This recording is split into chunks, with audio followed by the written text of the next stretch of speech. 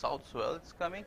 So probably like after that, on second, it's kind of a wrapping around to southeast. So in third, it's get more wrap. So I think there will be pretty good size.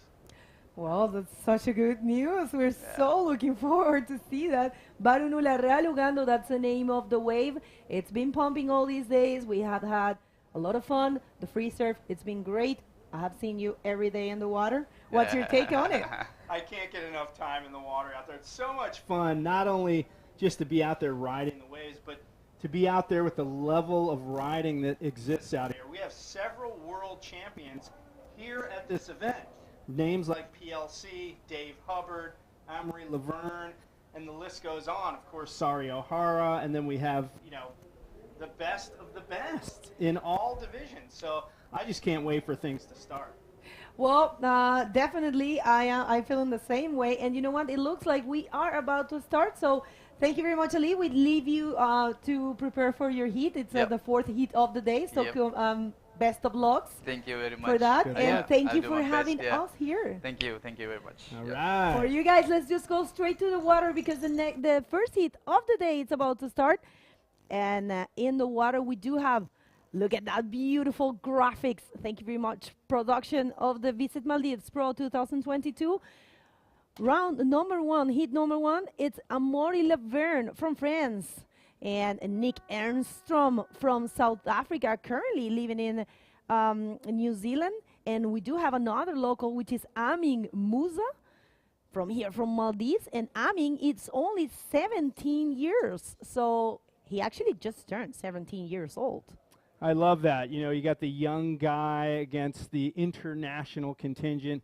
Marie Laverne, of course, a world champion out there, really to balance out this heat. You have a David and Goliath situation here with Amory Laverne, world champ, and Amin Musa trying to make his impact on the world bodyboarding scene.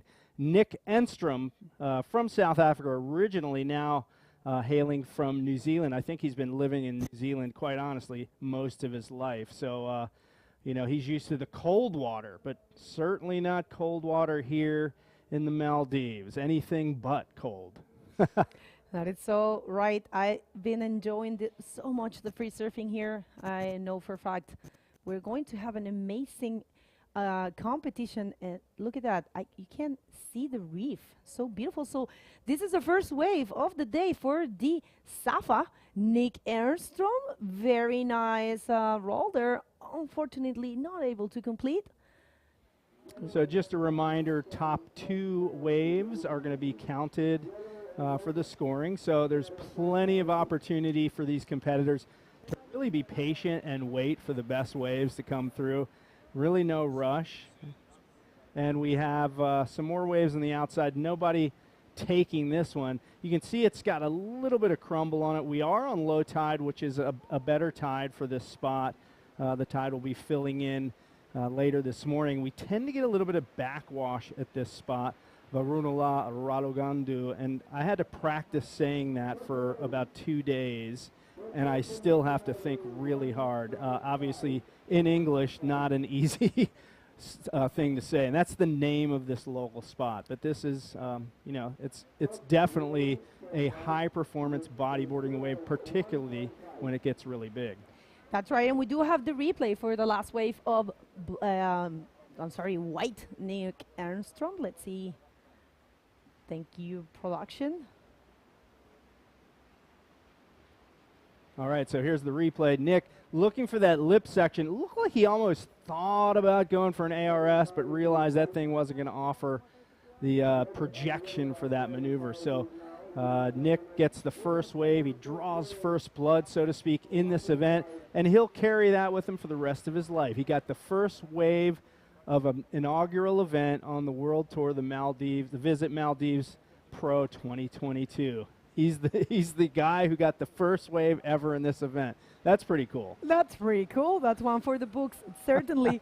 And I want to tell you guys, that's a bridge that takes you to the other side, another island, actually. The other island is where the airport is. And you guys are going to be seeing a lot of planes landing while we are watching the surf. And it's pretty unique. I have to say it's the first time that I am in a contest with that kind of visual. And that's called the China Maldives Friendship Bridge. That's the name of that bridge. If you're looking towards the bridge, it actually you're looking towards the southeast, which is the swell direction that you want to come in here most directly. And we had Ali in here earlier. He explained that we should see some southeast swell later on in the week. But you can see that other island out there. That is, as Bego mentioned, where the airport is. And you can see some buildings in the distance. They are actually building up a little bit of city because, quite honestly, here in Malé, they're running out of room. Literally every square inch of space on this island is occupied with buildings and shops and people. So I think they've kind of run out of room for people to live, so they're building up a city over there. All right, next wave up. Nick Enstrom goes for the spin, kind of gets hung up there. And this one's kind of bogging on him. Nick's probably going to be looking for maybe an end move, goes for one more spin, and he's right up there on the shallows of the reef. That's right, and we are waiting for the scores of the first wave of Nick. It's getting there. We're fixing the connection. Sometimes, you know, it's a little hard to have the connections comes and goes, but I know I have it right here, and Nick. First wave, it's a 1.5, and we're waiting for the score of his second wave. Remember, these are 25-minute heats. You still cannot see the clock or the scores running there. I will recommend you to go to the IBC World Tour website. It's all together there.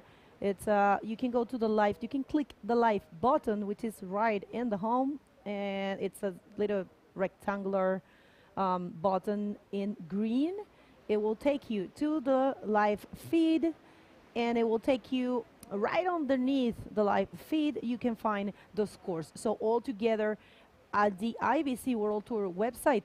It's a very handful, a very useful tool. I always say it. I will never get tired of say this. It's a very important tool for you to follow your favorite rider, not only in the live stream, but also in the live scoring system. Yeah, there's a lot of information there. Of course, you can check it out. See the current World Tour rankings. Looks like we're going to have Yellow taking off. This is our local competitor. He's looking for that little lip section and launches it right off the roof of that one. Nice maneuver there with the roll, and doubles it up with the roll-o action, and he kicks out. So really a good opening wave for the local Grommet. Just turned 17.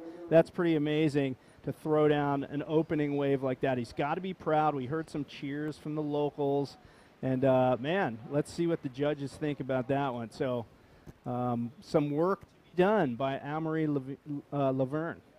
That's right, and let's see that replay of last wave of the 17-year-old Amin Musa. Look at that. I really enjoyed the reading of the wave. You can tell he totally knows his place. That was a nice executed roll. Lots of projection, and another one. This is going to be a nice score for him. So far, Amory Laverne playing the calm and quiet technique. And there you have it. Of course, last wave of Amin, it's a 4.25. It's in the first position at the moment, the local. And second wave of Nick was a 2.50, and Amory Laverne still haven't taken any wave. Well, that's, you know, the sign of a champion. Amory Laverne knows the clock really is on his side at this point with 17 and a half to go in the heat. Ample time to wait it out. And it's pretty easy to see what's happening when the set's coming, because it starts to break on the other side of that bridge when the bigger sets come. Off to your right, sort of off camera, you can't really see it, but there's a little reef there. The wave starts to feel the bottom over there, starts to feather, and at that point you know you're probably 20, 30 seconds away from a bigger set. So Amory and the rest of these competitors, I think they know that, but Amory's got the patience to wait for it. Look at that. I love to watch the reef forms. Those, it looks like a little bit, it reminds me to pipe a little bit, you know, the shapes. There's little crevices in the reef.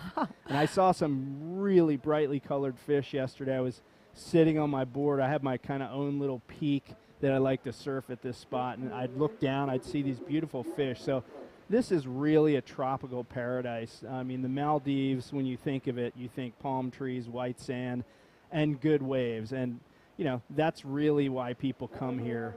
And it's a huge archipelago stretching across the equator here in the middle of the Indian Ocean.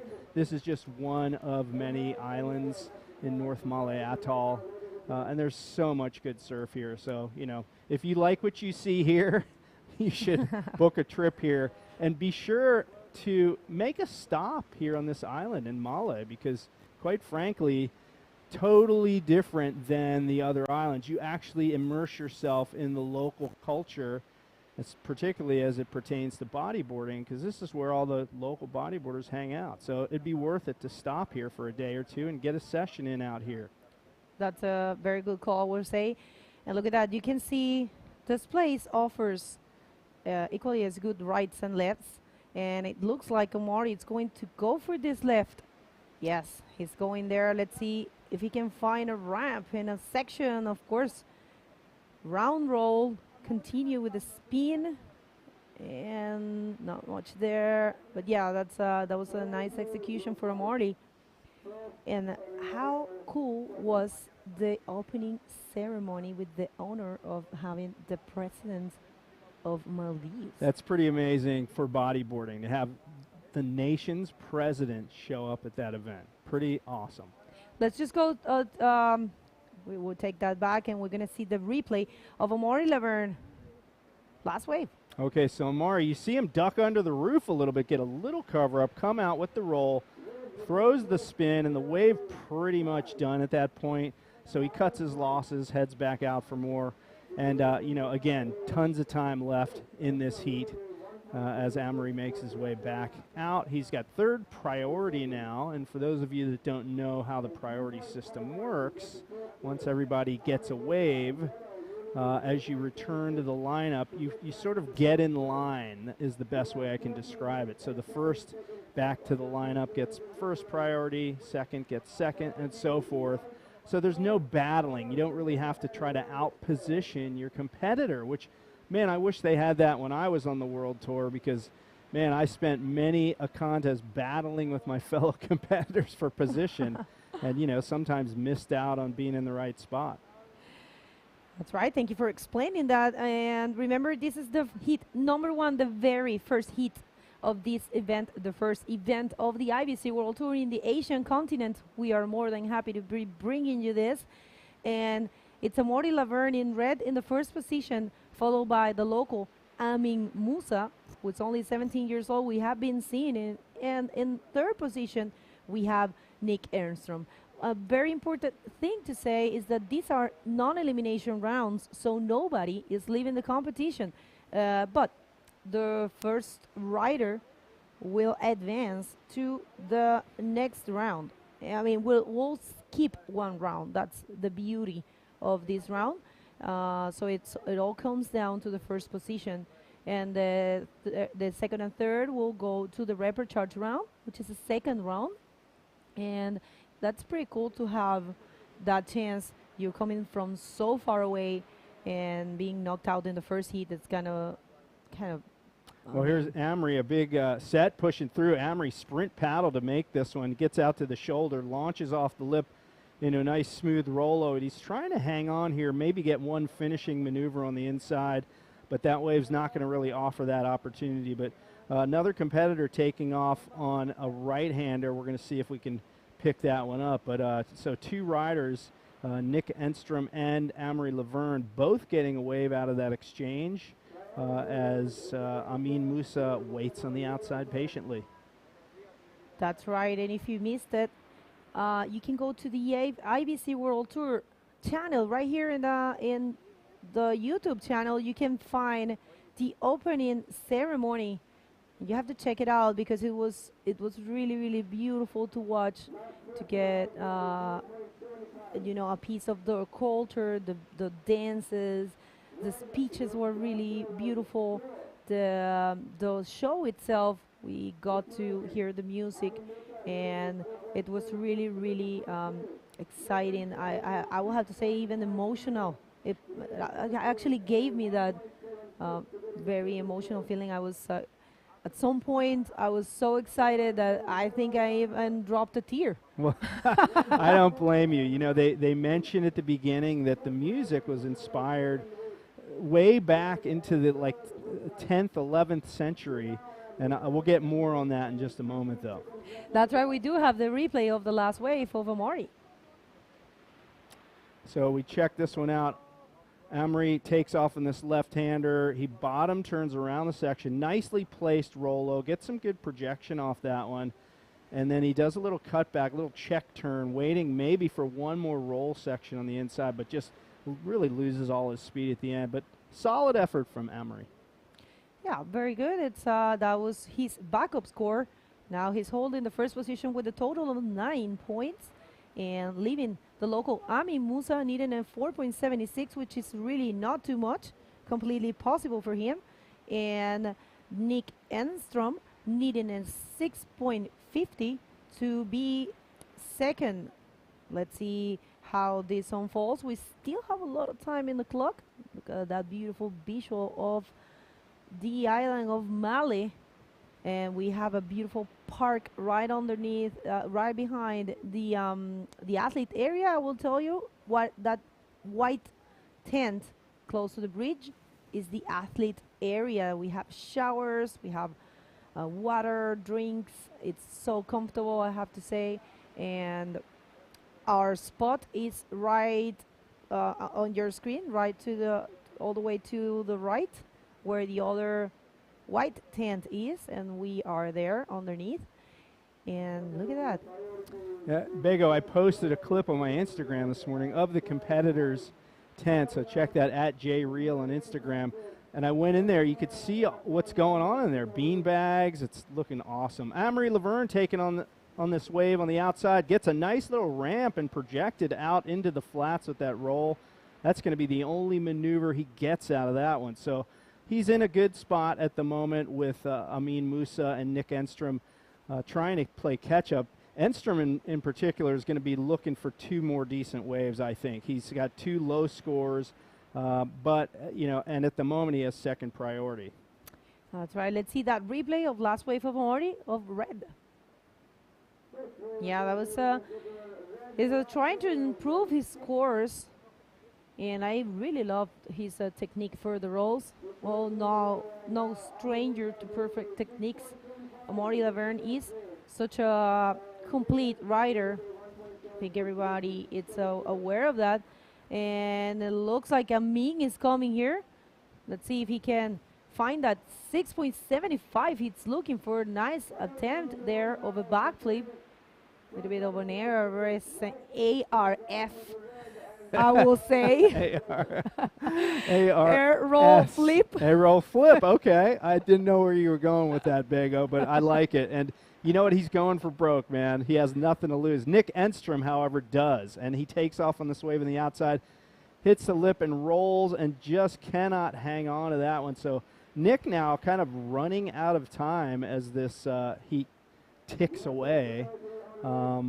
You know, he has 2 kind of low-scoring waves, and at this point, he's going to be really having to hustle to get in that first spot. Honestly, it's first and second and third are not going to make it through into the next round. They'll be in the elimination round. That's right. We do have the replays of the 2 waves that have been rode. Let's see it. All right, so here we go. Nick Enstrom, bottom turns. That lip really just kind of crumbling on him. I don't know that he could have done much more than this. There is one little technique that Amory used on his last wave. You pointed out how good his technique is, and it's something I used to see Mike Stewart do all the time. That I call it the head arch rollo. So when you hit the lip, you can kind of exaggerate the projection by just arching your back and your head, tilting your head back. And it really kind of helps you get a little more lift out of that roll, and it looks better. So that's very important, I would say. And look at this, Nick choosing the right, going for the roll, and unfortunately not completing it. Yeah, so Nick's struggling a little bit out there. Yeah, well, he's trying. I have to say, I myself found a little of a hard time to actually land some maneuvers. The wave is really good, but I think it comes down, since I come from point breaks, and I think it might happen to most of the people that come from point breaks, this wave, although has a reef bottom, it behaves as a beach rig. So it's a little bit tricky, I will say, but definitely it can deliver because we have seen it.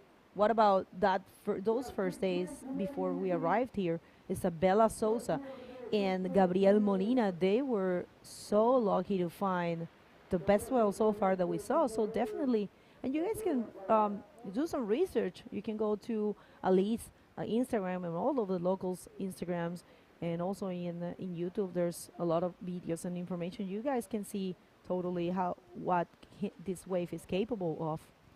Yeah, this place really throws it down. Speaking of throwing it down, Amory Laverne taking off on his left. Nice wrapping shoulder. He throws a little check turn in the pocket. Bottom turns up under the lip with the roll, and maybe looking for a second one, but the wave's not going to allow that. But Amory, of course, sitting in the driver's seat in this heat with plenty of cushion. Amin Musa needing a 6.75. Nick Enstrom looking at an 8.5 to get through.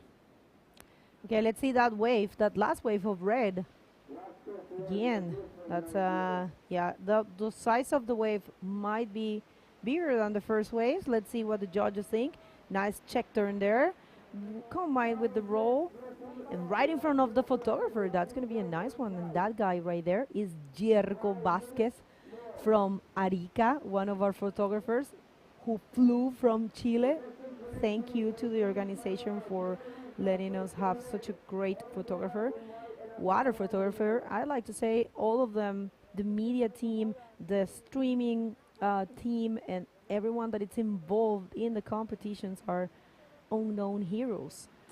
Sometimes you don't really get to know who they are, and they are the ones, I mean, alongside with all of us, we are all important pieces, but they are definitely the ones who put together all the images that are so necessary for an event. Well, this is like an engine, you know, in a vehicle. There's multiple parts that all have to work together to make that vehicle move, and that vehicle being the IBC World Tour, in particular this event. There are so many people involved in the running of this event, from the IBC folks to the photographers, announcers, judges, and of course the locals who have been working over 2 years to bring this event to you.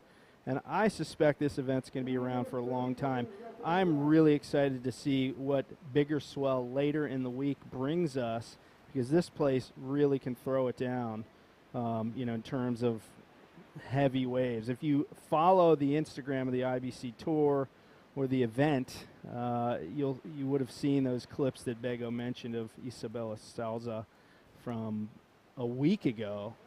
Absolutely cracking out here. I mean, like almost scary big for the average person. I will say so too. Yeah. Definitely, yeah. There's a wave, the right all the way till the left, a little bit further where it's Amin and Amari. It's called Padang, as well as the wave in Bali. Bali, is it right, in Indonesia? That's right. And there's a middle wave. It's got a name. I'm going to find it. It's in Divehi, which is the local language. And there is the other wave right there where there are, where Irvin and Pierre are accessing, I'm sorry. Hey, you're doing great. And that's they call it backdoor. So there you can have it. That's the next hit. It's Pierre Ricoste, Irving Kularek, also from France. And we have also another local car, which is Ashwan Mohammed from here from Maldives. And, you know, you mentioned the photographer from Arica. He has to be loving life out there. No wetsuit compared to the water temperature in Arica. Oh, yeah. Where he's in a full wetsuit year-round. Here we go, the local Grom. Oh, he throws it into the lip, but kind of turns it over a little bit too soon, and the lip just pile drives him into the flats. That's right, and I would like to say I just got some information about him. Great, thank you very much, Rush from, this is Nick. Nice spin there for Nick. Keeps going. finds another one, and unfortunately cannot complete it. Nick looking for an 8.5 to advance. I'm pretty sure that's not going to be it, but good effort. Remember, this is a non-elimination round, so no one is leaving the competition so far in this round. And I wanted to say, actually, Amin Umar Musa.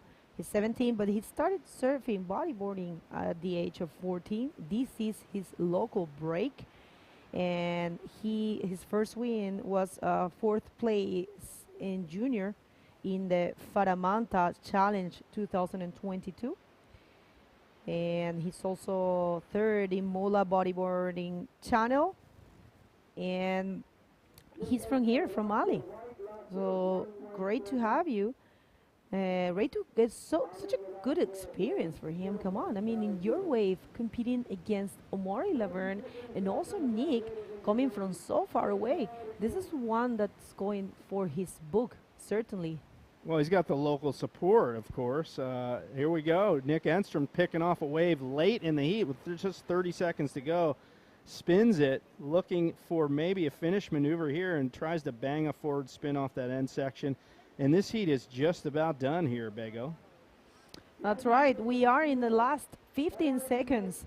And so far, so good for the first heat of the 2022 Visit Maldives Pro, an event brought to you by the beautiful by Visit Maldives. And that's it for now, Jay. Official results are Omori Laverne and Ami Musa advancing to the next round. We are going to see a quick heat recap and also commercial break, and we're going to be back in no time. Don't go anywhere.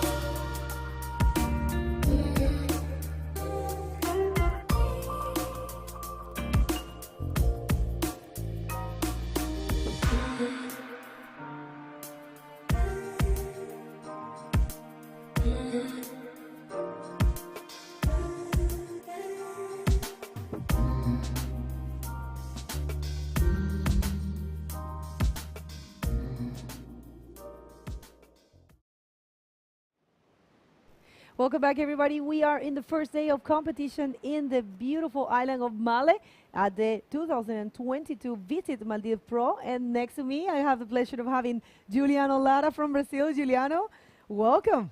Thank you. It's a great pleasure for me to be here. These guys are putting out this amazing event. Structure looks incredible.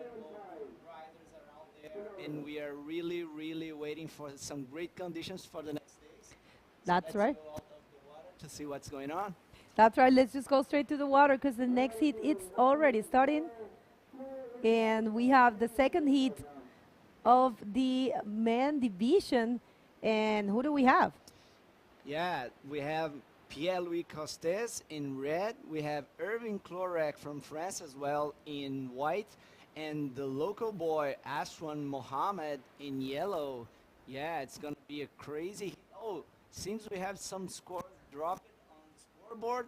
And Pierre just starts on fire. That's right, and we have that replay. Thank you, director, for having that. That happened during the commercial break.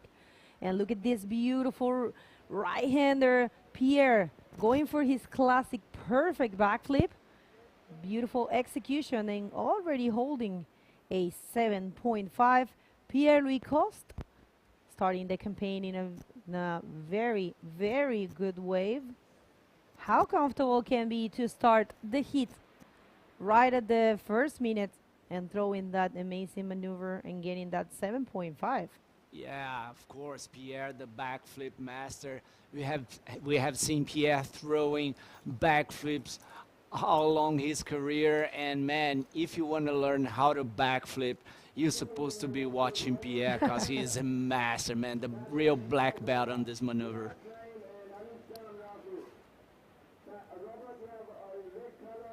Yeah, still running this heat with Pierre taking the lead with one wave, and the other riders haven't catch any wave yet. We are on 21 minutes and 20 seconds to go. Still plenty of time.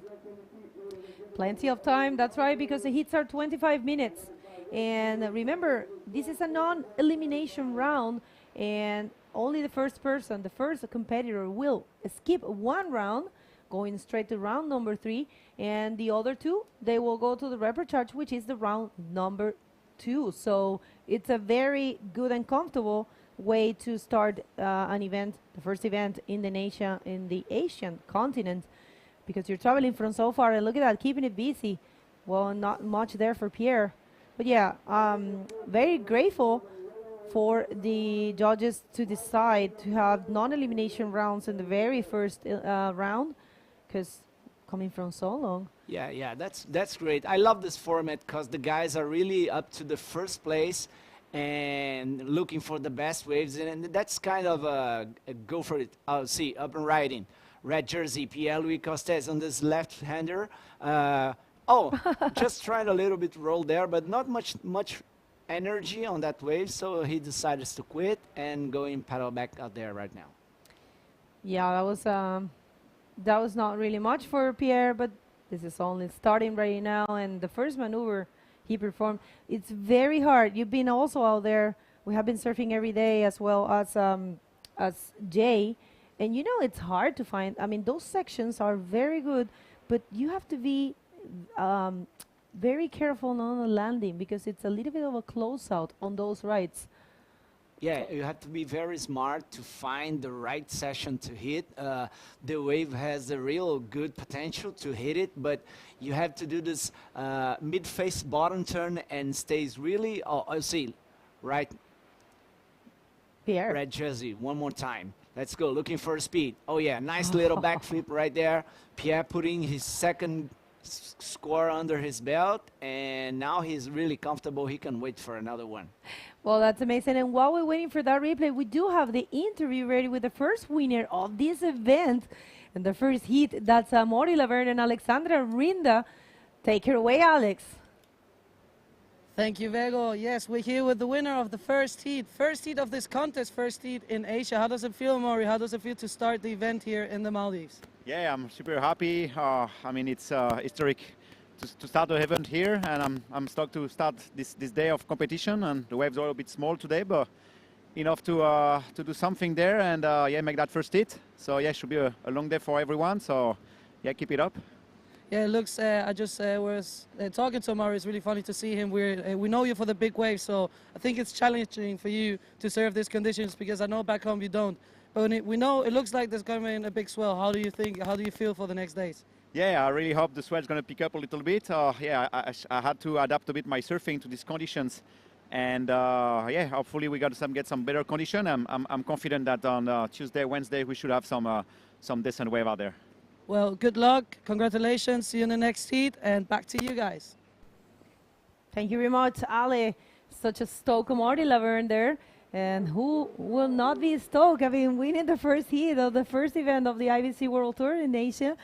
That's one for the books, definitely. Yeah, and how good is to win your first heat? You know, it's always hard to be there in the first heat of the day, and the first time you go out, it's just about taking so much stress and expectations under your shoulders. But You know, how good was that back door with that bridge out the back? That was just amazing, huh? That's amazing. Yeah, looks great, that bridge out there and the planes and the musks. It seems we have the whole pack in just one shot. You know, I think this place looks amazing. Mali, it's a really interesting city. You know, I think that I think there's a lot of places to explore in Mali, but we are really stuck to this competition thing. But I'm really curious about going around and see more stuff about the city. Yeah, definitely. That's going to happen. And we have a replay of one wave for Pierre. Red. That's a 575 that you saw. Let's see it. So there you have it. It was a... Yeah, this is a little bit smaller wave, but look at that projection. That's a clear... oh, well, that was more like an ARS, actually. He usually does backflip. But that technique with the twisted body looked more like an ARS or Yeah. maybe an ARF. Yeah, it's more like a mix. He throws it like a backflip, but it finished like an ARS. So That's right. yeah, these guys have a lot of technique. Oh, let's see, white one, open right in. This is Irving Klorek in his second wave. Looks for the roll. Nice clean through the lip roll right there. Cuts out of the back. And let's see, that will be his second wave. And good. Nice one for Irving Klorek. Yeah, Irvin needing a 9.50, but of course he's only holding a 4-point score, so definitely he will be building his score, but he needs to be careful because here comes again Pierre, little bit of a cover up there, check turn combined with the roll, keeping it busy, and another roll. Nice. Yeah, Pierre definitely is having fun on these little waves. And you see, these guys are really up to do their things, you know. You see just a little bit cover and looks for a check turn and then a roll, then another roll. Yeah, Pierre definitely keeping busy. I don't think this wave is going to be in his two best waves, but definitely getting busy and having fun out there, which is the most important. That's right. We're going to see the replay. Take us through it, Juliana. Okay. Let's see, Pierre paddling fast on this left one. Nice little cover up, just check turn right now, looking for a maneuver, a quick little roll, and one more right there, and looking for the end section, just one more little roll, and that's it. Having fun, that's all about fun. I agree with you. It's all about having fun, but not everyone can manage the pressure of competing. And definitely, Pierre, very cool and calm rider. I was surfing with him yesterday. He was so cool and calm, you know, waiting. I was a little bit frustrated that I wasn't getting any waves, and he told me, like, don't worry, they will come. And I'm like, oh, well, that's for you. I don't know. Yeah, Pierre is looking very relaxed here in Maldives. He came early with his family and he spent some days in the resort. So I think he has this Maldivian vibe in his mind right now. So he really seems very relaxed. And this could be good for him on the end of the contest if he runs through, which I probably think he will. And now it's very nice to be able to travel with your family and have some days to relax before a competition like this. Oh, definitely. And having the support of your wife and kid right there in the shore, it's priceless. Let's see, here comes again Pierre-Louis, keeping very busy and not much there. He decides to get off. And look at that. I love that floating logos there. And here comes again. It's Irving Klorek. Nice ARS for Irving. Ah, ça c'est joli pour les Français. Nice, nice. For sure, Irving Klorek is going to put another wave under his belt. Nice ARS right there. Yeah, he's looking for 8.75. I don't think it's going to be an 8-point ride, but definitely he will better his total score. But just remembering that this is a non-elimination heat and just the first place matters. The winner of the heat goes straight to the next round, and the other guys will go to the repechage, I think. Oh, see, right. Just a quick one for Irvin, just a quick in and out, and look there we have some sets out of the back and the replay. red. Oh, wait. Yeah. Oh, red one in position. A nice through the lip there for Pierre. Yeah, nice. Yeah, well, I think director is very busy at the moment. We have the replay of the previous wave, surf by White. Let's see it. Yeah, see, dropping in this left-hander looks on for the section. Nice ARS coming around the section right there, looking for another maneuver, but the wave doesn't allow it. And now Pierre on this right one. Nice quickle through the lip roll right there. As we said, just keeping busy. He already had 2 good scores.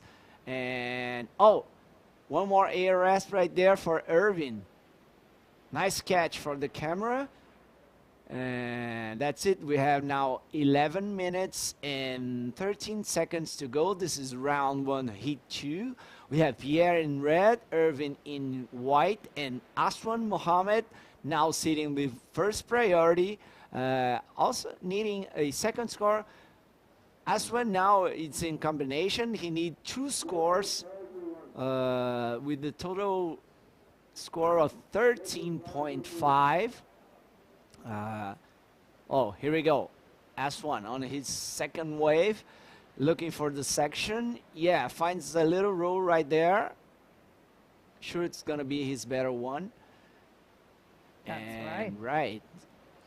Yeah, and I would like to tell you this event is presented by Visit Maldives. You guys have to check that out. It's you can find it in Instagram and all, and their website, and in association with Moise CMV, sanctioned by the IBC Tour. And as sponsors, we have the Maruca Plaza Hotel. Oh, nice. We are staying in the Maruca Plaza. We have official events Maldives. We have the Diriago Print Lab Maldives, Muchas Gracias Maldives, and Adana Maldives. Okay, so we do have the replay of the last wave. Let's see. That was Aswan. Let's see. He knows his place so good.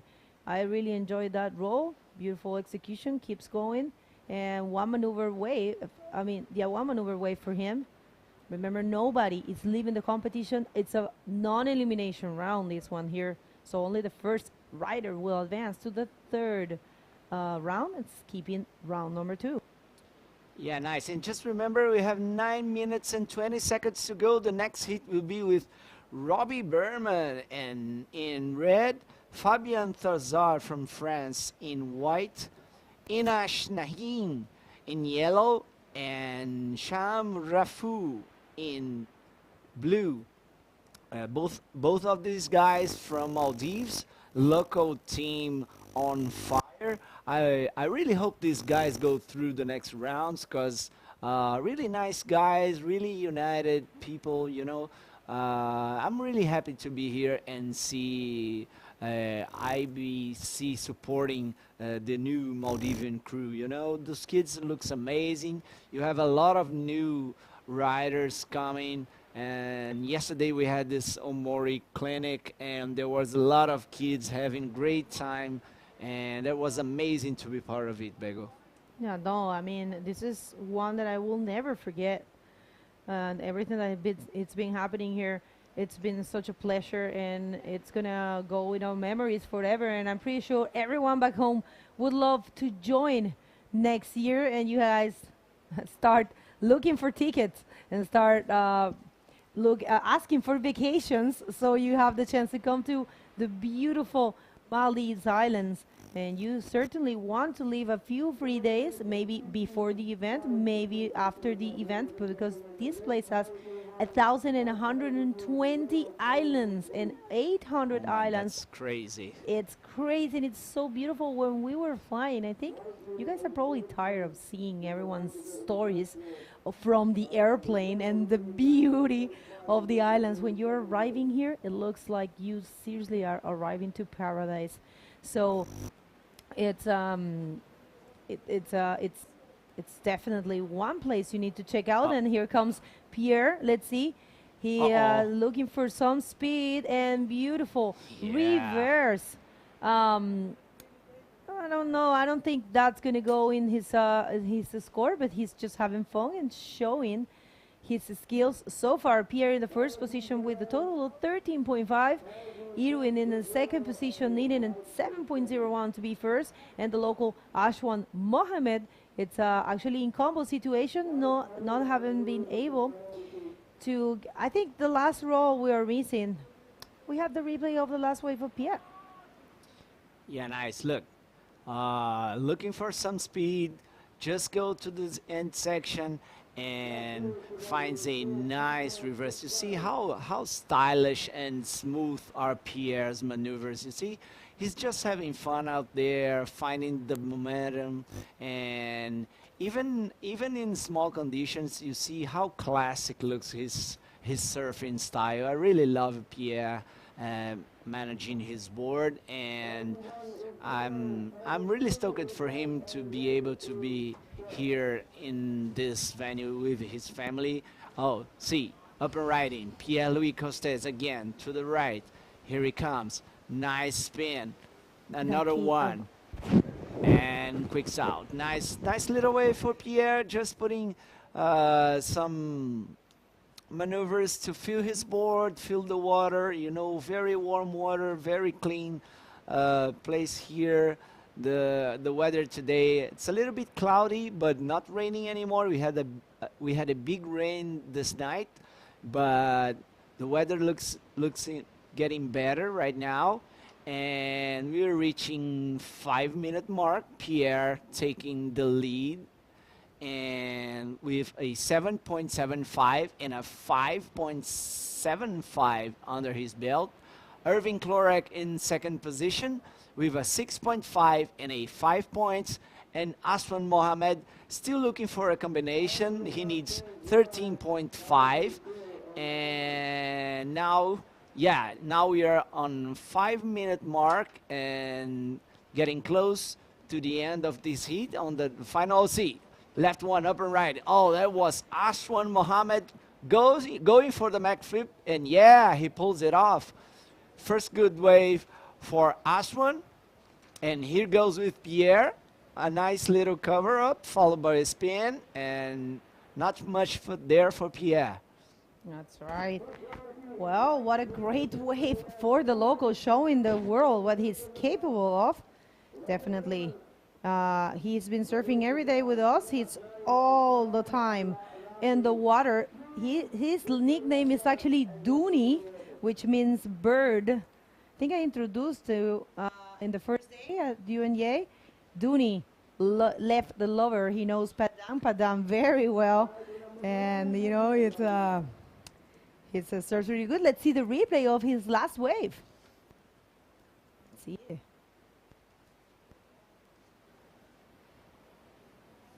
Yeah.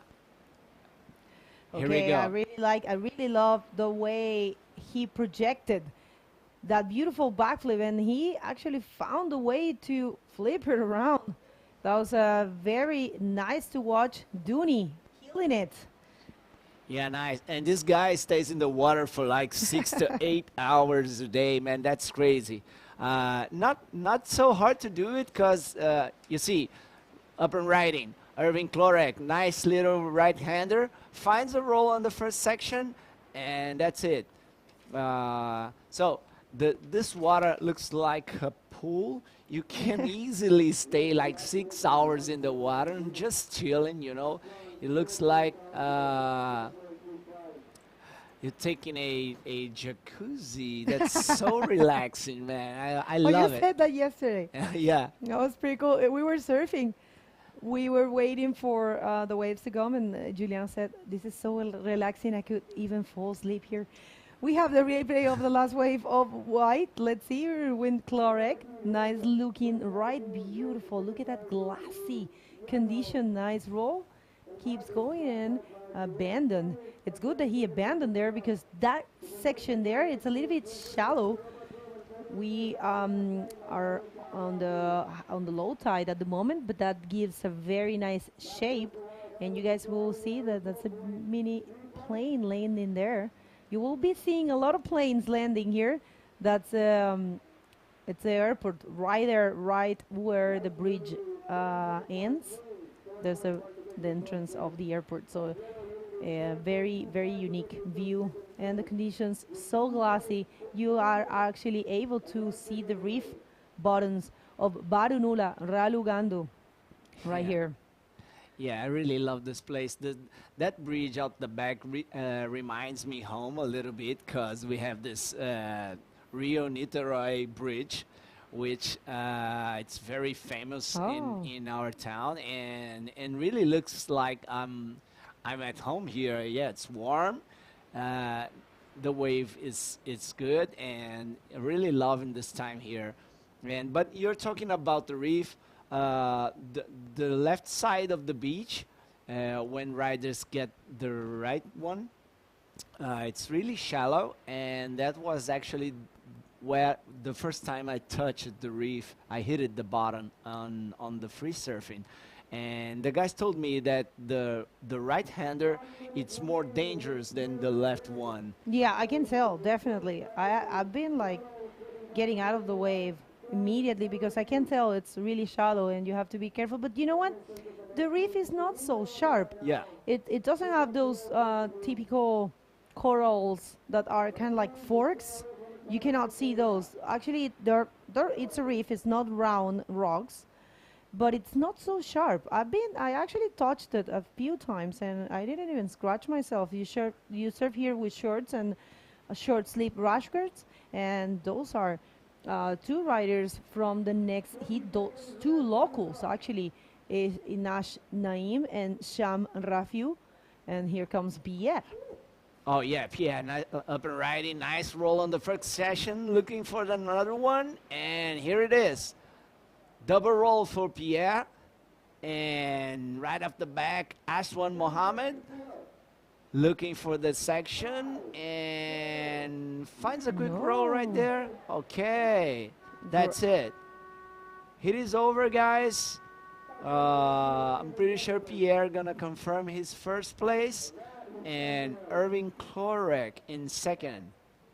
That's right. Those are unofficial results. We're gonna go to a heat recap, and after commercial break, and then we're gonna be back in no time. Don't go anywhere.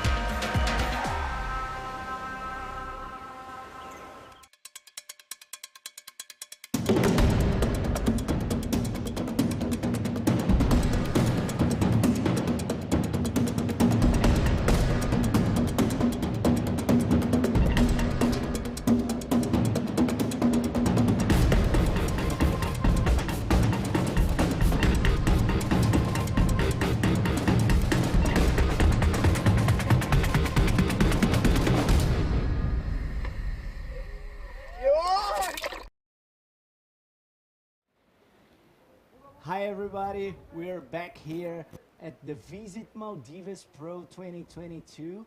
I have the pleasure and the honor to be here with Mr. Louis Francis Reilly Jr., aka J Real, the legend himself. What's up, brother? That's insider information. You are an insider for sure, man. I love it.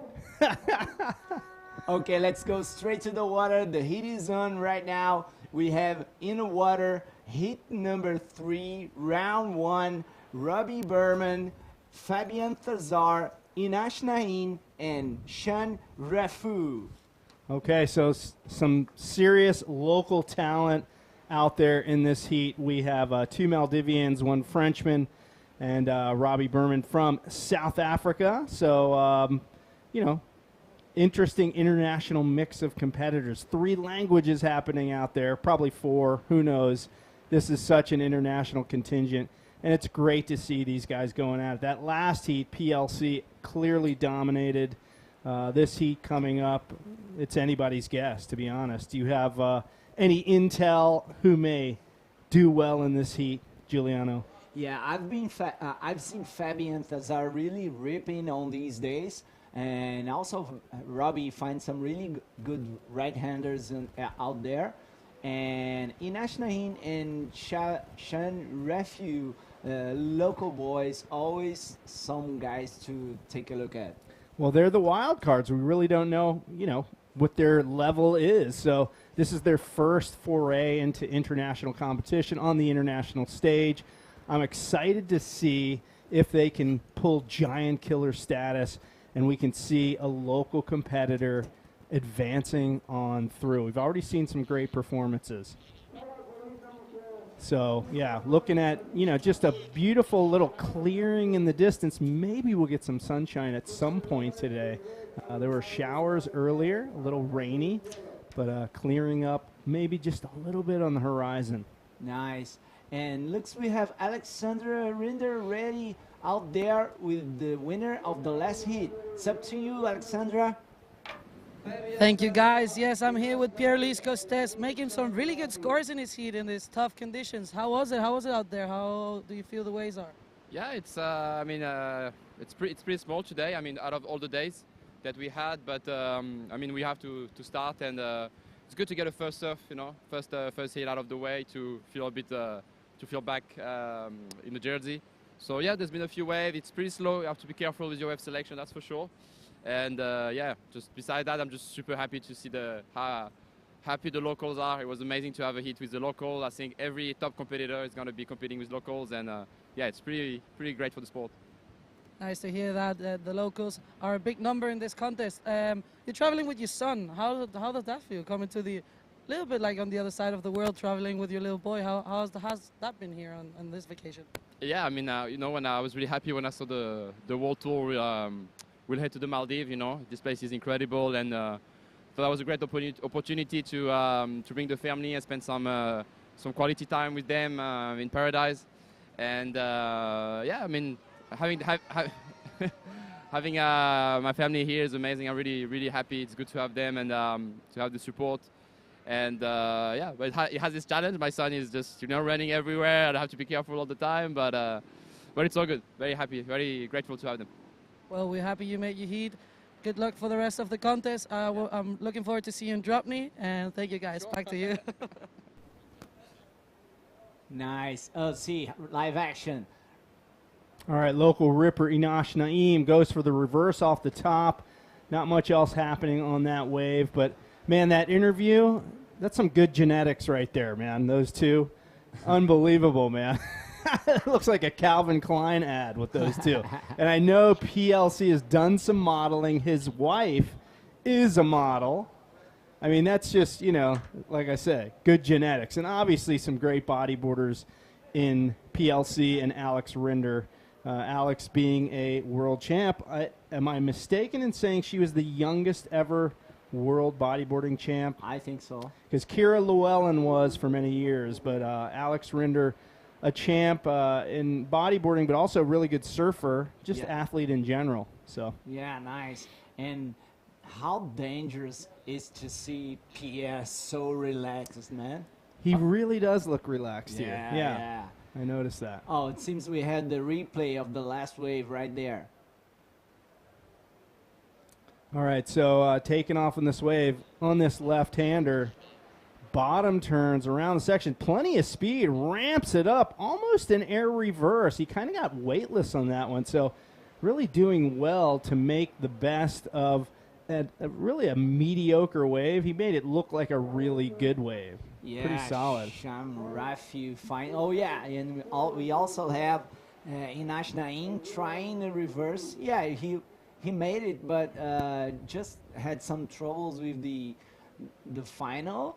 But Inash Rafi definitely had a nice reverse spin on his left one. Yeah, so Enosh in yellow on that second wave kind of got hung up on the lip. You pointed that out, Giuliano. So more waves on the outside. Couple riders having a look at this one. Looks like white in position. This is going to be Fabien Thazar from France. Tries to get around this section, makes it. Looking for that another little lip maneuver maybe on the inside. Couple forward spins to bide his time and really cuts his losses on that one. Nice, and 7 points on that reverse spin for Sean. Nice, and 4.5 on the first wave of Robbie Berman, and 2.5 for Inash Nahin, and just waiting to drop the score for Fabian on his first wave. Priority is with Robbie, and looks there's a little set out the back. All right, we've got a left bowl shaping up here for South African Robbie Berman. Takes off. He's going to have to gun it to get around to the lip section and finds it, ramps it up into a nice roll-low, ducks out. I think that way was kind of on the smaller side, so you see him really hustling to get back out there because he's now, lost priority. He's going to be in 4th priority position, so we'll have to wait for the other 3 competitors to take their pick. And it seems we have another replay there. Okay, director, we're ready. Let's go for the replay. Make the call, Giuliano, on the replay when we see it. Nice, come on. Let's go. This is Fabian, a little late drop, comes around the section, looking for some energy, one spin, another one, and just trying to look for a roll on the end section, but the wave doesn't offer it, so he cuts off the back. Well, you notice he used his foot for a little momentum to keep the spin going. And another replay here for Red, ramps it up into the roof and really projects well on a smaller wave. So, these guys know how to make mediocre waves look great. And another wave right there, up and riding. Yellow jersey tries to pull in the barrel. Not much for them. Goes for the end section and a roll right there, but couldn't pull it off. Not a good score for Inash Naim, but just keeping busy. So right now, 17 minutes remain in the heat. Sham Rafiu leading the heat at the moment. Robbie Berman in second needs a 5.76 to move into that first spot and some waves out the back, Gio. Yeah, that goes. Split peak. We're going for the left with Sean Rafiu, the heat leader, looking for another reverse, but not so good this time. The wave doesn't allow him to do it, so let's keep running. I think we had a little timing error as far as Shaim Rafiu was concerned on that wave. He went up to the lip a little bit too soon, threw the move a little bit early, and kind of got stuffed on that one. This visual angle here, you keep seeing these lumps on the horizon, and sure enough, here comes what looks to be another set. Everyone's scrambling to get back out, only 2 riders holding priority. White with priority at the moment. Fabien Thazar bottom turns around this section, bangs it off the lip. Nice. A beautiful reverse, really well executed on that wave. Nice. Seems we have another replay there. And there's a lot happening right now, Gio. Go. Come on, that's Fabian looking for the section. Bottom turn, it finds the lip with a nice reverse spin off the top. Nice maneuver for Fabian. Yeah, it's going to improve his position in this heat, because that's all about the first place. And another competitor up and riding is this Inash Naim, local boy, cranks it up, and that wave does not pitch. It sort of rolls right into him, so he's in and out of that one quick. More action out the back. Yeah, and that's The heat leader, Sham Rafiu, on this right one, goes for the reverse. This is a real reverse, man. And goes for the roll. Oh, nice combination from Shaim. Probably it's gonna put this wave under his belt. Well, I got to call this meat and potatoes bodyboarding at this point. Nothing crazy flashy. He's doing basic maneuvers, but executing them really well, really cleanly. And, you know, the scores reflect that. He has a 7-0 with that really nice snap reverse at the beginning. Oh, yeah, that's Robbie up and riding on this left-hander. Comes around the section, and not much there for him. It seems we have another replay for the last wave of blue. Come on, Jay, take us through. Sure. Shaim Rafiu, we're going to see that last wave from him. Nice clean face. Bottom turns around. Nice carve into the reverse. Really gets those fins up, feet crossed, and looks for that finish maneuver. It's pretty simple, but effective rollo right there at the end. So that pretty much illustrates why he is leading this heat so far. Yeah, that's it. Shine Refu sitting on the driver's seat, and seems we have another wave out the back. This is Fabian Tazar. Nice spin and a good roll on the end section. Yeah, nice. Nice combination from Fabian. Well, I mentioned that head arch in an earlier heat. You get up to the lip, you throw your head and shoulders back, arch the back. It really helps with the projection of the roll, not just in terms of the mechanics of the maneuver, but in the looks of the maneuver. It looks really good. So let's see if we have a change in the positions right now. Shaim Rafiu still leading the heat quite convincingly, but Fabian Thazar only needs a 5.51. Certainly gettable with a big lip maneuver. Yeah, let's check the replay of the last wave of white. That's Fabian Thazar. Nice little wave. Goes for the spin. Nice clean face. And one more maneuver right there. Nice roll. He needs a 5.51. Let's see what the judges think. But it seems that maybe not, maybe 5.5. Okay, they're reserving the scores for that big backflip, that big ARS, that big invert, really kind of holding on for that. We got 12 and a half minutes in this heat, plenty of time for a set to come through at this point.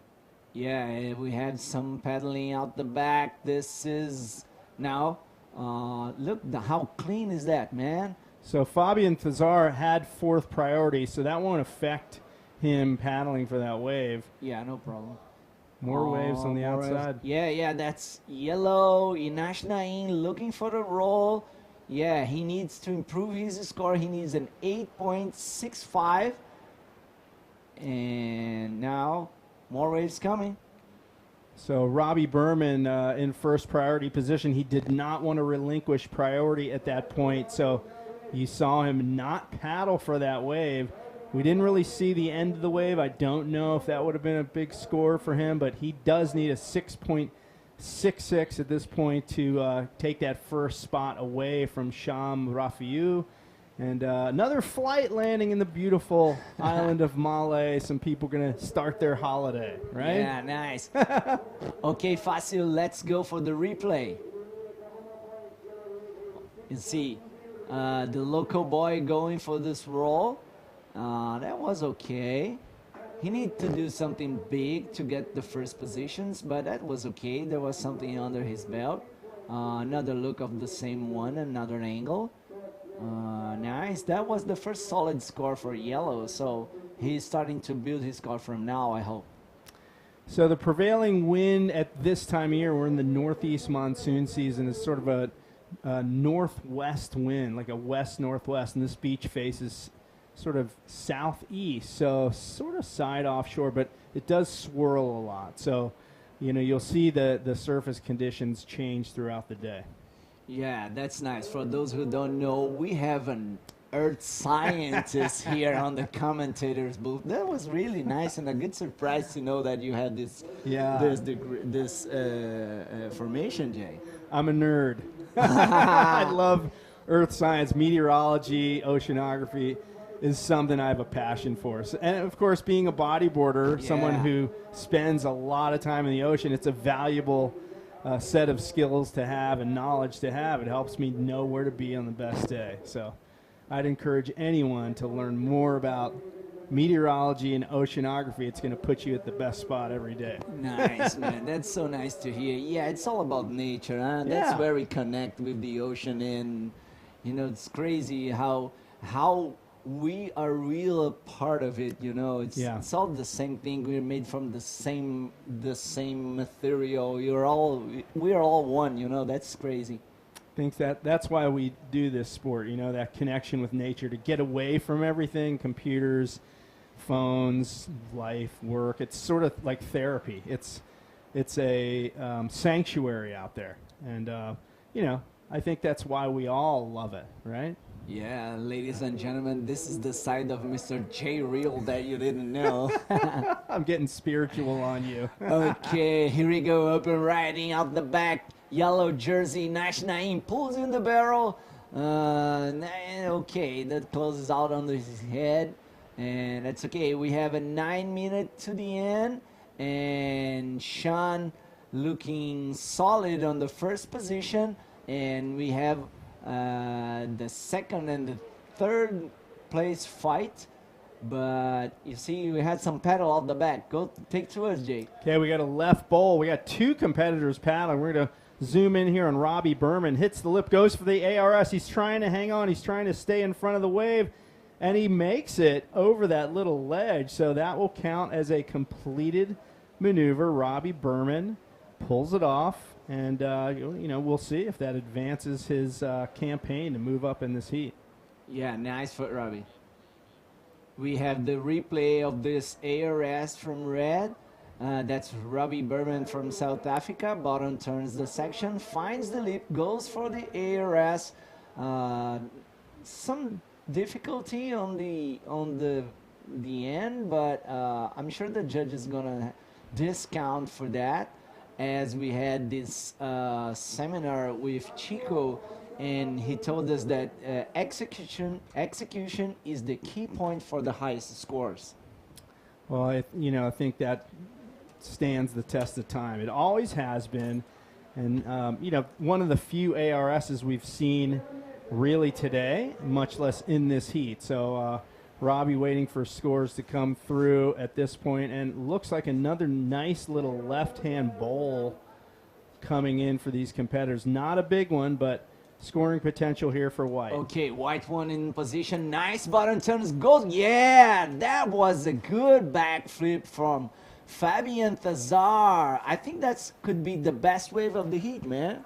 I'm going to agree with you on that. That was a super clean, perfectly executed backflip. He got clear of the wave, legs crossed, landed flat, and completed the half spin and continued down the line. That guy, he's compact and solid on a wave like that. Yeah, let's go for the replay of the last one from White. So you see him, nice bowling section, times it perfectly, ramps it up, throws the head back, the shoulders back. He looked for another lip section there, maybe for a follow-up maneuver, but I think that one single maneuver you pointed out, best wave of the heat, I'm going to have to back you up on that. Yeah, really nice execution. Fabian Thazar means business. He does. Look at this. Another wave outside. Blue. Shame, the heat leader. Oh, and he just mistimes that spin. I don't think that's really going to matter, though. He's still sitting on a 7 and a 6 for a 13.0 heat total. Another rider out the back. Another one. Let's go. Fabian Thazar finding his momentum. Another bowl section. Oh, just trying to maneuver right there, but quit at the same time. Okay. That's Fabian Thazar from France. Yeah, Fabian, it looked like he was going for a gorf on that one. Yeah. You know, where you hit the lip and then sort of invert, or maybe he was just kicking out. Let's give him the benefit of the doubt that he was going for the gorf. Okay, let's see the replay. Good bottom turn, and then when we hit it, just changed the direction of his board, but I think he was able to pull over the maneuver in the middle. Well, you know, gorf is frog spelled backward. and Oh, was sort of introduced to bodyboarding, as I recall it, by Nathan Nugget Purcell, the Australian from Cronulla, many years ago, and it's been done in many different ways over the years. Nice. Yeah. Oh, so 7.25 for that backflip. That was really the best wave of the heat, but it still needs a 5.75 to move to first position. And just remember, this is a 25-minute heat. Top 2 waves scored. The first place goes straight to round 3, and the other riders go into round 2 for another 2 positions. Yeah. So there's really not a tremendous deal of pressure. Nobody's getting eliminated here. Yeah. Except, the winner does have the carrot held in front of them of moving ahead an extra round. So it is definitely a major benefit to win this heat. And with just 4 minutes remaining, Shaim Rafiou sitting in a good spot. Okay, reaching 4-minute mark, we have the replay of the last one from White. All right, bowling wave here. Sick bottom turn, ramps it into that backflip. We just got to look at that because it's the high score of the heat so far. And, I'm more jealous of his hair. I mean, look at that hair, man. That guy's like Jason Momoa over here. Amazing. Nice. You see, it's raining out there right now, but, this is so warm that the rain really doesn't matter, right? It's, and we talked about water temperature earlier. Just so the viewers know, we're sitting on about 85 degrees in the water. It's about 27 Celsius. That's crazy. I didn't even pack a wetsuit. I didn't even consider it. You see, there's action out the back. Inash Naim comes around the section. Oh, that was a closeout. Not a good one for Inash. Inash is looking for an 8.95. And Robbie still needing an 8.5 to the first place. Yeah, it's, Sean looking solid with 13 points on the scoreboard. Yeah, and we are coming down to 2 minutes and 40 seconds to go. All right, so it's go time. At this point, Fabian Thazar with the highest score of the heat. But his second wave is a 5.5. He needs a 5.75 if he wants to move into that first spot. And he does have second priority at the moment. So he has to sit it out, wait for Robbie Berman to get his first pick in. But Fabian Thazar really is the guy I think we got to watch at this point if he wants to advance ahead of the other 3 competitors. Yeah, I know that's a bummer for the other riders, but how good is to see Sham Rafiou sitting in his first position with that Maldivian flag in the top of the board? Well, we knew it was going to happen at some point. The locals know this spot inside out. We've seen their level of talent on this, trip the past week. We've been here riding with them. And they are, there's some world-class talent amongst this group. Yeah, and just time to announce the next week, we have Tristan Robert Kerr, world champion and 2022 ranking leader, up against Ali Javed and Ahmed Nazmin on the next heat. All right, so 2 more locals going up against the current world champ. Are they nervous, do you think? I don't know, man. I don't know. I would be. If the world champion is in my heat, I'm shaking in my boots. But I also want to make a good impression, because this is your big shot. Yeah, man. It's not every day you have the current world champion competing head to head with you. No other sport do you get to do that at this level, right? Think about it in America, basketball, some of the best players, Michael Jordan. An average guy doesn't get to get on the court and compete against Michael Jordan. Just doesn't happen. That's the beauty of bodyboarding. Yeah, I never thought about that. Yeah. And we have just 30 seconds to go. Fabian still needing as 5.75 and Robbie an 8.5 and Inash an 8.95. Oh, here we go. That's Robbie Berman using his priority. Goes for the left-hander, finds a roll, He needs an 8.5. I don't think it's going to be an 8.5. Well, yeah, I mean, you know, with such a big score at hand, he's got to be looking for massive lip sections, and with no time left in the heat, he just didn't really have much choice at that point. Yeah, and that's it. The heat is over. We have Sean Rescue from Maldives in second. And here we go for the recap of the heat. After that, we're going for the commercials. Don't go anywhere. We are going to be back right after that.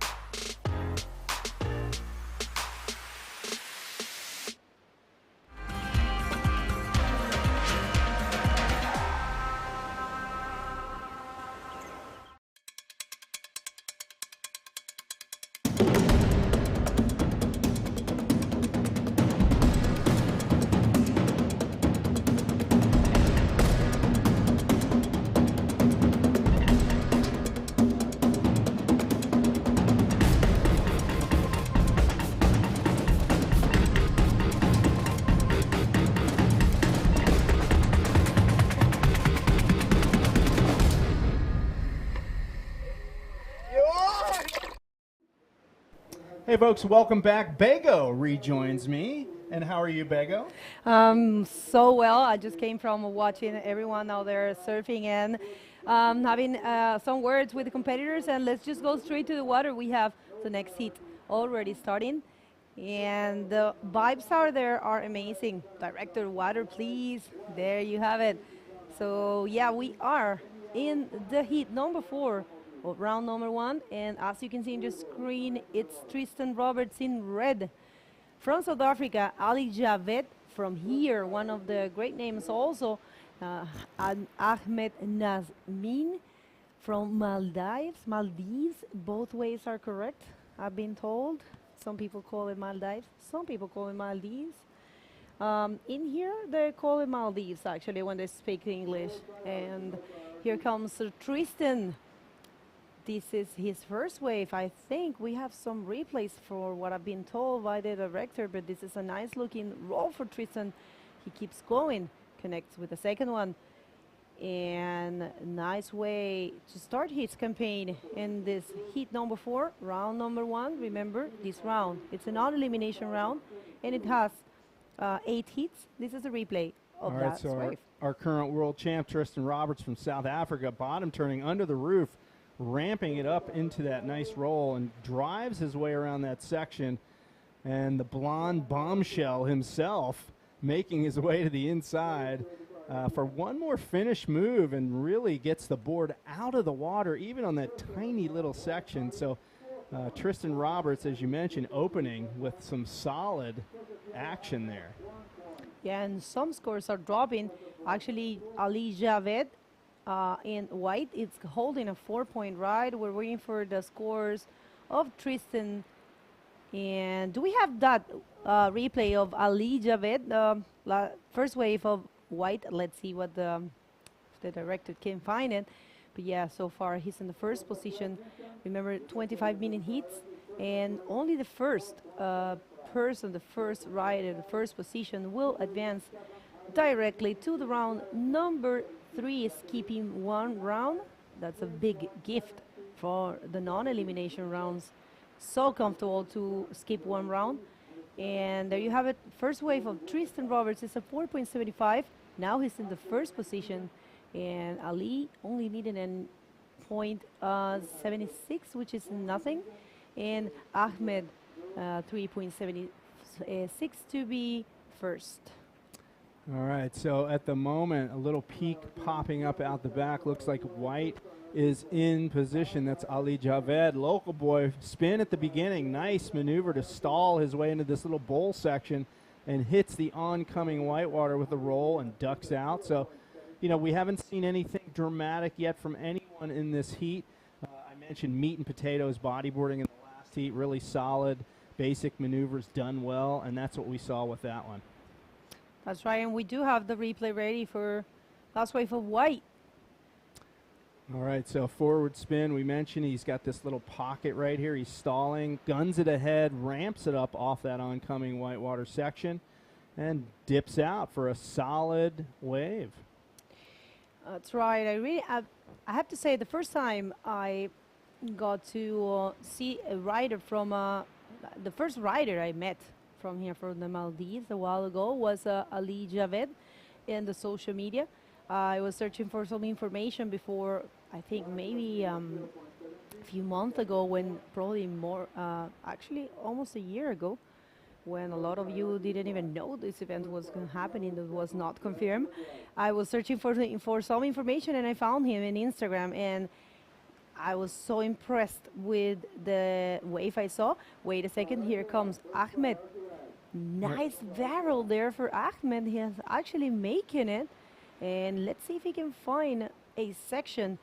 Well, he combines with the reverse spin.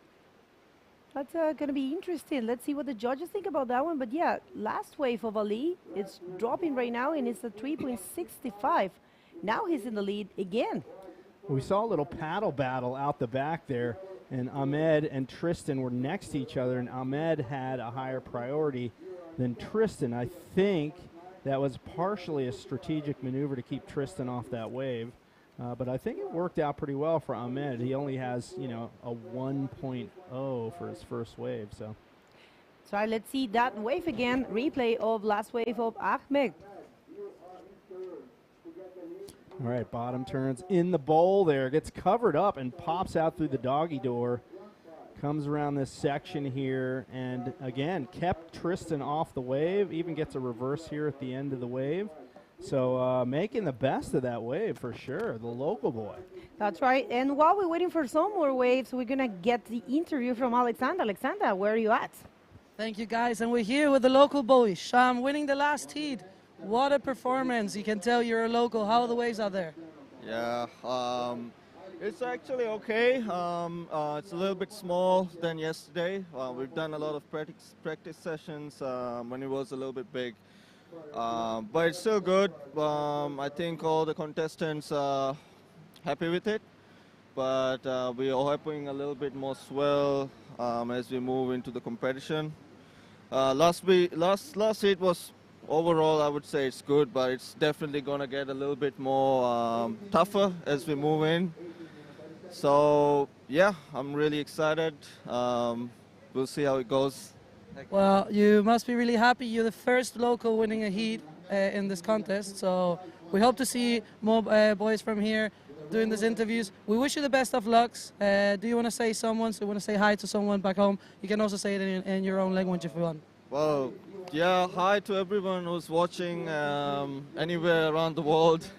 I'm Sham, just came out of the water, so yeah, we'll see how it goes. Hope for the best. Okay, congratulations. Good luck for the rest of the contest. Back to you guys. Super stoked, Sham there. Who wouldn't be? I enjoyed very much his first maneuver. It was so explosive. I was actually going to the restaurant and I saw it live. And it was this beautiful projected, kind of like looping air reverse. He probably... Right.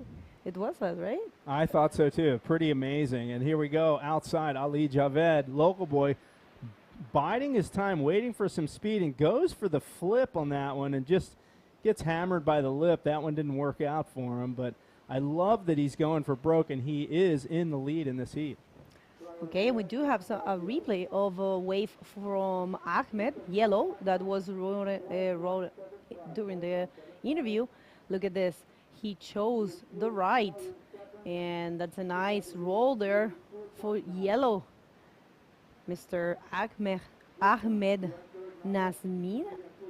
We apologize in advance if we don't pronounce the name properly. We have been studying, but certainly doing our best.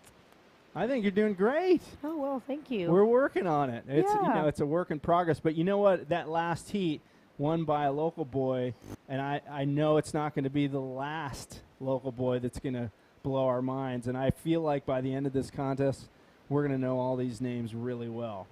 Yeah, no, for sure. I mean, we actually, I said it all over again. I mean, all of them alongside with the boys, and they said the pronunciations were okay. But I would like to apologize because they have a very beautiful way to say their names. And wait a sec, here comes Ali Javed. Love his style. He's another of the big names here in Maldives. Nice roll. Landed perfectly clean. Combines with the spin, and that will be it for Ali. Let's see if he can ditch one of those scores. Probably change that 3.65. That's a possibility. And remain in the first position, more solid. Let's see. It looks like we do have another replay. All right, let's check this one out. Ali Javed leading the heat convincingly at this point. We're going to see why. Local knowledge playing a part here. Plenty of speed, cranks it off the bottom. This thing feathering and breaking quickly, but he busts through the roof of that wave with a nice clean rolo, and the finishing move, always important, and he gets that last spin in. Yeah, it's always good to combine. The judges enjoy that very much, and they know the potential of this wave. They know it's a several maneuver wave. Today, as Sham said, it's a little bit small, but still, I have to say, the shape of the wave is really good today. It is. You know, it's one of the smaller days of the week at this point, but the shape is still holding. We still have peaks, we have wedgy sections, we have lips, and it's just going to get better according to all the forecasts. Yeah, look at that, and it's perfectly glassy. Actually, we have been surfing with some windy conditions, a little bit choppy actually. I have to say it doesn't really affect the wave itself, but it's always beautiful to surf glassy conditions. At this one is crystal clear actually, and how good is to be sitting in your board and look down. You can see everything. Well, you don't need a mask. I know. I always tell people that the warmer the water, the lower my standards are. So the warmer the water gets, I don't care how the waves are. You know, I mean, you could sit out there all day. It's so warm in the water and beautiful. You know, you're not cold. You know, sometimes the sun is out. Even when the sun's not out, it is hot here. I mean, this is a tropical paradise. We're only 4 degrees north of the equator, and this archipelago stretches straight across the equator. There's so many spots in the Maldives, so many places to go, so many places to surf. You know, visit Maldives Pro is that's really a suggestion as well as the name of the event. Come visit the Maldives, man. This place is packing in the epic surf spots. Yeah, totally agree. I'm pretty sure a lot of people, it's already organizing their vacations and their time for next year. You have to save the date and come and visit Maldives. Thank you very much, Visit Maldives, for being the title sponsor. Remember, without you, this wouldn't be possible.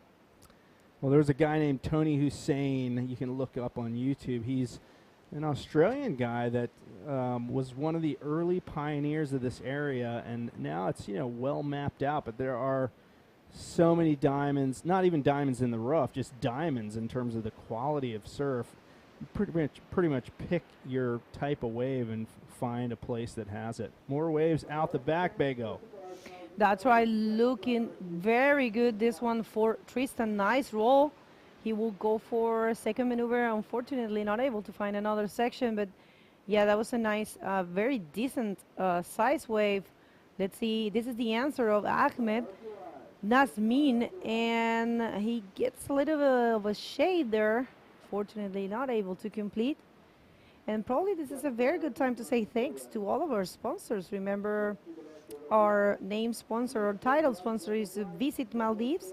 But we do have Marukap Plaza Hotel, which is where we are staying, and we are so glad of your support. Thank you very much. Everyone has been so nice there. Yeah, they even went out and made us breakfast early this morning, Oh, so we no, could get that was down so here nice. early. Solid breakfast, man. I might not need to eat until dinner. Definitely. So if you're on this island, that's the place to stay. We have the replay of the last wave of Tristan. Let's see it. All right, so, you know, I mentioned the blonde bombshell. Our current world champ, Tristan, under the roof, through the roof with the roll, looking to get to that open section. Can't quite do it. And, you know, I asked Tristan about the blonde hair. What's the deal with that? He told me that they're shooting a Pride video, and he was doing some sort of a thing with Eminem. Yeah. Some It's, Eminem there's, thing. Sorry yeah. about that. There you go. Here comes Ahmed again. Nice roll for Ahmed. He keeps going. And let's see what the judges think about that one. Yeah, Tristan hair, it's they're shooting a video, and that's why he did it. So 10 minutes and 45 seconds in the clock. That's what we have for this heat number 4. This is round number 1 for the men division, and we are going to see the ladies afterwards. And here comes Ali, talks into the barrel, and gets out as if it was nothing. He founds that doggy door that I was not able to find any day. I think that's one of the first makeable tubes we've seen today. Ali Javed packing that pit and actually coming out and then ducking out before the wave closes out. So it'll be interesting to see what the scoring is on a made barrel. We're going to get to see the replay while we're waiting for the scores. Let's see. All right, so here he goes. You see him taking off. This thing is standing up, nice and hollow, ducks in, and you mentioned the doggy door. He does kind of pop out in front of the wave and then ditches the board. So sort of a made barrel, not the cleanest of exits, and we'll see if the score reflects that. Yeah. So I was mentioning our sponsors. I would like to also thank official events, Maldives, Diragu, Print Lab, Muchas Gracias, and Adandu. I'm very sorry. I'm going to get those names straight for you, definitely. We have support team partners as Mula Maldives, Musician Union Maldives. We have Ma Fushi Water Sports, Stream Fitness, and we have Steelcom, Male City Council, the police, and the voting. Thank you very much, everyone, for your support, for being here with us. Without you, this wouldn't be possible. And of course, I would like to thank the MBBA, which is the Maldivian Bodyboarding Association, especially to Rush and Fuku. Those two guys have been working very hard, and they are great. I have to tell you guys, the organization here, it's been a very pleasant surprise. We came here. I mean, I know for a fact our CEO, it's been working closely with them, and he has always been saying great things about them. When you experienced that yourself, when you get here, it's amazing. Whatever you request, they do it, but they not only do it, they do it even better. They better it. It's amazing. That's why I would like to thank to our streaming suppliers. We're doing a great job in the hands of our director, Fasil, such a humble and great guy, and they have been in Ahmed in the switch as well. You guys are being great so far, and all the cameras, everyone involved. I have to say it's an honor to be here, and we are very thankful for having us. Well, the welcoming spirit of the local bodyboard crew and the hospitality of everybody here is really amazing. You know, I mean, they're so happy to have this event here, and we mentioned 2+ years in the making to bring this event to the Maldives and bring it to the world stage with the world's best bodyboarders showing up here.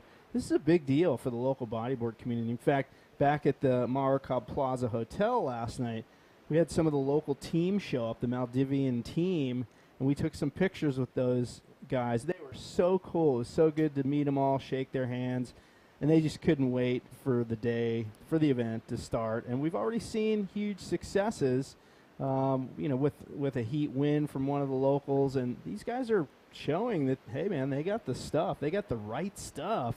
Oh to yeah. show what they got over here. That it's totally right. And 6 minutes and 40 seconds in the clock. So far it's Tristan Roberts in red, leading the heat with a total of 9.65. Ali Javed, it's needing a 5.35. That's really a small score for this great local. And here comes a wave for Ahmed. All right, Ahmed, bottom turning around. This wave had a little seam in it. He had to hop over and just lost all his speed, and that oncoming left-hander just wasn't going to work for him. So he ducks out of that one early. But yeah, I mean, right now Tristan Roberts with a solid lead, but Ali and Ahmed still have a shot to topple him, needing a 5.35 and a 4.91 respectively. 6 minutes remains in the heat. Tristan with the first priority, Ali Javed with second priority. Anything can really happen at this point. Those scores are certainly attainable. Yeah, definitely. It's anyone ball's game, actually. The scores are very, very tight. And I can't stop staring at that bridge. So beautiful. Well, you know, it's an interesting thing. I asked the locals last night at the hotel. I said, tell me about that bridge. There's a bit of controversy surrounding the bridge, to be honest. They say that the wave was different before the bridge. The bridge was finished in 2018. They started building it around 2015, and there were protests. And the local surf community was not happy about it. But as we can see, still great waves out here. So originally the plan was to build a sand bridge and block the surf completely. So that would have been, I mean, we wouldn't be here right now. So obviously something went their way if they just got an actual bridge that didn't block the swell. So, and here we are at this event, which is producing some really fun waves. Competitor out the back, Ali Javed. Yeah, he's pulling the brakes there, trying to find the section. Not much there. It's important to stall. That's what I found myself. You have to stall to actually get the good section, but sometimes you also have good sections at the beginning of the wave. So it's a wave that definitely you want to sit and study a little bit and surf as much as you can in order to find the good ramps. There are so many. It's a multiple peak wave. You can really be anywhere in the beach and find some waves. It's very comfortable to have the chance to surf a multiple peak wave. Sometimes the point breaks are tricky because probably the waves are not showing for everyone. But we do have a replay. Let's see it. Oh wait, let's just see this live action wave. This is Ahmed in a nice looking left. Good roll, continues. I think he's gonna go for another one. There you have it. Double maneuver. Unfortunately not able to complete, and now it is a good time to see the last replay, not from this live wave. All right, so hold now for that replay. Ahmed getting a halfway decent wave there. That first roll was sort of under the lip, and let's check out an earlier wave here. Bottom turn is coming up here for this wave in this little bowly section, looking for something with a forward spin and just not enough momentum to continue on that wave for Ali. And Ahmed now, bottom turn, nice bowly section, goes up and uncorks a roll under the lip there. And now he's looking for that one more check turn into the roll off the section. Can't quite hang on to that last move, but a couple moves thrown down on that one. Definitely a decent wave. That's right, and this is the answer of the current ranking leader of 2022 ABC ranking leader. Let's see, he's aiming for a beautiful off the lip reverse spin. Really like it. Love his style, of course. Tristan Roberts, one of the most solid riders at the moment in bodyboarding, currently very close to win his second world title and his first in the leaderboard in the rankings of 2022. Let's see that replay. All right, so T-Rob, as I like to call, takes off on this wave. Bowly section. Biding his time, waiting for the section that's coming up, and he just launches it up and bangs that reverse. Nicely executed for Tristan Roberts. Took his world title back in 2019. Then there was a couple years hiatus due to a little thing I like to call COVID-19. That is right. 1 minute and a half to go. And do you know how this country is named? In their language, which is Divehi, they don't call this place Maldives. It's actually Divehi Raji, which means the country where they speak Divehi. That's a pretty cool. I didn't know that. Yeah. It's like Japan. They don't say Japan either. They say Nippon. Japan. Oh, Nippon. Nippon. Wow. Okay. That's pretty cool, huh? I hear it. So yeah, Divehi Raji. If I'm saying it wrong, please excuse me. You can always contact me over the social media, or you can, if you're tuning in right now, you definitely can send some shout outs. We are reading the comments at this point. We are not all the time reading the comments, but if you want to say something, we are more than happy to read it. And remember to share. Remember to click the subscribe button right here in the YouTube channel of the IBC World Tour, so you don't miss any action. The good thing about subscribing in the channel, and actually there's like a little bell, you have to like tag on on that one. So the beauty of that is that every time we're going to go live, you're going to have a notification. So 10 minutes left. And I'm sorry, 10 seconds. Oh my God. And this is the last effort for Ali Javed. He's looking for a 6.10 to be first. Nice roll. He actually changed the course of the wave. Beautiful spin there. Oh, wow. That's very active, Ali Javed. And I'm not really sure that's going to be at 6.10. So unofficial results is Tristan Roberts advancing directly to the round number 3. But remember, Ali and Ahmed are not leaving the competition because this is an non-elimination round. We're going to see a quick hit recap and commercial break, and then we're going to go back for more action. Don't go anywhere.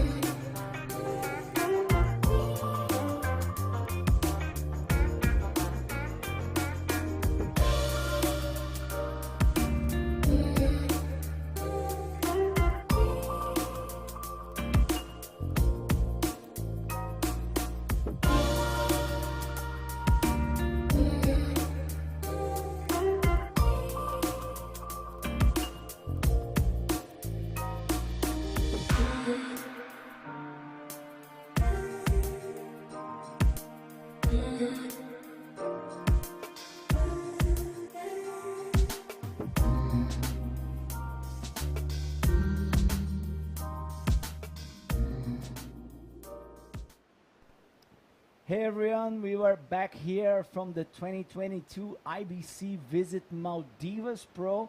I'm here with Begonia Martinez, and we go straight to the water because we have now the heat number 5 of round number 1. Let's do it. That's right. And in the water, beautiful conditions at the moment, and we have, we're gonna show you those graphics right there, beautiful graphics from our production. Tanner McDaniel in red from Hawaii. Ali Kushruan Ahmed, which is also they known as Kuda Aya from here from Maldives, and Mohamed Viam from here, from Maldives as well. So this is going to be another stacked heat. Remember, Ali is one of the riders that have more titles here, and he actually has been traveling to Australia for a while. 35 years old. Actually, I think he's turning 35. And we do have a wave surfed by Tanner McDaniel during the commercial break. Let's see it, director, please. Nice, that's Tanner. Finding the roll on the first section, comes around with that classic spin and looking for the end section and just quit it. Yeah, nice start, just warming up. Nice warm up for Tanner. And here we go, live action out of the back. Yeah. Yellow jersey comes around the section, finds the 360. Not too much for him right there. That was Mohammed Wihan from Maldives. And here it comes a wave, another one for Tanner McDaniel. Let's see, beautiful bottom turn, and of course, specialty of the house, a very fluent backflip there for Tanner. And this is the answer of rider in white, Ali, or our beloved Kuda Aya. Nice invert there for Aya. And while we're waiting for those scores, we have the interview ready with Alexandra and the winner of the last heat. Alexandra, take it away. Thank you, Begonia. Thank you, guys. Yeah, we're here with Tristan Roberts, winner of the last heat with some tough condition that looked like a really hard heat. Tell us a little bit about it. Yeah, it was just a super slow heat with not many sets coming through, and just had to try and make the best priority calls I could make. And yeah, I'm happy to win the heat, but yeah, it's definitely a tough heat. Yeah, for you, it's a lot. It's really important, this contest. Right now, Tanner's in the water, so the title race is going on. It's going on. How does it feel? How are you coping with it? Being calm? What is your strategy? Yeah, I think the strategy is just to surf as well as I can. Yeah, Tanner's ripping, obviously, and yeah, I think that it's already fate, whoever's going to win's going to win, so I'm just doing my thing and trying to enjoy the process, really. Okay, we wish you good luck, congratulations for this seed, and see you back to you guys. That was a great interview there. Congratulations to Tristan. Thank you, Alexandra. And we're waiting for that huge score, of course, for Tanner McDaniel. That was a very nice bottom turn to backflip wave. 8.75 for Tanner. Right now in the lead with a 13.75. And Ali, our wave reporter, in the morning. Yeah, we're always going to have him here for a morning show. So he's our wave reporter, and Ali is needing an 8.26. And Mohammed, it's in common situation, but you know what, guys? This is only starting 20 minutes in the clock. And remember, this is a non-elimination round, so no one is leaving the competition. Yeah, that was a nice exchange. 8.75 on that backflip, the best wave of the contest so far.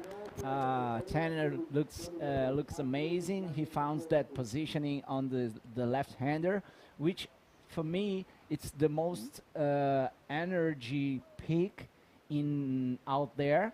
You really have to look for the double ups where you do have more energy. So it seems we have a replay right there.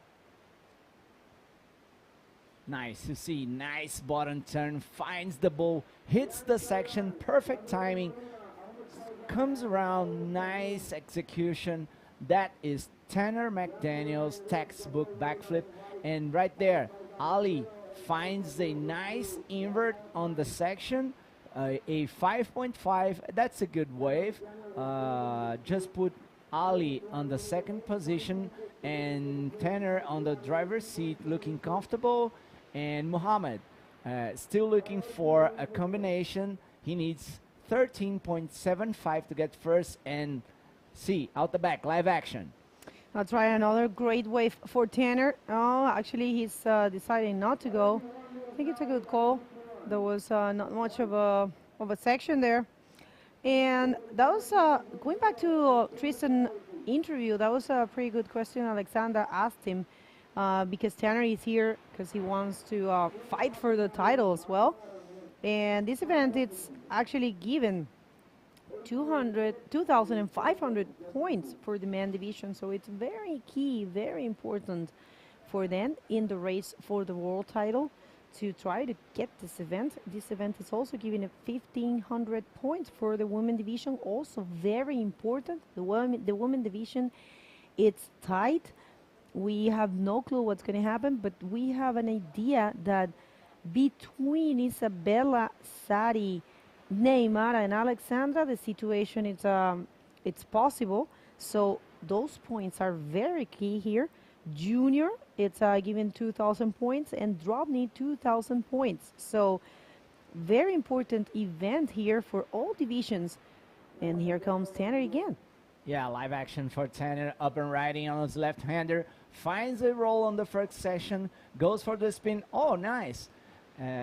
Combine it with a 360, and there he goes. That was Tanner McDaniel from Hawaii, ladies and gentlemen. He's sitting on the first position with 13.75 points. 17 minutes to go.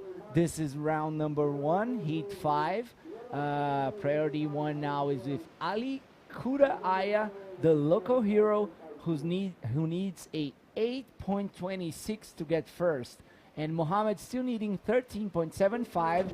We also important to remember that it's all about the first position right now, because the first one goes straight to round 3, and the other guys will have to fight for another spot in the round 3, Bego. That it's right. And yeah, well, I mean, I have to say the decision of the technical team of having a non-elimination round for all the divisions at the beginning, it's a great decision. We all know, even though the some nations are closer to Maldives, all of us have traveled from a long way. So definitely, it's great to have the chance to do not leave in the first time. So let's see the replay of the last wave reading. Okay, here we go. Take another look. Coming around section, finds the roll on the first ball. A spin followed by a roll. That was a classic hub style. Yeah, You think? yeah, yeah. Oh. I think that hub didn't kind of invented this maneuver where you do a spin followed by a roll. You see? Yeah, I think that hub is the name of that maneuver as well. Okay, well, okay, that's a very cool insight from Giuliano. I think the styles, and it's a very subjective thing. Here comes again. That's Tanner. Beautiful backflip there. He has this thing of, look at that, connected with a beautiful reverse spin with buckets of water. He has this thing about performing the backflips in the peak and the pocket, and he just performed it so well. I really love it. I really enjoyed his style. But wait a second, I do like Mohammed's style as well. Local guy, he comes into the viral, but unfortunately he's not able to complete. Yeah, I think he was too deep on that one. And last wave of Tanner was a 6.75, his second best wave. He's looking solid with a total score of 15.5. Here comes the replay. See, nice bottom turn just under the hook, finds the backflip, nice execution, go for the reverse spin, buckets of water. That's it. Tanner McDaniel looks very, very solid. Another look just from behind. Nice execution, good backflip, good speed, nice reverse spin on the end. That's right for Tanner McDaniel, red jersey, leading the heat. Very good execution, perfect timing. Tanner McDaniel looks really solid on this one. That's right. And if you're just tuning in, remember this is the first day of competition in the 2022 Visit Maldives Pro, an event that it's happening for the first time in the IVC World Tour history right here in Asia. We are more than honored to be here. We had a beautiful opening ceremony on Friday with the honor of having Mr.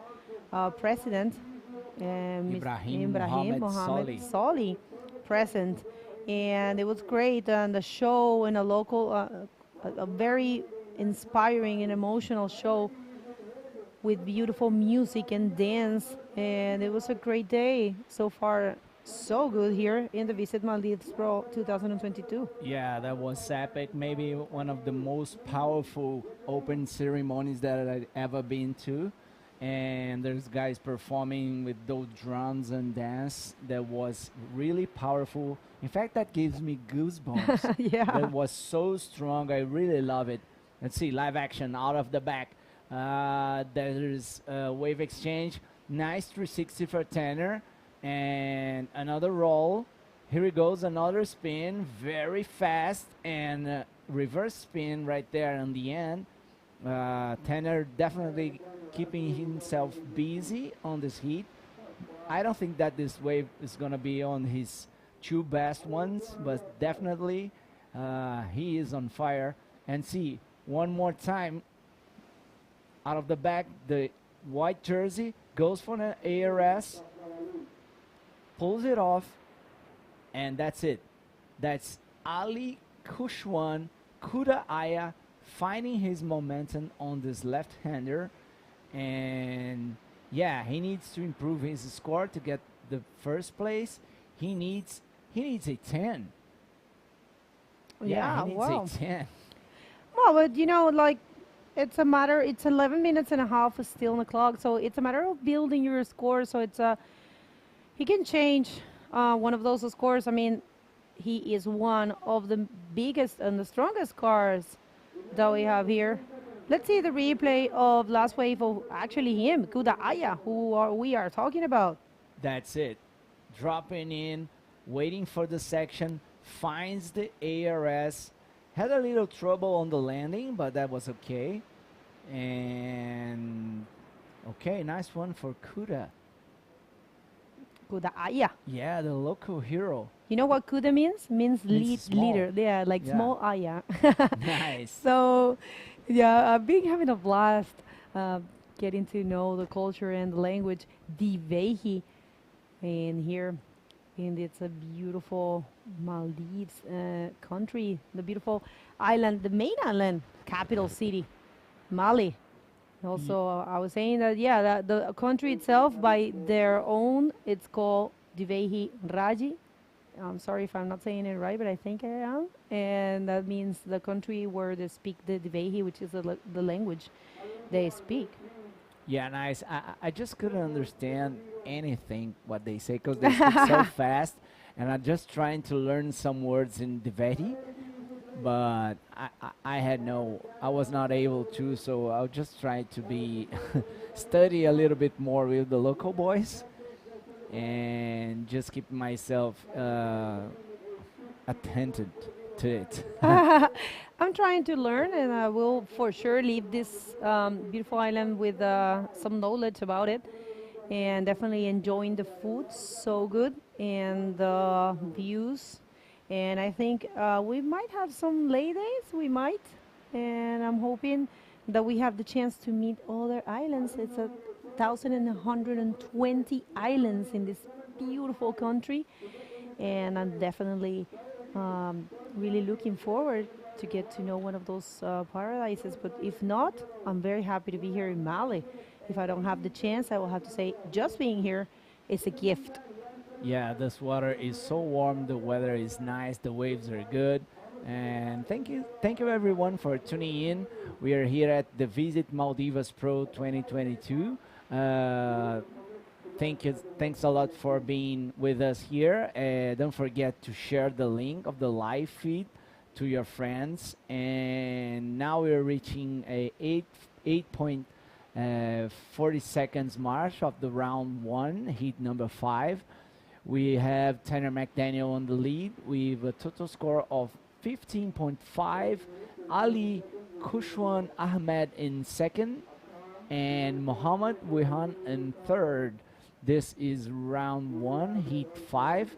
And next heat, we're going to have Ian Saloon from France, Gabriel Molina from Canarian Island, Ahmed Fauzan from Maldives, and Dawood Fazi, also from Maldives. That's going to be round heat 6 of round number 1. That's right. Thank you for that update. It's very important to know who there is. But you guys, you back home, I recommend you to go to the IVC World Tour website because we have everything there. There is a lot of information for this event, for the previous event and the following events that we have this year. And also one very important and useful tool is that you can tune in this live streaming. If you click the live button, it takes you to side of the website that you can find the live streaming alongside with the live scoring system. It's right underneath, so you get to know what's going on, who gets what, and the waves that had been served. And here comes Tanner McDaniel in another, oh, of course. Yeah. I know ARF, I will say. That was that was a clearly ARF, and that's another ARF. Oh, He's man. smiling. Of Actually, course he's smiling. He's a double backflip there. Beautiful style always for Tanner, and looking very comfortable with a total of 15.5. I'm not really sure if that's going to change one of those scores because the previous waves, the previous maneuvers were performed in the beginning of the wave in the pocket. But let's see the replay, and you take us through it.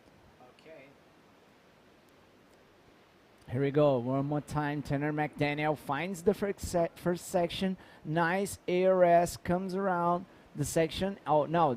Here we are, just cutting to the another one and just trying a reverse spin. The yellow guy, but okay. There was Mohammed Wihan trying the reverse spin, unable to pull it off. Actually, it's Viam because I learned that the W is pronounced as a V. Oh, okay. Yeah. I'm sorry for our pronunciation. It's all good. You're just learning. Of course. But okay, that was a nice exchange and better for Tanner on that session. The last wave of Tanner was a 6.5. It will not be on his scoreboard, but also a good wave for Tanner. And we are reaching 5 minutes and 30-second mark. Tanner just took a look on this one, but it seems there's a better one coming out of the back. Let's see. We have a white in pedal. No. And no takers on this one. We just have some shout outs now. Thanks, Frank Bernardo from Brazil, Brazilian judge from the World Tour, tuning in. Thank you so much, Frank. We also have Azur Taxi. Buenas noches desde Peru. Nice. Oh. Also, Dale Circo Miagans. Let's go. Yeah, thank you guys for tuning in. We are on the heat 5 of round 1. 4 minutes and 30 seconds remaining. We have Tanner McDaniel in first, Ali Ahmed Kudaaya in second, and Mohammed Vihan in third with the first priority. Yeah, that's so far so good. And yeah, Tanner didn't change the situation with that last double flip wave. And yeah, well, Kudaaya looking for a 10. It's completely possible. I think he could change those wave, but it doesn't really matter if you don't get first here. It doesn't really make a difference because you are going to remain in the contest. Remember, this is a non-elimination round, meaning that in this specific division, only the first one will advance to the and skip one round. The first one advance to round number 3, and the rest stay in round number 2. But I have to say, in DROPKNEE juniors and women, the first and second advance to the third round. It's important to know. Only for the men, it's only the first position, but for juniors, DROPKNEE, and women, the first and second will skip one round, and only the third and fourth will go to the rapper charge. Ah, okay, thank you for this information, Bego. But anyway, no one will be eliminated today, right? No, I mean, if we serve a second round of any division, yes. But in the first round, in all of the divisions are non-elimination rounds. It's just a difference that they give to the woman junior and DROPKNEE the chance to two positions advance and skip one round. That's pretty cool. Very comfortable. Very grateful for that. Okay, here we go. Live action. Tanner McDaniel, nice spin off the top. Another one. Looking for the section. Nice roll. He's so fast, man. And now a reverse. Oh, man. He's really fast and light. Tanner, it's staying at our hotel, and I have been seeing him coming to surf 3 times a day. He wakes up at, actually, he said every day he wakes up at 4, 5. So he waits for the first light, come with Robbie, and surf from more or less 6 to 8:30 every day. Let's see that replay of last wave for Tanner McDaniel. I really enjoyed the way he projected there. Beautiful forward spin, going for another one with the roll. That was a classic combo, and beautiful off the lip reverse spin. Can I get some of that, please, Tanner? Can you pass some of those skills? I will certainly enjoy to serve that way. 4 maneuvers for Tanner McDaniel. Not really sure it will change the situation. Remember, the first wave Tanner took, there were nice size wave, and the maneuvers were performed in the first section and in the pocket. That's one thing that the judges really appreciate in this world contest. Here we go, live action. White jersey dropping in, goes for the reverse spin, waiting for the end section, one more roll, see something down the line, one more roll. Here we go, Kuda Aya. Nice. And a nice check turn on the end. That's okay, nice wave for right jersey, the local hero, Ali Kuda Aya. That's beautiful, and here comes the answer for Mohamed Viam. Nice invert. Fortunately, not able to land it. Almost landed it. And yeah, I think we are close to see the replay of last wave of Kuda Aya. There you have it. Thank you, director. Beautiful wave I found. I like his style. Look at that. Throwing buckets of water on that reverse spin. Connects with a very round roll. In another one, look, the way he uses his head is so important for the projection. He tried to do another maneuver there, so 3 maneuvers for Kuda Aya. Let's see if he can change one of those scores and improve his total score and gets closer to the first position. We are waiting for that. We're coming down to the last seconds, and here we go. That's it. That's it. That's the end of the heat for sure.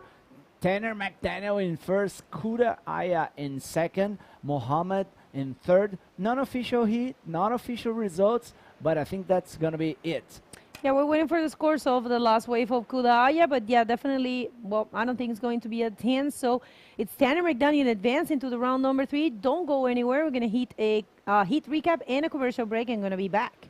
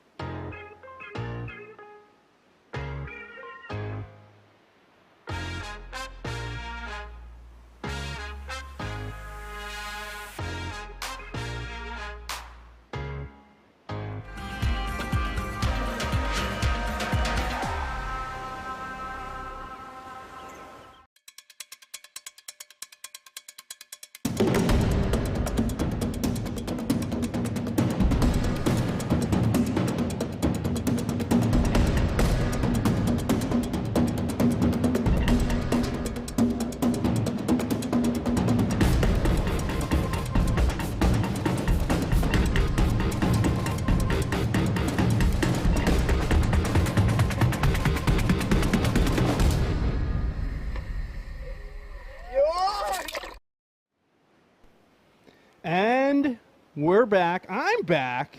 And I have to tell you, Giuliano, what an amazing heat. I mean, on my time off, I can't help but watch the heat. I mean, I just can't get enough of this. Yeah, Tanner really did amazing on the last heat. Yeah, now we have Jan Saloon, Gabriel Molina, Ahmed Falsan, and Dawood Fahid on our screen. I think I have to say that's the best graphic I ever seen in a bodyboard contest. I think I'd be afraid at what I would look because of the high definition, what I would look like in one of those graphics. Man, every wrinkle, every imperfection. Yeah, you look great, man. I just hope people that watch have the internet connection good enough to see how great those graphics are. This local team doing a great job. Yeah, this guy is really pushing the level to the next promoters. Myself, as a promoter, can say that I have a lot of work to do to be on the same level of these guys. Yeah, they're definitely making it happen. So already waves thrown down in this heat. Round 1, heat number 6. We have Ahmed Falzan, a local rider, with the first wave of the heat. You mentioned our other riders, Jan Salon from France, Gabriel Medina, Dawad Fazi. Yeah, Gabriel Molina. yeah, surf. Right.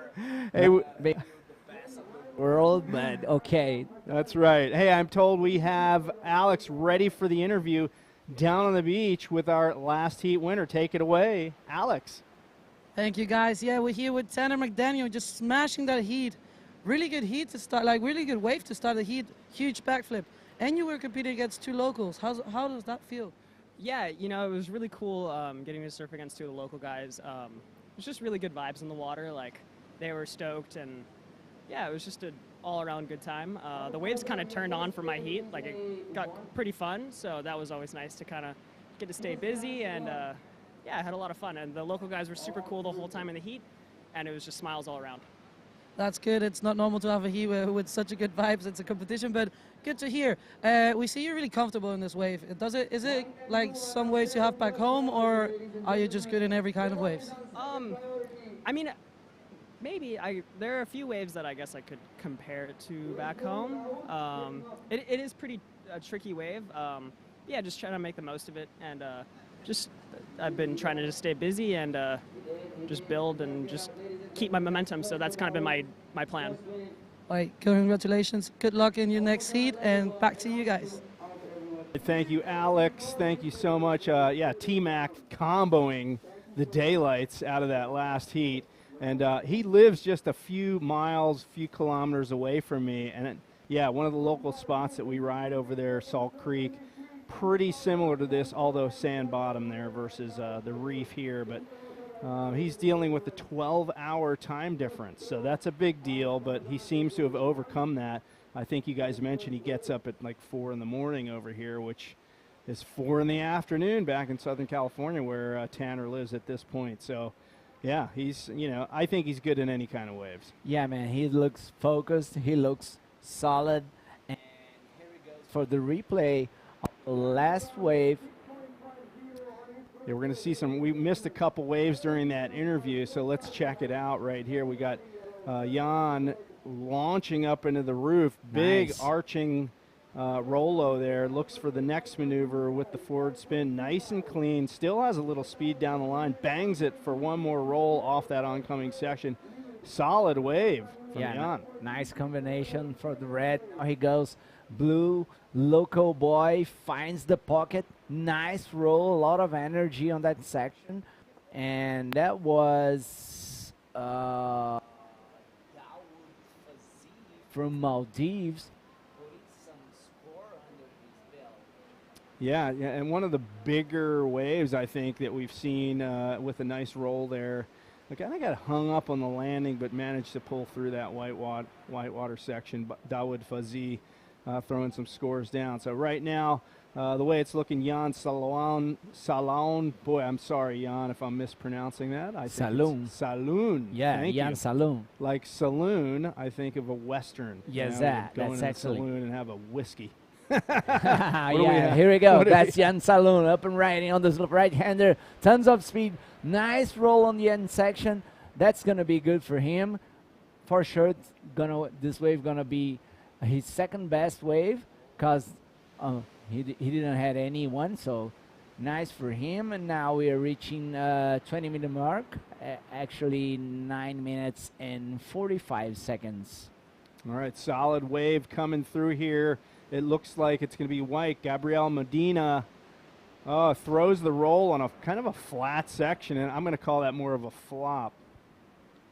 Molina. I said Medina. See what you did earlier? You messed me up by talking about Gabriel Medina. No problem, Jay. Here we go for the replay now.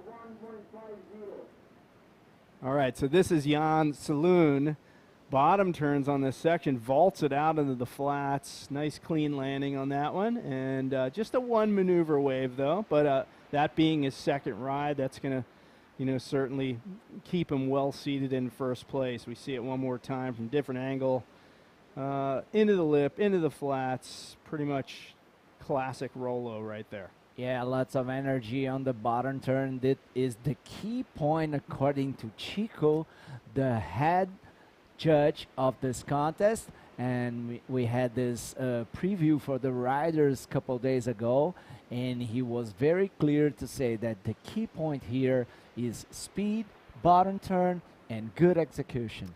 Well, it's good to hear that. I mean, Chico Garitano, one of the most respected judges in the sport of bodyboarding. When I was doing the World Tour more than 23 years ago, he was the head judge. So you cannot discount that level of experience for Chico Garitano, the head judge here at this event. That guy's been at the helm of judging bodyboarding since the beginning, folks. Yeah. Chico is a real master for everyone. We live close in Niterói, and our kids study in the same school, and we work together like forever. And Chico is a very respected guy, and his ways of working is really how to say. He's something to look for, very, very focused and very serious in his job. Well, I think we have the same barber, too. He and I. We go to the same place to get our haircut. So streamlined. That's my point, folks. Okay, reaching 70-minute mark. We have Jan Salo in first with the total score of 12.25. In second, Dawu Fazid from Maldives needs 7 points. In third, Gabriel Molina from Canarian Island needing 12.25. And in fourth, Ahmed Fauzan with only one wave needing a 12.25. So Gabriel Molina is he from Gran Canaria? Do you know which island? Yeah. So many good waves there. I've been to Gran Canaria a couple times, been to Tenerife, chock full of epic surf spots down there. The locals are probably hating me. They don't want more people coming to take their waves. But, guys, you guys have some great... Well, we know that. The Fronton event is there. Yeah. So, yeah, it's no secret. Yeah, but, when you have a world-class wave in your house, you have to be thankful, and you know that sometimes it's going to be crowded. Yeah, for sure. The locals get their waves, though. And he comes from a long line of Canarian bodyboarders that have been dominating the sport for many years. Way back in my day, there were some great guys and girls from the Canaries. And now, of course, you have world champion Alex Rinder. Amory Laverne is living in the Canaries. Yeah. Diego Cabrera, and another bunch of guys who really rips. And the new generation of Canarian guys like, Medina. This one is Medina El Flaco. He's ripping, man. He had been at Itacoachara on this last event, and he did great. That's it. So now we are in round number 1, heat number 6. We have 50 minutes to go, and wave looks good, even if it's even small, but pretty rideable conditions out there. Yeah, you know, and by the way, if you're commenting on the YouTube channel in the comments, we are reading them. Whenever I have a break, I go and read the comments. So be nice. No, there's some great support really from all over the world, people enjoying this webcast right now. And of course, you know, where I live, it's the middle of the night, so people will get up tomorrow. They'll be able to watch the YouTube forever, really. It's always on YouTube for years to come. So pretty cool having this year the inaugural event here in the Maldives, the 2022 Visit Maldives Pro. We are in round 1, heat number 6 of the men's division. Plenty more competition still to come today, so stay tuned. Yeah, it's the same in Brazil. We have an 8-hour difference, so now it's in the middle of the night in Brazil. I'm sure those guys will be very, very interested in what's happening, but maybe tomorrow at YouTube, like in the morning after the breakfast, they're gonna check out what happened. And yeah, that's it. This is round number 1 and the heat 6. We have 2 more heats in men's division, and maybe we'll be follow up by the girls. Yeah, and there may be some drop knee action happening today as well, of course, so you want to stay tuned for that. Really anxious by that, huh? I can't wait. I mean, I have my little drop knee peak out here. You can't see it on camera. No. I specifically told the cameraman, don't show my wave. I don't want anyone surfing my peak, Jay's peak. Yeah, Jay's peak. If you look straight to the bridge on the right corner, out of our view, that's Jay's peak. Don't tell anyone. Hey, I saw you, Giuliano. We mentioned an indicator, waves coming, breaking on the other side of the bridge. That's when you can tell a set's coming. I saw you paddle under that bridge and take a wave the other day. Yeah. I just had to get this experience. Had to do it. Yeah. Of course. No, it's just, you know, it's just about fun, right? So the waves were small, and I was out there saying, well, I want to go a wave under that bridge. Yes. And I got a couple. You now have a claim to fame. You can tell people you rode under the China Maldives Friendship Bridge. Yeah, that's how we call it. Right on cue, the plane comes in. Man, we couldn't have timed that better. Look at that. Yeah, nice. That's nice. So the airport is just across the other side of that bridge. There's planes in and out all day long. There's seaplanes taking people to other resorts. There's boats going back and forth. This is a very busy place. The 4th most densely populated city in the world, according to Wikipedia, of course. Oh, man, that's crazy. So, yeah, I believe it. Yeah, and as you mentioned by boats, that boat that you see on the left of our view, that's the police boat. I mean, we have the national force here for our security, and we had the president on the open ceremony. How amazing is that? Yeah, you wouldn't see that in many other countries. We got a split peak here, Giuliano. Okay, here we go. On the right, that's Ian Saloon finds the roll. Just a quick roll right there for Ian. And this, now he cuts for the left one. That's Ahmed Fawzan from Maldives. Wow, so a good little exchange there. And, you know, there's some decent looking waves out here. I'm going to step out on a limb here and say the waves are getting better as the morning wears on. Yeah, as the tide is it's coming up, it's going to get better, according to the locals. Oh, this one, the blue guy just trying to roll back there, but not unable to pull it off. There was Daou Fazir actually in 2nd place in this heat. It's important to say that this is a 25-minute heat, top 2 waves scored. Only the first place goes straight to round 3, and though the other riders will have to fight for another spot on the round in the repechage. Yeah, so, you know, no massive pressure. No one's getting eliminated today, but you know, you do want to win the heat, because if you win the heat, you get a little bump up from the other 3 in the heat. They got to go against each other in the elimination round. So certainly an advantage to take a win here.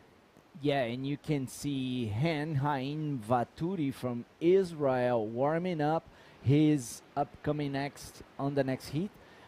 We have Brahim Idouche from Morocco, Hen Haim Vaturi from Israel, and Ashraf Hassan from Maldives on the next heat. That's epic. I love this. You know, I talked to Hen the other day, and this guy is super versatile. He's a really good surfer. He's a great competitive bodyboarder. He teaches surfing in Israel, and he gets around. He's been here to the Maldives before. He showed me some pictures from his trip here, surfing amazing waves. Not this spot, but a different spot here in the country. And I mean, that guy, he's a super friendly, nice guy, and you can see him preparing for his heat we saw earlier. Yeah, I've talked to him a couple of days ago. He's really nice guy. And I just don't remember to see another bodyboarder from Israel in the World Tour. I think he's the only one. Yeah, as far as I know. I mean, back in my day, we didn't have any riders from Israel, but there's certainly good surf there. I know that. Yeah, I mean, yeah. there's surf in his town, and Tel Aviv certainly known for surfing. There's been World Tour events. In fact, in the surfing world, there was an event back in the late 70s over there, I remember. I think Michael Ho won the event. Oh, yeah. Then that's the view of the riders area. Very comfortable place. I love this board racks and how they build it. Yeah, that's really nice to see. Very comfortable place. Yeah. You see there's a screen right there, some Red Bull for the riders, some water. Everything looks really nice on this event. These guys are really raising the bar. Yeah, look at that, bean bags. They're hanging out. There's even a TV. Yeah. Probably with us on there. Why aren't they watching? Come on, watch us, people. No, they're chatting, maybe strategizing for the next heat. I don't know. Yeah. One more time, thank you for MBBA for put this event on the beach, and Fuku Rush and all the guys, and obviously IBC, Glenn, and all the team that are working so hard for years to make this possible. And here we are, man. We are at Maldives. Yeah. This is crazy. I just love the international presence here. Riders from all over the world. It's been a long time since I've been around this kind of energy, but it's just great to see. And we've talked about it numerous times. The local contingent gets their chance to make an impact on the world bodyboarding stage here this week. Yeah, nice. And Jay, how is it for you that has been bodyboarding for such a many years, and you have a time as a competitor, and now some years ago with another maturity about life and being here with us, and how is it for you, man? I actually like it better now. And here's why, because there was pressure on me as we look at Brahim Idouche getting ready for his heat. The Moroccan, this guy is a ripper. I actually like it better. No more pressure, and I still get to travel. Yeah, see, upper riding in blue. Dawood Fahid, nice invert back there. He has to get rid of his 1.05. He's looking for a 7 points to get first. True. We got Ahmed Falzan and Gabriel Molina. They're basically comboed at this point. They're going to need to throw away both of their, well, actually, Gabriel only has one score on the board at this point. So with just 6 minutes remaining in the heat, it's really an uphill battle for those two. But Daewoo Fazi needs a 7.0. Certainly attainable here with just under 6 minutes remaining. Yeah, kind of a shocker hit for Ahmed and Gabriel. Gabriel as well has been here since a week ago. He got a good swell in the last couple days. And okay, let's go for the replay of the last one of blue, I think. Yeah, that's Daewoo looking for the section. Nice invert. Pulls it off. Okay, that's it for Fahid. Yeah, 5 minute mark right now. So I don't know if that score's dropped yet, but if it has, we are not seeing a place change. He needed a 7.0, and here we go. Yellow, Ahmed Fauzan, gunning it down the line, closeout section ahead, ramps it up off the lip. It looked like the board kind of got out from under him there, and he gets toppled on the landing. Yeah, nice try for Fauzan. Gabriel's still waiting for a good one as he has the first priority. And Jan Saloon sitting on first place, looking comfortable with 2 solid scores. And we have one more replay right now. Take us through, Jay. All right, so we see him taking off on this wave. Little bowly section. Goes up to the lip, and you can see he kind of came off the board. He wasn't really connected. And so he landed not really connected, and the thing just blew up on him, really. So, yeah, just keep trying. Have to change those scores, and tries to get first because it's all about first position. As I said, this is a non-elimination heat. Oh, here we go. all right, looks like Gabriel Molina trying to get his second score. He's really been taking his time finding the right waves, and whoa. Oh, no. Oh, comes unstuck on that backflip. Cannot hang on. It was well-intentioned, but the wave had other ideas. Yeah, another frustrating ride for Gabriel. I think he needs to, go for the smallest ones as guys has not such a big scores. Let's go for the replay. All right, let's check this one out here. So we see him take off. Everything looking really solid at this point. He's up looking for speed, hits the lip nicely, lands it, but just can't spin it back around there on that weak end of that wave. Yeah, probably he should go for the Rollo just to put a wave under his score, and then goes for another one with, just to keep building his momentum. But, well, that's it. Yeah, 3 minutes remaining in this heat. Jan Saloon really just dominating the heat. But, Daewoo Fazi still looking for a 7.0. Can he get it? Hard to say. He's got second priority. So Jan Saloon really controlling this heat with first priority at this point. He's going to probably try to keep Daewoo off the next wave. And there he go. Jan Saloon dropping in on this left-hander. Finds the roll on the first section. Keeps going. One more rollo. Yeah, that's it. Jan Saloon looking solid. That was a solid effort from Jan. It looked like the lip almost clipped him in the head, and he sort of ducked under it before that first rollo. Yeah. And then, negotiated that and got the next one as well. Yeah, nice one from Jan Saloon. I think we have a replay now, Facil. That's it. All right, bottom turns under the lip there. I mentioned he ducked his head under, maintained speed, another roll, and well executed for Jan, the man from France. French guy. Yes. Yeah, nice guy. Jan Saloon from France in first place, looking comfortable, and we have just 1 minute and 30 seconds to go. Yeah, that looks pretty hard for the other guys, unless Dawood Fazi needs a 7, right? Yeah. He needs 7 points. Yeah, that's doable. It is doable. It's almost a done deal, but I have to say, with first priority, Daewoo Fazi has a shot. Here we go. Oh, here goes Gabriel Molina from the Canaries. Ramps it up, and this time he nails that backflip. He's looking for that open face. I'm kind of surprised he kicked out on that wave with only 50 seconds left. I thought he would just try to get that one finishing maneuver. Yeah, I think that was smart because he needs he's in combo, so he needs 2 new scores. Good point, definitely. So here we go. Little cutback, and Daewoo Fazi bottom turns into the forward spin, snaps a reverse. I don't think we're going to see that 7.75 score on that one with Jan Saloon dominating the heat with just about 15 seconds remaining. Yeah, just waiting for Gabriel Molina's score. And there, here he goes, 7.75. He goes for second place.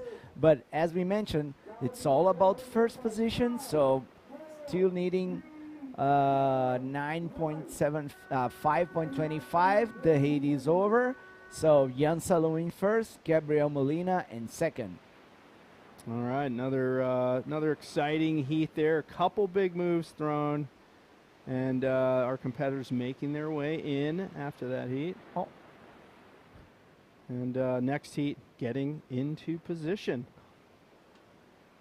And we're going to watch that heat recap, folks. Let's see what happened. Take it away.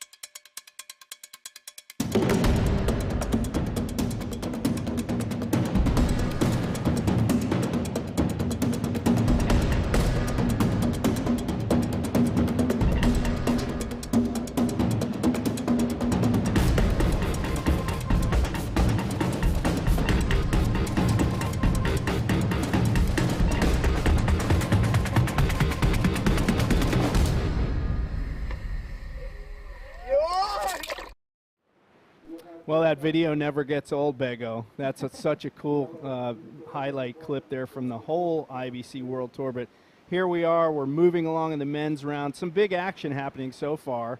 And now we're moving on in the competition. Still some more men's rounds to go. That's right. Let's just go straight to the water. We have some action. Of course, in the main division, Director, please, water. And with that beautiful shot, look who we have in the water. It's Brahim Idouche from Morocco and Haim Uturi from Israel. And I think we are missing Ashram Assam in the graphics there. But we do have in yellow Ashram Hassan from here from Maldives, and you can see it right there on your screen. So it's Brahim Idouche from Morocco in red, Haim in white, and Ashraf Hassan in yellow. This is, sorry. No, I was going to say, Bega, we did get word that this is only a two-man heat, so we do have a no-show from Ashraf Hassan. So here we go. Brahim Idouche from Morocco ramps it up, and he's going to start this heat on a big note with an ARS. He's bucking the whitewater on that one, really struggled to get out in front of it, but he did. And this guy really starting out the heat on a strong note. That's right. So yeah, this is going to be interesting. Remember, this is a non-elimination round, but the fight is for the first position. There's a very prize for first in one round. So looks like we have the relay for last wave of Brahim. So here's Brahim.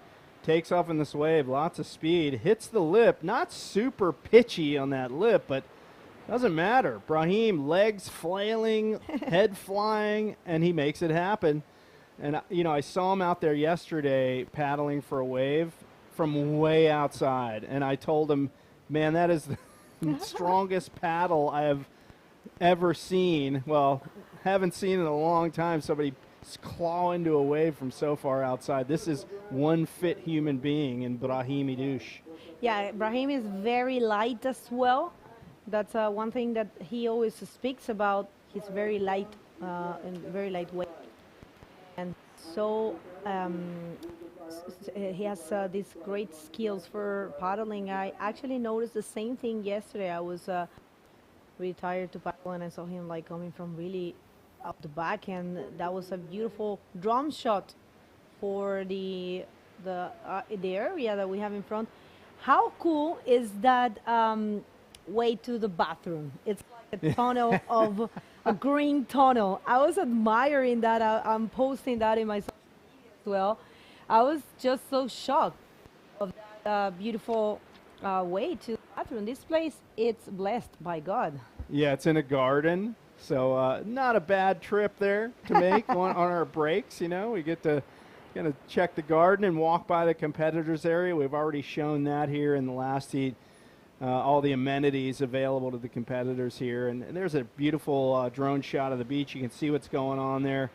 A couple beach areas to launch from, but make no mistake, although this does break like a beach break, it is all reef on the bottom. And competitor taking off, Hen Vaturi from Israel. That's right, and actually he decides not to go, so what a great opportunity for both of these riders to be only two in the water, and knowing that one is going to skip around, there's a big chance to have that, you know, that gift.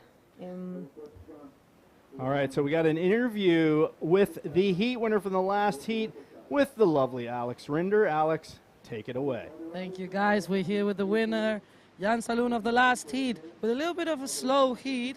But how do you feel? The waves it looks like it's getting better with the tide. You got some waves, you got some scores, you passed first. Must be stoked. How do you feel? Yeah, I'm stoked to get first place. I got 2 waves directly at the beginning of the heat, and hopefully, because after that the spot was slipping, and we were talking about when the wave coming, but I'm happy to make my hit and concentrate for the next one. And now I'm going to rest, a little bit tired, and let's go and focus for next one. Yeah, it looks like in every heat is really different. We've seen some heats with more waves. Now it's a little bit slow. This wave makes you really have to choose the best wave, and at the beginning trying to make the big scores. You're coming from France, and there's still some French people here, but it's a smaller group than in Chile. How does it feel to be with some of your companions here? Yeah, we are a small group, but a cool group like every time. The French boogie crew is always a good group, so we are going to try to perform for the rest of the group and check for the brother in France, and let's go for the next round. Well, congratulations, good luck in your next heat, and back to you guys. Thank you for that great interview, Alex. And, you know, he said he's feeling a little bit tired. I don't believe that for a minute, man. These are world-class athletes, and they are super fit. Let me tell you, man. I see them out in the water. They are, I mean, there's no tired going on with these guys. I don't believe that for a minute. I agree with you. Félicitations, Jan. And best of luck for the rest of the competition. Beautiful shot. That's the garden that we were talking about. It's central. That's a Maldives Central Park, and the bathrooms are right there.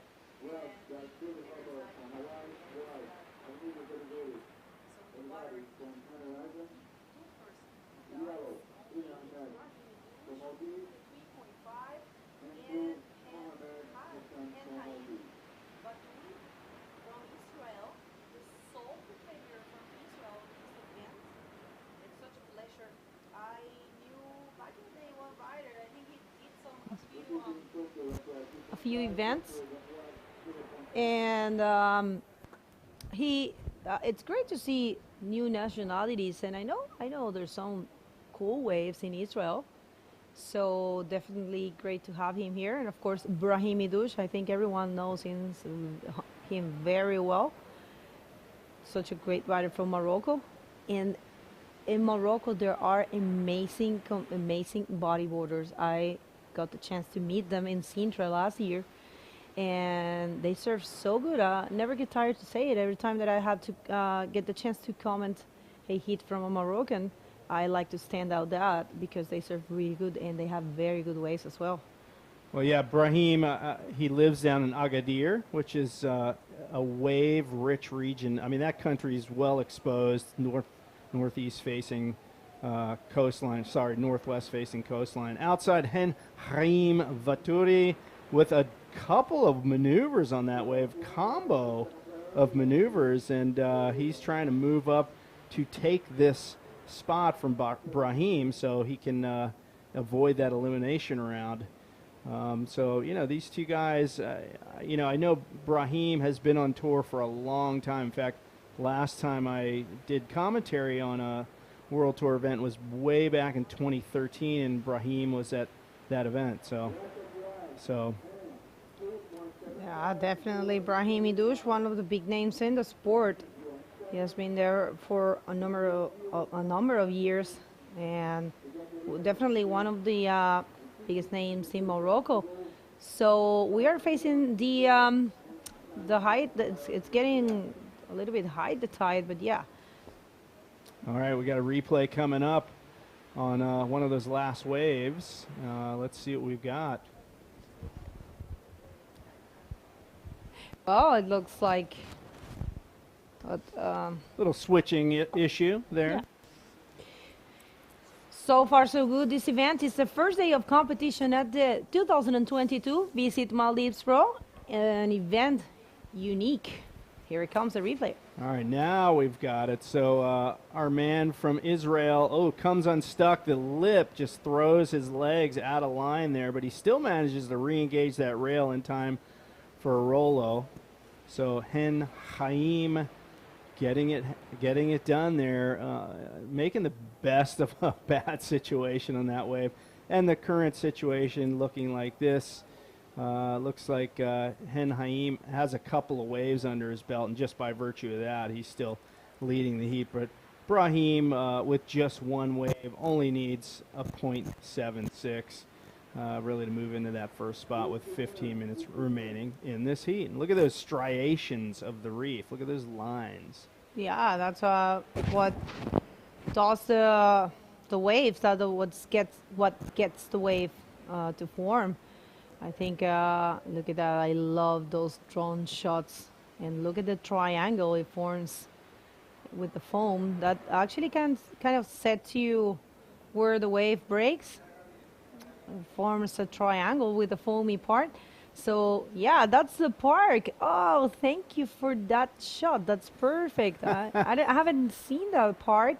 I'm going to go for you run, so you could run around it.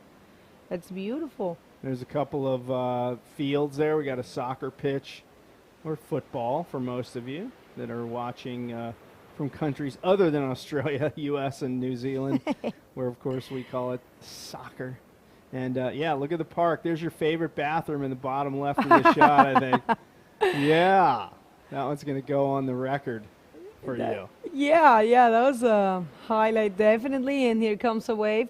Not much there.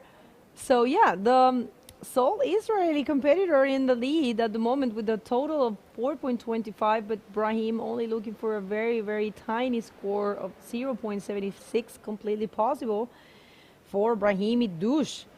And there's still 13 minutes and 40 seconds man-o-man heat here because Ashraf Hassan didn't show, so he's not in the water.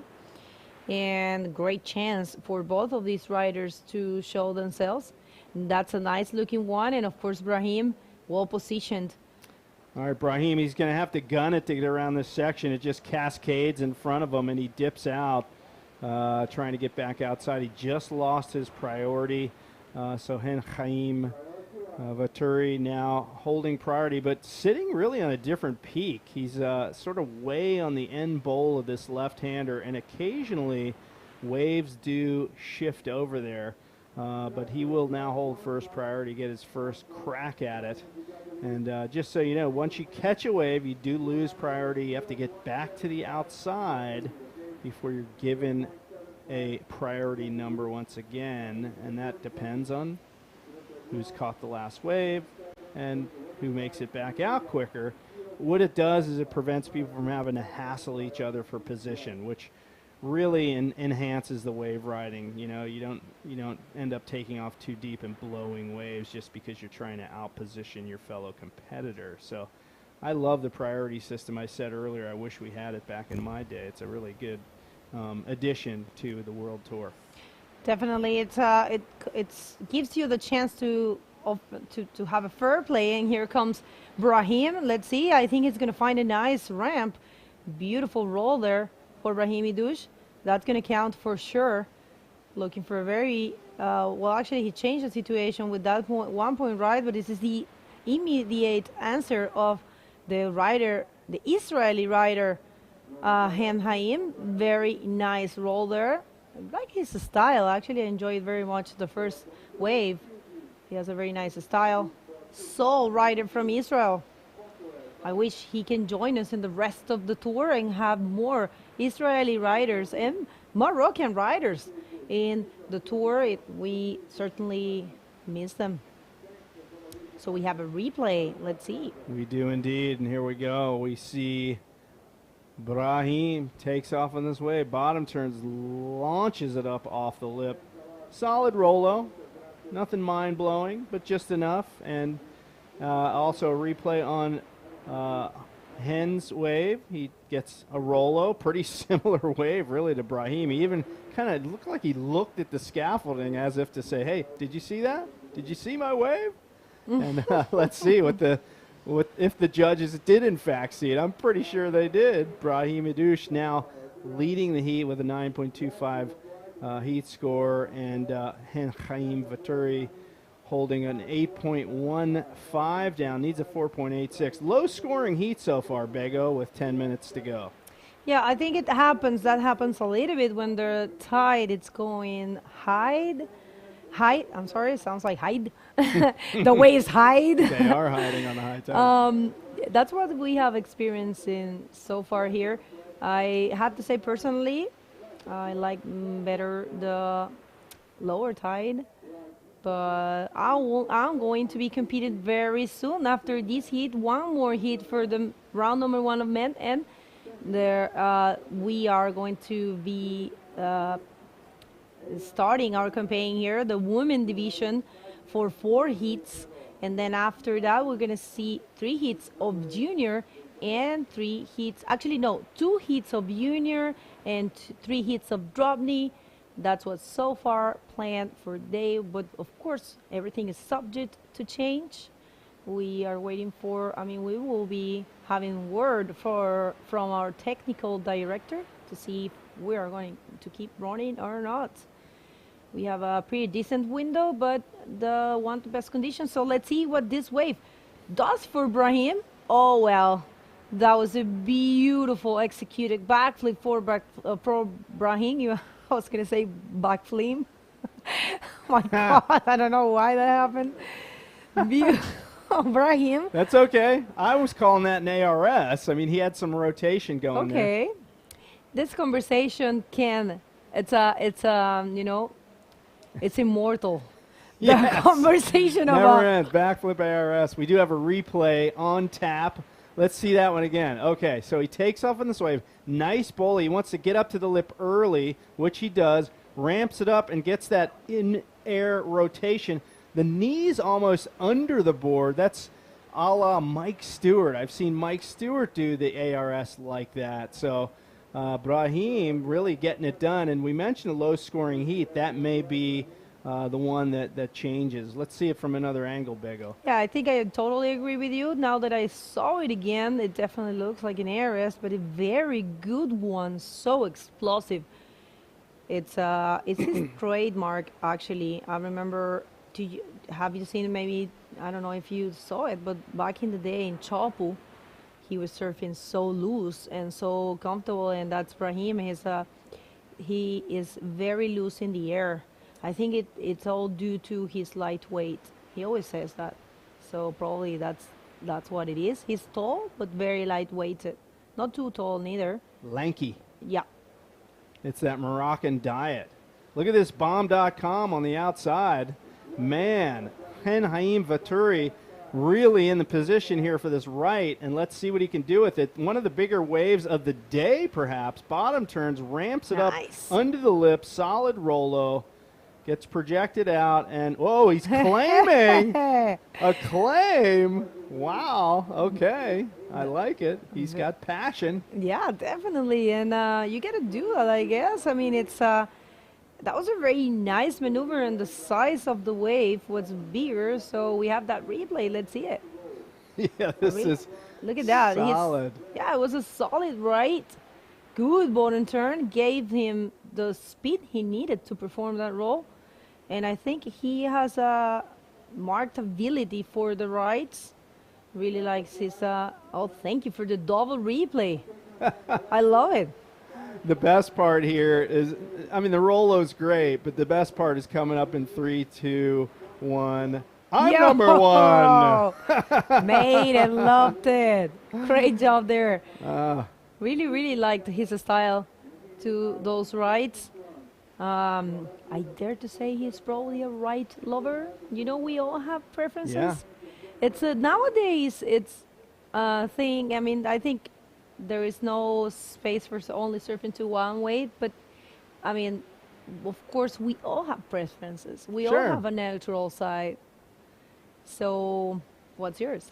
You know, for prone, it's lefts. For drop knee, it's rights. Oh, so, wow. you know, pretty much it's a win-win for me. Oh, yeah. If I go somewhere with a peak, I can prone the lefts and drop knee the rights, I guess. Unless it's, you know, too hollow, then I'm going to have to prone both directions. But, yeah.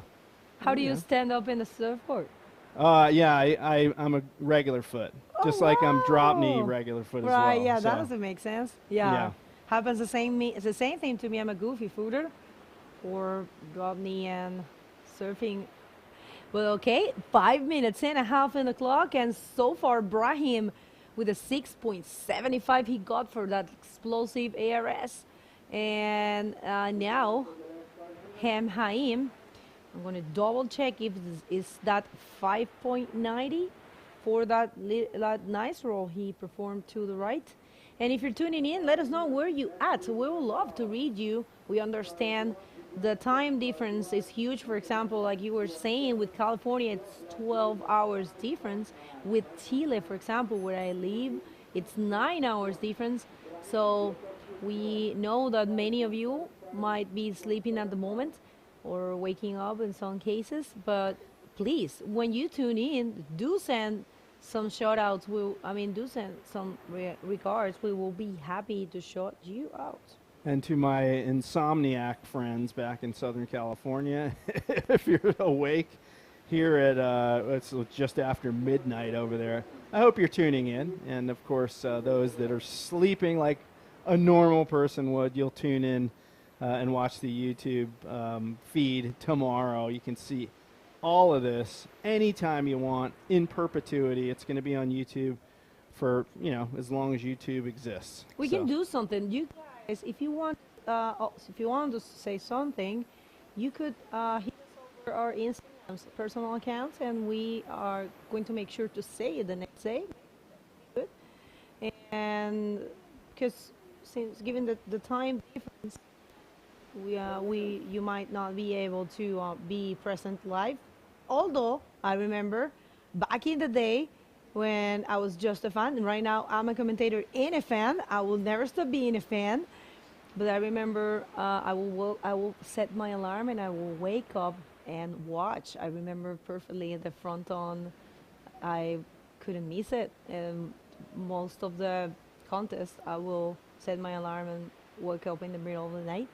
But of course, I'm a little bit obsessed about bodyboarding. That's hardcore. I'm sorry. I like it. Hey, you know, if you're at work on Monday, you can make sure your boss doesn't see you watching the YouTube feed. You don't want to get fired, but hey, you know, you can sneak it maybe on your phone, under your desk, or after work with the whole family.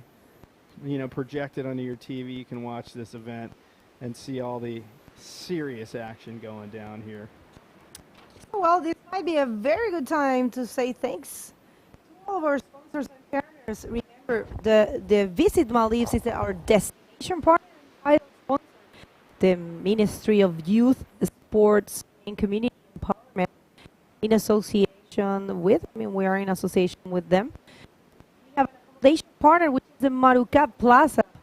The event partner is Official Events. We have the digital partner, which is the Ragu.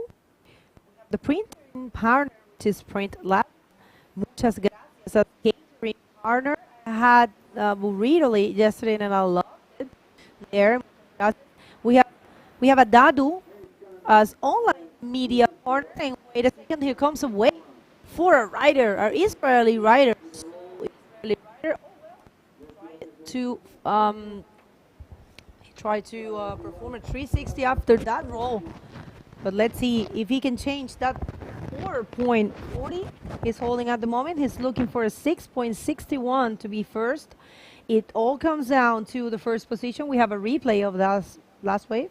All right, with just a minute 35 to go. Let's see that wave again. Vaults it up into the roof. Throws the roller. Goes for the fakie. The fakie spin. I love it. We saw him do a claim earlier. He's doing the fakie. Man, he is putting on a show out here. The man from Israel. Love Look his at that. style. Look, fake it. Yeah. He's even got a smile on his face. Of course. That was such a fun maneuver to perform. The joy of bodyboarding. Well, with almost only 1 minute to go, I would like to thank the rest of our sponsors, Mula Maldives, Sun Care partners, such an important partner. We have Maldives National Defense Forces as supporting partner, Maldives Police Services as supporting partners as well, Estelco, Mali City Council, String Fitness, Musician Association of Maldives, and Mafushi Water Sports, and of course NBAM. All of these are supporting partners. Thank you very much, everyone, for your support. And Henhaim Vaturi, our Israeli guy with a really extended spin, throwing that smile down again, just showing he is here to have fun. It's not just all about, hey, win, win, win. I'm going to have fun while I'm doing it. He needs a 6.61, but the heat's basically over, so it looks like Brahim Idouche dominating that heat. He's going to take the win, and Henhaim moves on to the elimination round, Bego. Okay, and I'm going to leave you to it. You land on yourself. I'm going to prepare for my heat. You guys, we are going to a heat recap and a commercial break, and we're going to be back in no time. Don't go anywhere.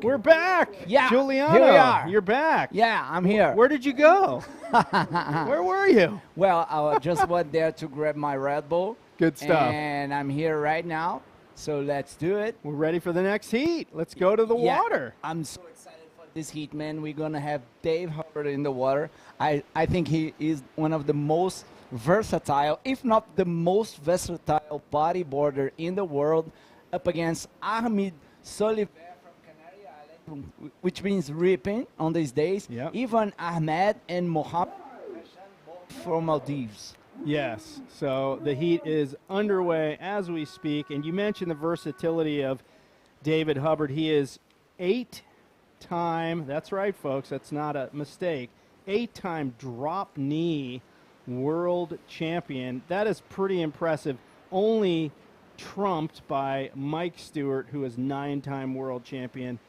That's just mind-blowing, you know, and he's from Kauai, and back in my day, it was Kyle Maligro was one of the most versatile bodyboarders ever, and he was also from Kauai. Something in the water there, I think. Yeah, I do remember Kyle Maligro, and really, really good rider. And here we go. That's him, Dave Hubbard. Take us through, Jay. All right, here we go. Dub, as he's known. Trying to find his way around this section, ramps it up into the lip, nice clean Rolo, gets another one, and he sort of stalled it out on that second roll and waited for the lip to pitch. Really a solid opening wave for Dave Hubbard. Yeah, definitely a good start for Dave. That's always good to find the first wave, a first solid wave, so he can put this in his belt and just change it for another one. Here we go for the replay.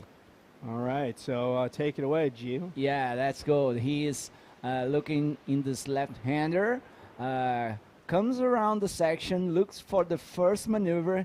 Here he comes, nice clean roll, finds another section, and another roll in the end. Nice one for Dave Hubbard. Yeah, you can't really improve on that. He really milked that wave for everything it's worth. And some live action. Looks like Dave got another wave. We'll hopefully be able to get that wave on a replay, because I didn't see what happened on the outside. But Dave off to a solid start on this heat. Yeah. That's it. Oh, that's Molina? No. So we got some. Yeah. Oh, no, that's the Canarian guy. Nice air rasp in the pocket. And a quick little roll in the end. Oh, nice one from Ahmed. 6.75 on his first wave. Nice. All right, looks like a little bit of a battle out the back, and blue Mohammed Rishan, local boy, ramps it up into the lip, and that thing swats him down, but he still pulls off the landing, so well done to Mohammed Rishan. Yeah, meanwhile, Dave Hubbard got his second wave, a 4.25.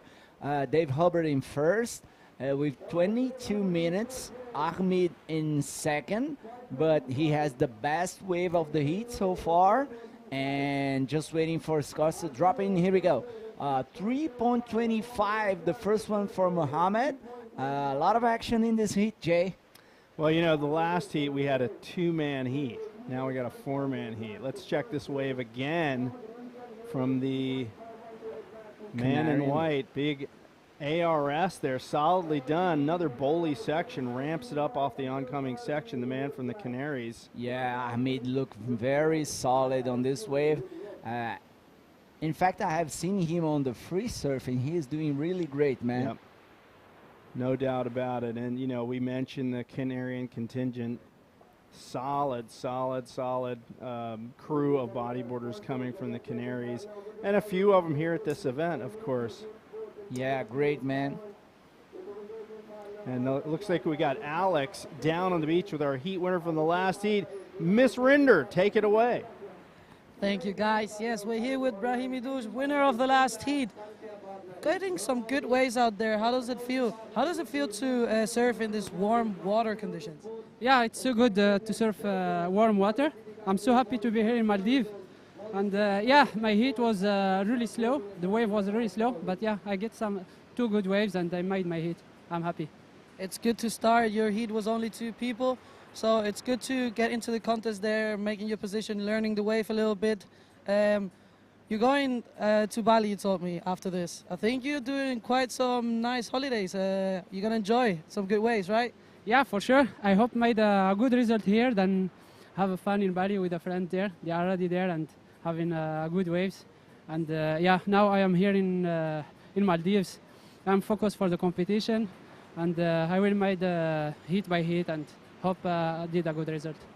Well, we believe that you're really good bodyboarder. We know that, so we wish you best of luck for the next heats. And guys, see you. Back to you.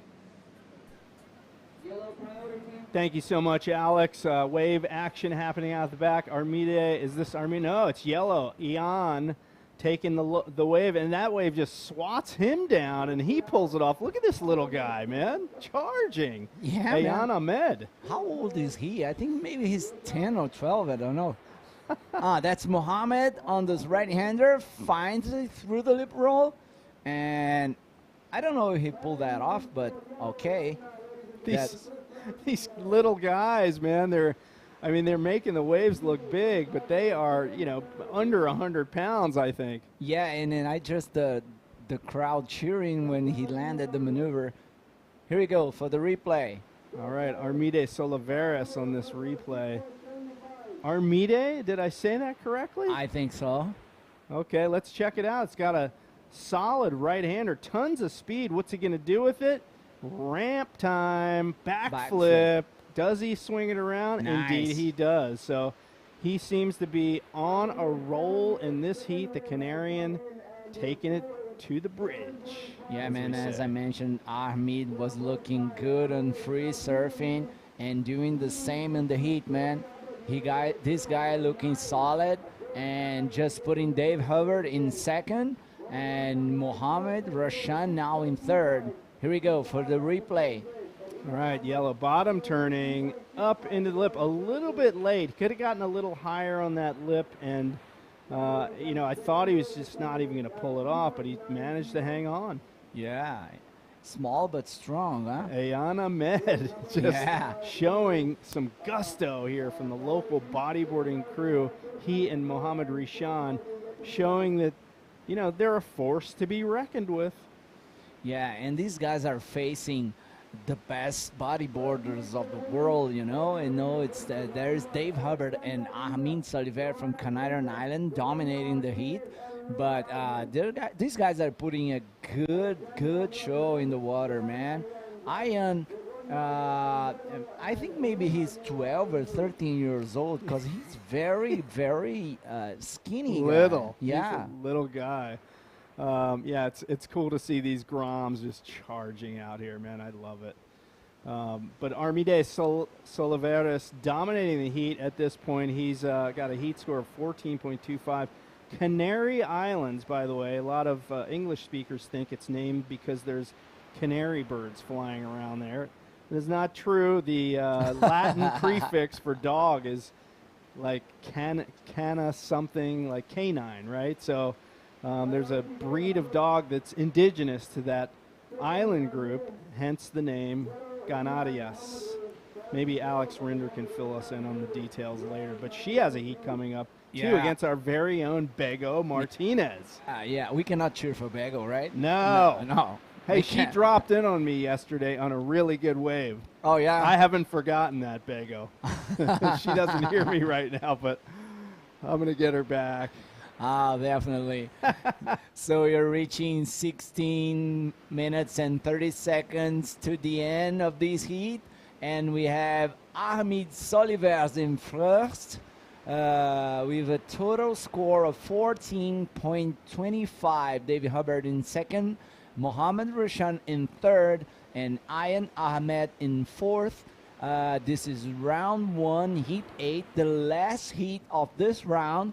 And just remember, this is a 25-minute heat, top 2 wave score. Oh, here we go, live action. All right, Dave Hubbard from Kauai, bottom turn, snap reverse, and just comes unstuck on that one. So, you know, I don't think that one's going to replace one of his top 2 scores at this point. I don't think so as well. But, yeah, this is round 1, heat 8, the last heat of this round. The heat number 1 of the girls division. Nice. Okay. This event is very important for the girls, as we have all the World Tour contenders here at Maldives, Jay. Well, I see that, you know, Neymar Carvalho, who's been on the tour since forever. Yeah. I mean, well, there was a break, a hiatus for her during the early 2000s, but she's come back, and now she's just barely in second place, like less than 100 points behind Sari O'Hara. So she's gunning to get her 7th, right? Sixth world title, which is just insane. I mean, no other female has that many world titles. Oh, here we go. Dave Hubbard on this left-hander finds the roll on the first section, and it was unable to put it off. I think that there was a backwash on the land, right? Yeah, it's like he bounced right out of that wave. That was a super funky landing there. It just landed a little bit too hard. Some sets approaching. We have seen some paddle action out the back, and here we go. Ayan Ahmed with a super nice looking wave here, cranks a reverse right in front of the photographer. Oh, nosedive. He got a little bit ahead of himself. I think he was looking down the line to the next move, and not really focusing on what was happening right in front of him. So, you know, just a little youthful exuberance getting the better of him. Yeah, and actually, as he dropping in and had this first maneuver, we can hear the crowd cheering out there. Amazing. Here we go for the replay. So let's check Ayan again on this wave. Go ahead, Gio. Yeah, nice style, clean face, goes for the reverse, nice execution, and then, oh, something happened back there. No problem. He had plenty of time to get another one. And, oh, there's live action. Live action indeed, with a heavy rain squall just pushing through at the moment. And it looks like we had Blue Muhammad Rashan got a wave there. And more sets out the back. And look at this rain, man. We can even hear it from the broadcast booth here. Yeah. We are in the tropics, man. That's what happens here. Now it's raining, and in the next 10 minutes, maybe the sun is out, maybe a rainbow, or maybe we'll keep raining. It's liquid sunshine. That's what I like to call it. Liquid sunshine. And it's so warm, man. It's warm and humid. The water's warm. Nobody really cares. But I'll tell you what, this squall is making it look like a giant set is pushing through right now. Yeah. Is that an optical illusion, or are we really seeing maybe the set of the day? Yeah, some sets are rolling in right now. You can see the blue paddling for this one. Oh, here we go. No, that wasn't. This one was a closeout. So upcoming next, we have the first heat of the women's division. We have Alexandra Rinder in red, Joanna Schenker in white. Oh, live action. Here we go. Ahmed, one more backflip. This guy is on fire, man. He really is. I mean, that was well executed, and linked maneuvers are what the judges like to see. He landed the backflip, maintained the momentum, straight into a forward spin. He's solidifying his lead in this heat. Sure. Here he goes for the replay. And that's him finding a nice section right after the bottom turn. That's what the judges are looking for. And this is going to be well scored, man. I think so, too. You know, he doesn't really even need it, to be honest, with his positioning in this heat, as that squall continues to push through. Armide Soliveris leading the heat convincingly. In fact, Dave Hubbard needing a 9.0 to move into that lead spot in the heat. But he does hold down first priority, and there are still 11 minutes to go. There's some of the local crowd enjoying the action, staying out of the rain. Yeah, cheering for Mohammed and Ayan. But, well, Ahmed is showing them what he has to do to get the first place. And you know, we mentioned this is not the end of the road for any of these guys. It's not an elimination round, so everyone will get another crack at it. The heat winner moves ahead, and the other three will battle it out in the elimination rounds, of course. So winning the heat, an advantage to be sure, but not the end of the road for anyone. Yeah, basically everyone will have another chance. That's very good to know. No one is out, and we have some paddle action out the back. And let's see who's in position. No one, maybe the next one. See how beautiful is this lineup, man. Yeah, it looks like this squall is almost pushed through, and like almost a little sunshine just making that white water look super bright. Here we go. Once again, Armin Solivers looking for the section, and once again, another ARS, very well executed. He's very comfortable out there. Yeah, you know, he's got to be relaxed at this point. He's hearing the announcements of the scores. He knows nobody's really challenging him. Although I will say, if anybody can get a 9.0, it's Dave Hubbard. Let's go for the replay. Take us through, Jay. All right, so we see Armide take off on this wave, left-hander. He looked back for a second. He thought somebody was behind him because obviously he didn't have first priority, and uncorks a beautiful ARS, legs crossed, good style, lands smooth, and you can see that rain just pouring down. And a little closer shot shows the effects of the rain on the surface, but I suspect this squall is just about done. Look at this nice peak outside. Yeah, nice set coming through. We have red. Dave Hubbard looking in this one. Goes for the ARS. Nice execution right on the first section. One more roll on the end. Just can pull it off, but the first maneuver was very clean and solid. Yeah, definitely a textbook ARS from Dave Hubbard, but just could not maintain the speed after that move to get that one finishing maneuver to get the the combo wave that they like to see. 9.0, he's gonna, I'm gonna step out on a limb and say he's gonna barrel and an ARS on the same wave. 8.5 minutes to go, and he's gonna be in 4th priority position. So kind of an uphill battle for Dave Hubbard to move into that first slot at this point. Yeah, he got a 7.25 on that wave, just improved his score, and now he needs a 7.01 to get first. It's better. Definitely improves his situation. Nice. Let's go for the replay.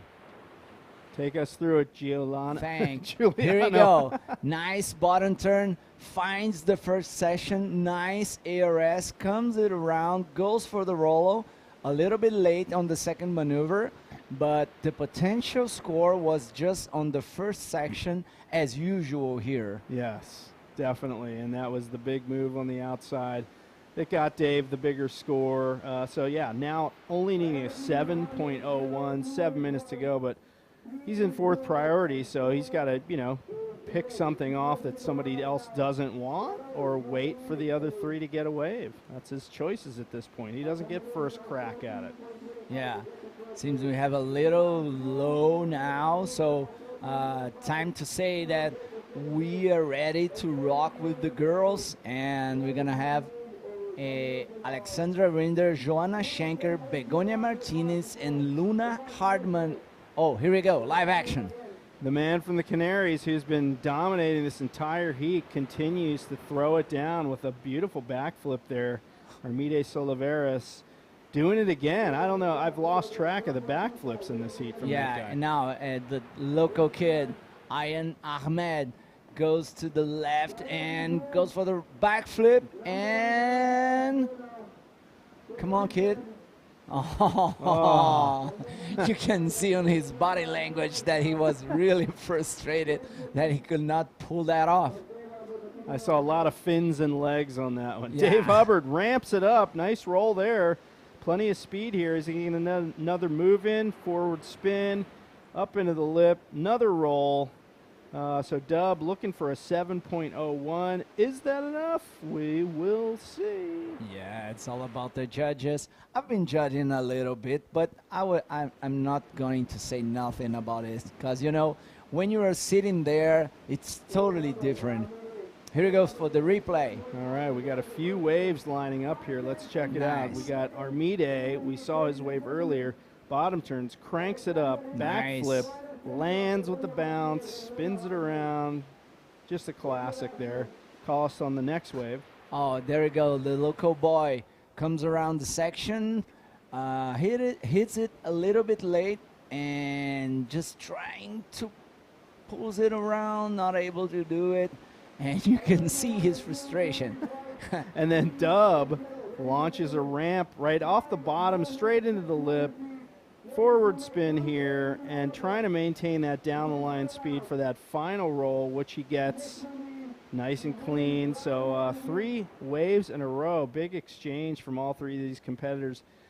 Dave Hubbard still looking at needing a 7.01 to move into that first spot with about 4 minutes and 45 seconds remaining. Yeah, this is the last heat of the round 1 men's division. And upcoming next, we're going to have Alexander Rinder up against Joanna Schenker, up against Begonia Martinez, and Luna Hardman, Neymara's daughter. Oh, my gosh. That is awesome. Luna Hardman and Neymara, I was talking to them, and they've competed against each other 3 times. Luna has won all 3 heats. That's what Neymar told me. Oh my God. I said, bad girl, bad girl. Don't beat mommy. Don't beat mommy. It's not fair. Yeah, that's gonna be epic to see. Yeah. This battle through the years. I know. It's the passing of the torch. But yeah. what other sports and mothers and daughters compete against each other? Yeah, here we go. Ahmed, one more time. Oh, not this one. I think he's tired of backflipping, man. Too many hard landings. That one had some backwash in it, and I think it just scrubbed all of his speed. And he said, nah, I'm not going to do it again. Seconds to the end of these heat. Ahmed comfortable in first place. Dave Hubbard in second, chasing a 7.11. Yeah, it seems that Ahmed improved a little bit his score. And Mohammed and Ayan need a combination of 14.35 points. Only 3 minutes to the end of this one, Jay. Yeah, now it's just show-off time for these local grommets. 3 minutes to go.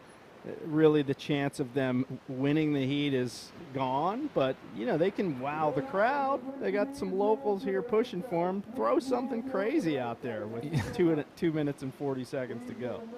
Yeah, that's nice. I love to see the locals cheering up for them. Yeah. And, that's a great opportunity just to be out there with these guys and everything that IBC is doing here. I'm sure it will be through the years, these guys have a really great future, for sure. There's no doubt about it. We mentioned this being the inaugural year of this event. I'm sure it won't be the last. And Mohammed Rishan takes off in this wave and, whoa, ramps it up into the lip. And solid final wave. And maybe he'll get another one, but he did have priority, and Ayan Ahmed has first priority now, so we'll see if he can finish strong here as well. Yeah, nice little roll. Maybe his best wave in this heat. He's chasing 14.35. It's going to be hard, but anyway, let's go for the replay of this wave. Just a quick little roll. Nice bottom turn, clean execution. That was a nice little wave for the local boy. I like the dismount. He just dives off. I'm done. I'm headed out for more. Yeah, coming down to the last minute. And this is the last heat of the round one men's division. Okay, so just a minute to go, and we got a rider taking off on the inside. This is Mohammed Rishan trying to find one more chance to show his stuff. That wave denies him. Meanwhile, Dave Hubbard on the outside. Let's see what he can do with this wave. Yeah, dropping in, finds that section. Nice backflip, comes around, pulls a roll. Yeah, really nice combination for Dave Hubbard. You see his eyes? Yeah. Yeah, he loving it. I think he loving it, man. Dave is about 5'10". I'm not sure how many centimeters, maybe just under 180 centimeters tall, and using every inch of his height, every centimeter of his height. Look, nice timing, perfect timing. Finds a space for a roll. He needs a 7.25, if I'm not wrong, and maybe we can see some change in the lead of this heat. And this heat wrapping up here as we wait those final scores. Oh, one more wave happening for Ayan Ahmed. Local grommet throws the reverse there, bouncing around in that backwash. Still going on this wave. Final wave of the heat. Banger off that backwash oncoming section with a Rolo, and that's going to do it for that heat. And one of us has to get down there to do an interview. Yeah, and see, that's it. Dave Hubbard in first. Ahmed Solivers in second. Okay, so we have a heat recap right now. Let's check that out.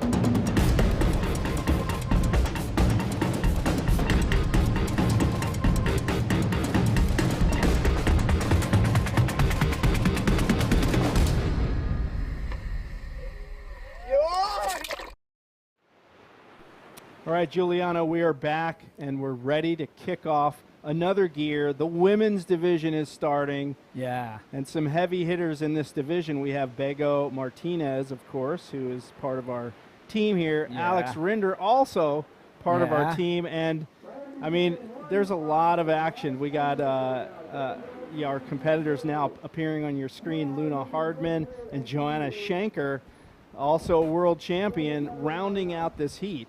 So some heavy action going to go down in this heat right now. I'm really looking forward to this.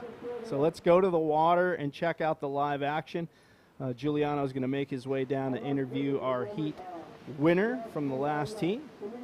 Rounding out this heat, let's talk about the competitors. Alexandra Rinder, a former world champion from the Canary Islands. Joanna Schenker from Portugal. Begonia Martinez from Chile. Luna Hardman from Brazil. So certainly an international contingent in this heat. Luna Hardman, the daughter of five-time world champion Neymara Carvalho, who, by the way, Neymara really in the running for a world title at this event. We'll see her later. But for now, round one, heat number one in the women's division in the water. Our rain squall has passed through. The weather has improved dramatically. And Giuliano mentioned before he left, you know, these squalls, they last 5-10 minutes and then they're gone. And sure enough, that's exactly what happened here. So, folks, thanks for tuning in again. We're in the 2022 Visit Maldives Pro here on the IBC World Tour here in Male, Maldives. This spot is called Varunula Ralugandu. Man, I had to practice that a lot to learn how to say that. But opening wave about to take place. Alexandra Rinder takes off, forward spin, waiting for the wave to do something, offer her another opportunity for scoring, but that one shuts down quick. But she gets one off, and we actually have Luna Hardman who had a wave early on. We didn't see that one. And we're gonna do a interview with the heat winner of the previous heat, Giuliano. What's happening down there, buddy? What's up, Jay? Thank you. I'm here with the winner of the last heat, Dave Hubbard, who shows up a real patient out there and very lucky and fortunate to find the last wave. How was it, Dave? Oh, it was challenging because Armide started off so strong, and he was relentless and he kept getting those high scores. So it took me a while to get into a rhythm, but I was able to find something. I'm super grateful. Yeah, man, congratulations. And that last wave was amazing. You got the first perfect timing and find a little space for the roll in the end, right? Yeah, I was really excited to get a finishing move because I wasn't sure if the arse was going to be enough. But when I got a finishing move, another roll, I felt probably this could be the score. Yeah, that's it. Congratulations, Dave Hubbard, one of the most versatile bodyboarders in the world. Back to you, Jay. Let's go. Well, thank you, Giuliano. Dave Hubbard, certainly one of the most versatile bodyboarders in the world. 8-time world drop knee champion. Pretty amazing.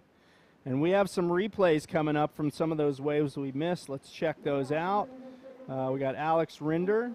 She had the first, not actually the first, but the second wave of the heat. Bottom turn, forward spin. Wave ends right there. So not a huge scoring wave for her. But taking off on the outside, this looks like Joanna Schenker up into the lip Rolo. And the Portuguese former world champion getting a good lip maneuver in there. So a couple of good waves under their belts. Current scoring is looking like Joanna Schenker with a 5.0 heat total, just one wave under her belt. And rejoining me here in the studio is Giuliano Lara. He's a little bit wet. It looked a little rainy out there during that interview with Dave Hubbard, but you're back in the warm, well, cool, dry studio, let's say, as Luna Hardman takes off on this wave and hits that crumbling section. Yeah, in fact, it's raining a lot, man. Yeah, I thought the squall was done, but it's rebuilding here. More rain, a little bit of wind, but amazing finish for Dave Hubbard in that last heat. You know, he really in the last minute of the heat. So, all right, so we got a replay coming up here of that last wave. Here he goes, Luna, looking for the roll, little foam section, but she did it good, pulls it off, and okay, that was her first score, right? That is correct. So you can see the scoring right here. Luna takes a 3.0 on that wave. Alex Rinder with just a 2.5 on her first wave. Joanna Shanker with that Rolo off the lip with a 5.0 leading the heat. Begonia Bego still to put any points on the board. Come on, Bego. Where is she? Oh, look Yeah. at her. Is that her on the bottom right-hand side of Yeah. the screen? No, she's on the outside. She's sitting out there in the yellow. So Oh, yeah. let's see That's what it. happens here. I don't know about you, but I love when I see 4 different flags on the board. Yeah. Yeah. I have to, some of these competitors, I don't know every single competitor, but I do know this one. Oh, There's that's Bego. Oh, nice little roll for Bego. Can she pull that off? No. Come on, Bego. Let's try one more time. So Bego got trenched, as I say, on that landing. She landed right with the lip. Trench opens up. Boom. Oh, nice. Shoved out the back. So that's why she couldn't maintain the momentum of that wave. Okay, let's go for the replay of that wave from Bego. Just a quick bottom turn. Goes for the roller right on the backwash time. That was nice, but unable to land. Yeah, I think her board needed to be pointed a little more straight towards the beach to handle that backwash that hit the lip right at that moment. So, Okay. but we'll see.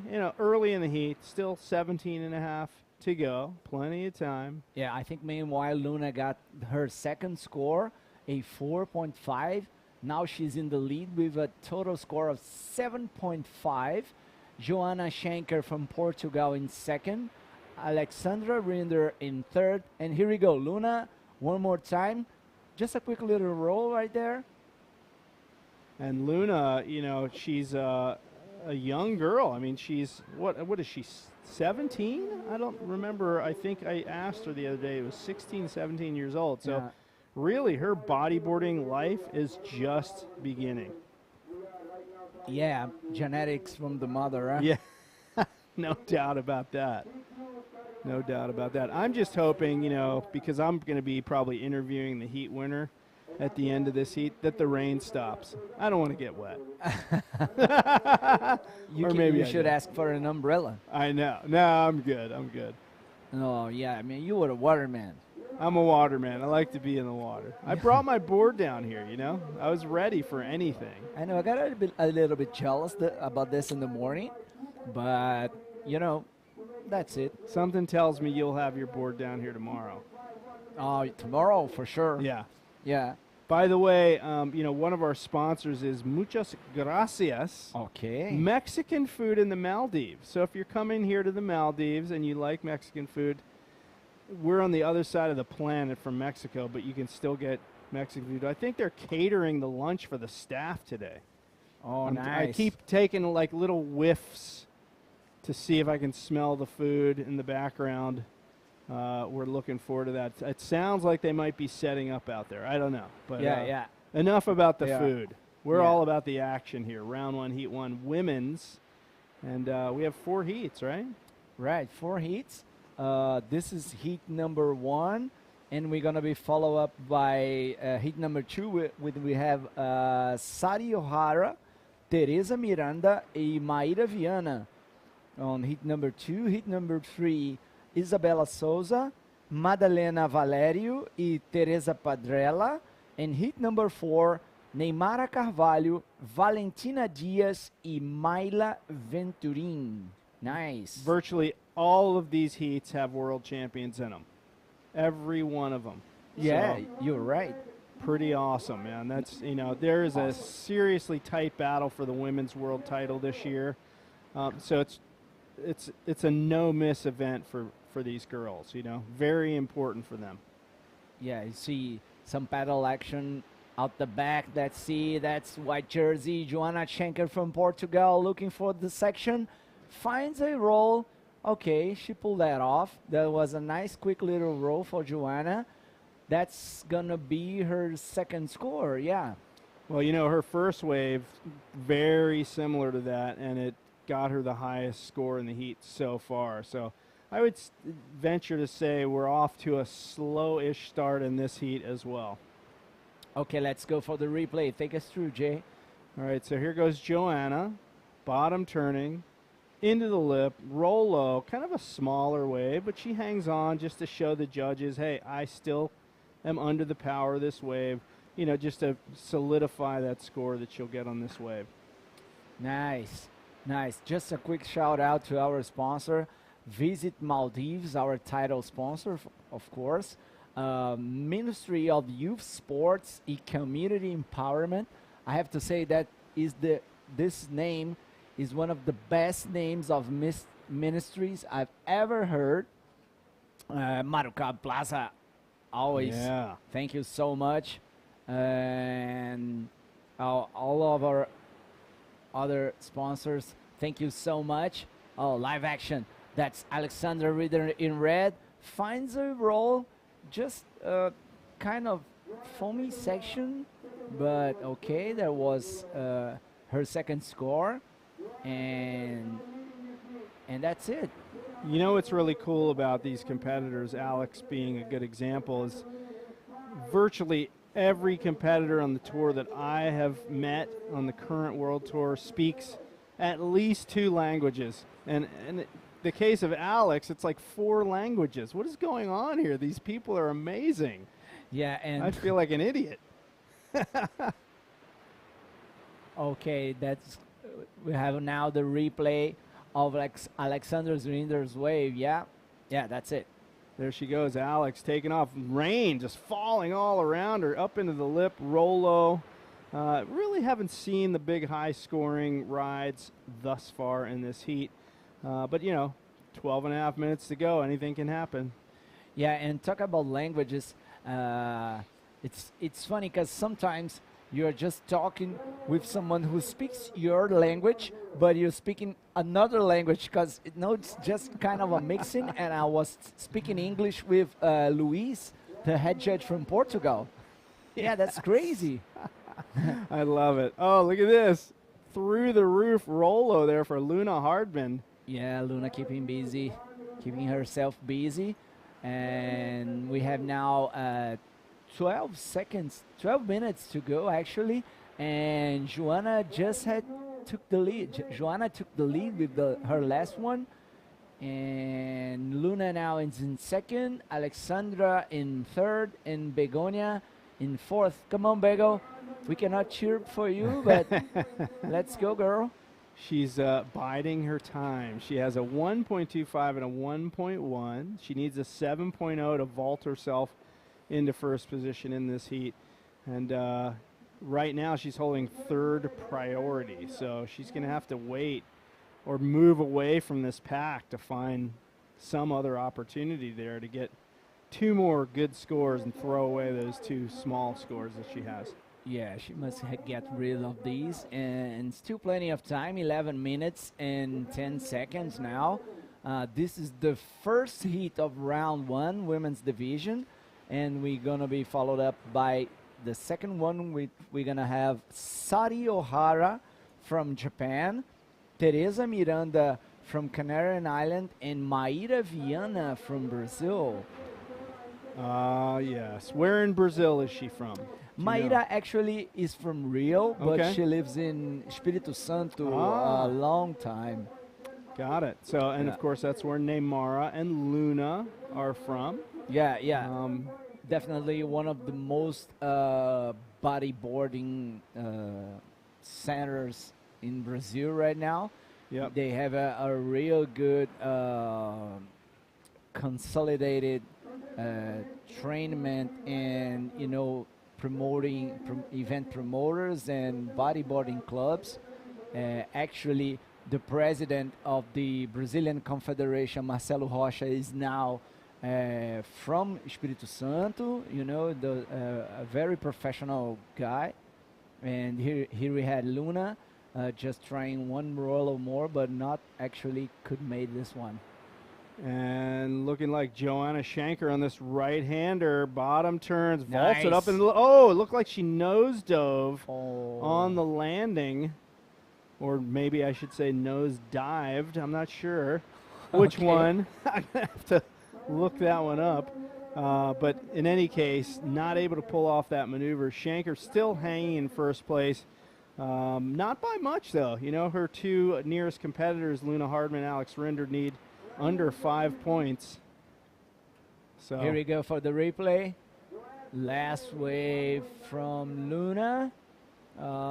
Just a quick little roll right there. Kind of. Oh, here we go. Now it's Joanna. Find a good projection in this one, but was unable to handle the landing. Oh, okay. And Joanna's from the town, or well, the area called Sagres, which is in the south of Portugal. Beautiful part of the world, really stunning coastline as well, obviously. And we're going to see that wave again. She bottom turns, vaults it up into the roof. Nice timing on that, but just really unglued on that landing, unfortunately. Yeah, nice one from Joanna. 8 minutes, 30 seconds to go. Joanna sitting on first place. Luna needing a 4.81. Totally doable. Also, Alexandra needing a 4.75. And Begonia fighting for a 7 points. They are really close. Just 8 minutes to go. And I think that things can change until the end, Jay. Yeah, they definitely can. You know, and I got to say, this rain squalls really seems to have affected the waves in this heat. It just looks a little messy. The wind maybe getting a little bit wonky. You can see offshore spray on those insiders, but a lot of bounce and bump in the waves right now. We'd love to see this squall move out so we can maybe get a solid scoring opportunity for some of these girls towards the end of this heat. Yeah, but we are talking with the best bodyboarders in the world. These girls really can handle these conditions and find the best waves. Now here we go. Red jersey, Alexander Rinder on this left-hander finds a roll, goes through the lip, and she pulled that off. You know, she's a strong girl. She had to fight for that one. We saw her kind of buried underwater, kicking super hard just to stay out front because, you know, quite frankly, to show the judges that you've completed the move, you have to pop out the front of the white water under the momentum of the wave. Okay, here we go for the replay. Take us through, Jay. All right, so Alex Rinder, little speed, not a lot of time to get up into that lip, but she punches through the ceiling and kicking out in front of it and shows that she's under the power of the wave, kicks out, tries to get back outside quickly because there's still 6.5 minutes to go in the heat. Yeah, definitely a really strong girl. I think Alexandra, she was born in Germany and then went to live in Canary Island in this last couple of years. Yeah, I think it's since she was little, her parents are German. She speaks fluent German, goes back to visit, speaks really good English, like almost very little accent with her English as well. She speaks, obviously, Spanish, living in the Canaries, speaks Portuguese. I would venture to say she can throw down a little bit of Japanese here and there, too. So she's a pretty smart young lady and a fantastic stand-up surfer, too. I don't know if you've, yeah, I mean, I'm just basing this on Instagram, you know. You can fake stuff on Instagram, but what I'm seeing from her Instagram is she can throw it down on a surfboard as well. So a true athlete, true water person.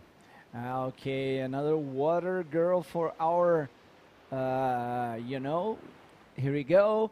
This is Joanna Shanker, heat leader.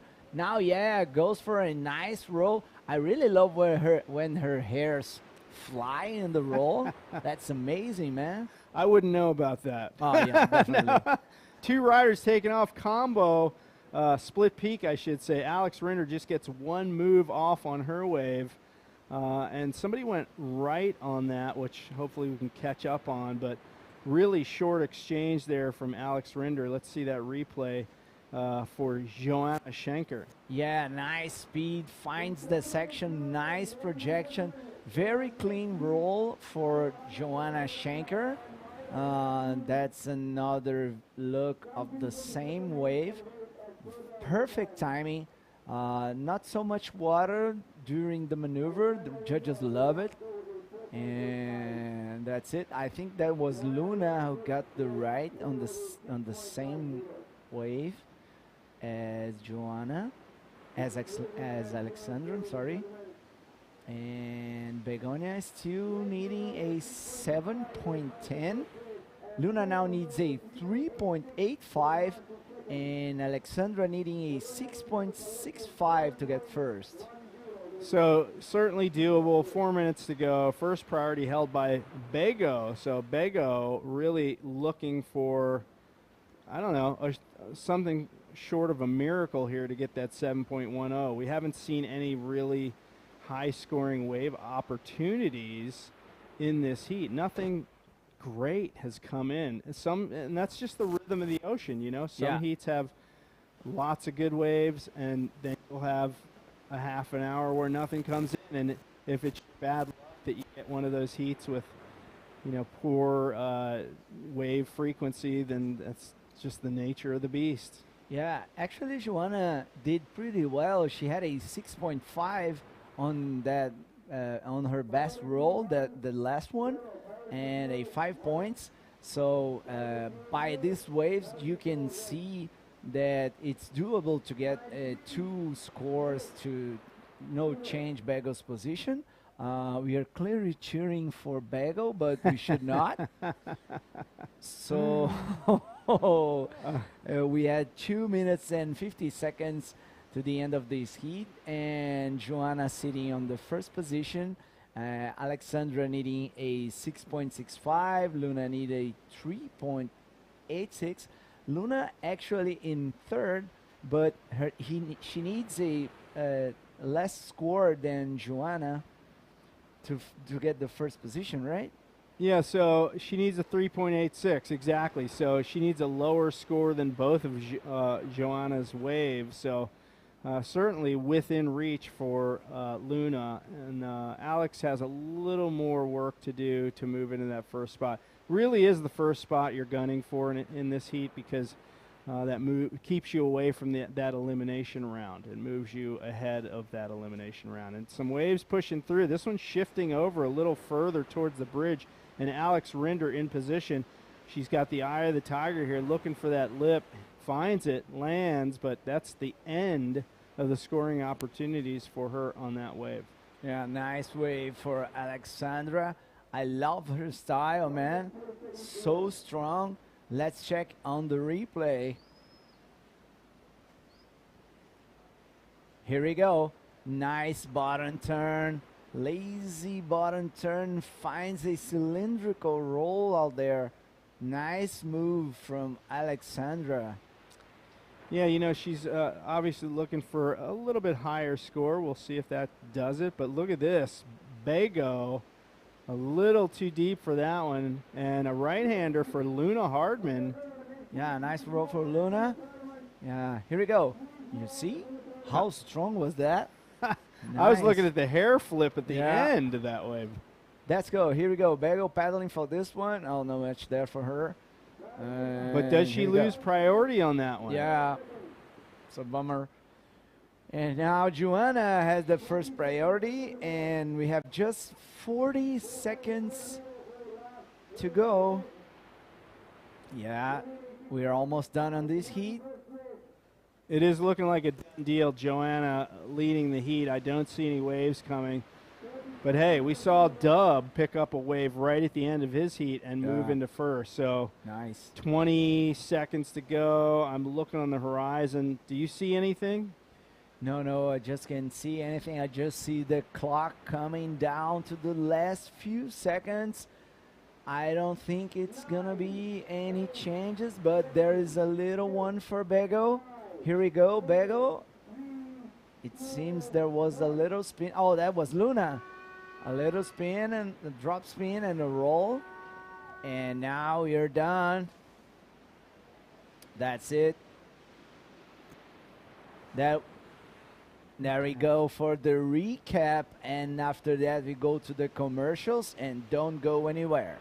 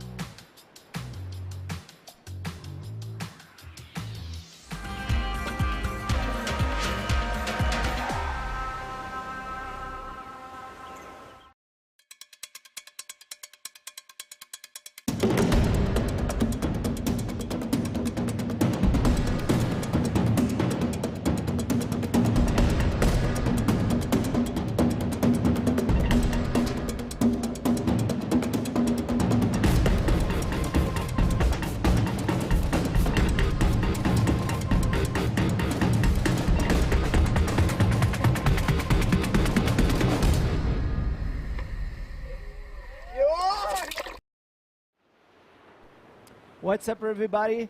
We are back here from Maldives, the sunny side of life, and we go straight to the water because now we have the actual World Tour leader ranking, Sari Ohara, in the water. So let's go out there, Fácil.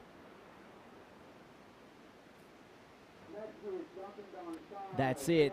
Oh, the rain looks stopped, and you can see the graphics. We have Sari Ohara from Japan, Teresa Miranda from Canary Islands, and the Brazilian Maíra Viana, and up and riding.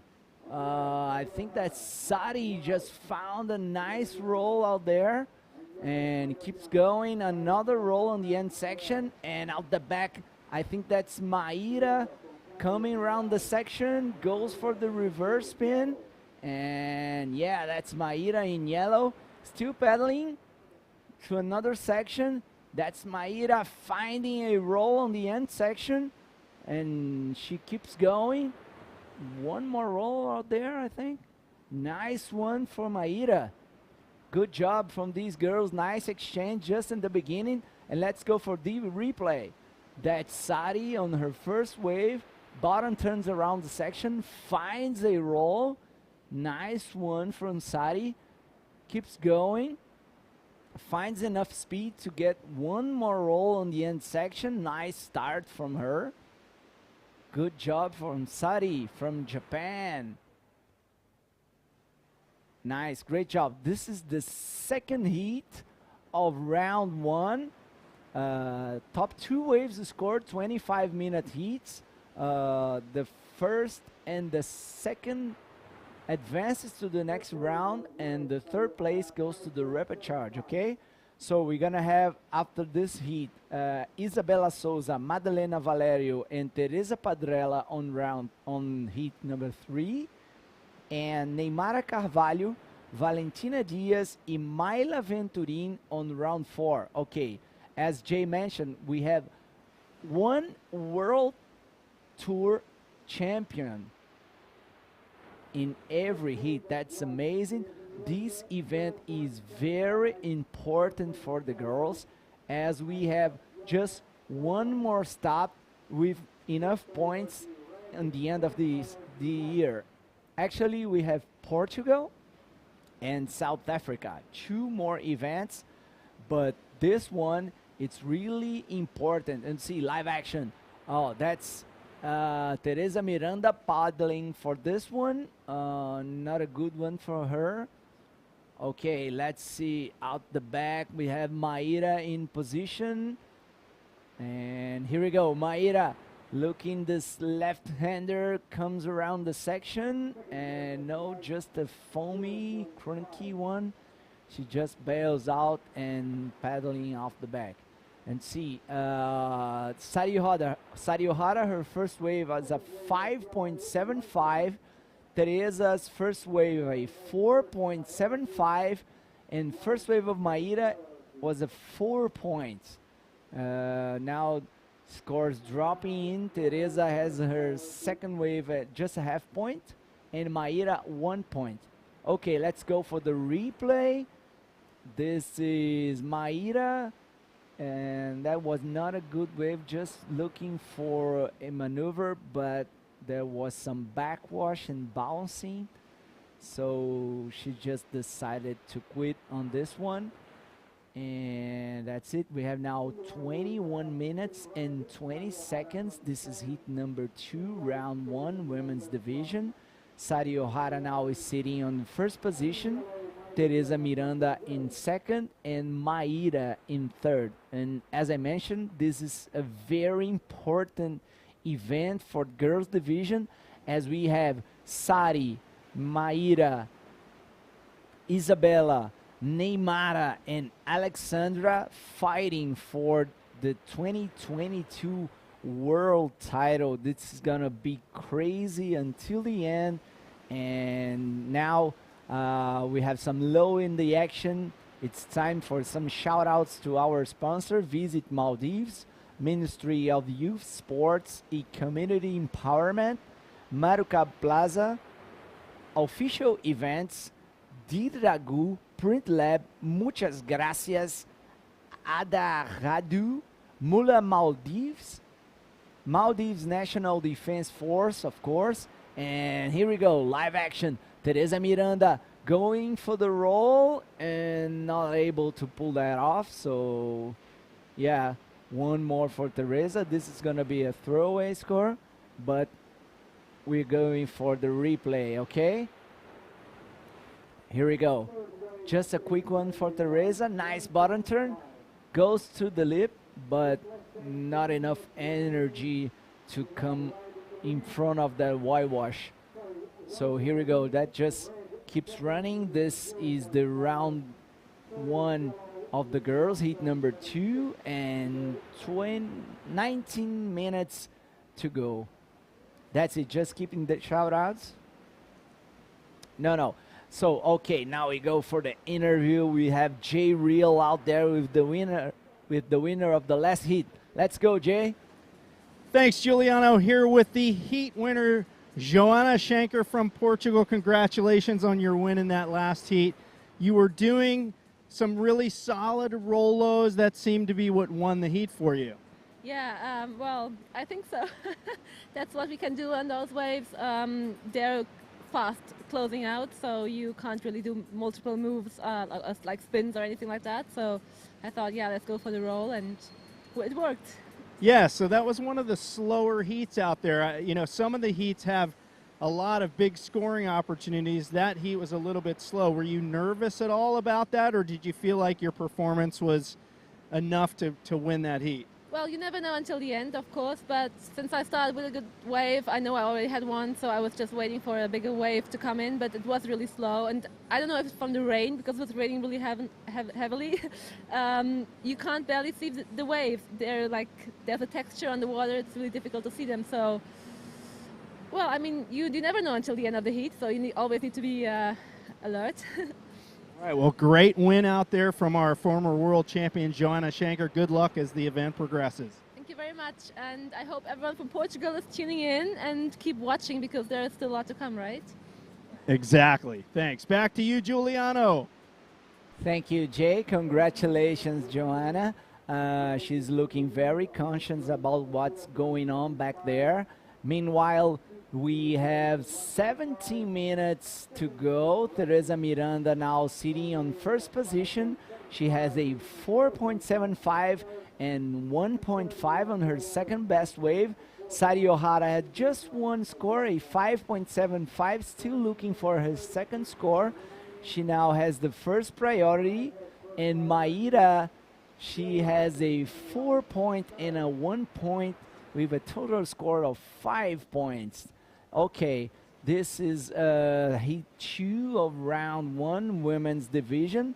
We're gonna be followed up by heat number 3, when we're gonna have Isabela Souza from Brazil, Madalena Valerio from Portugal, and Teresa Padrella also from Portugal.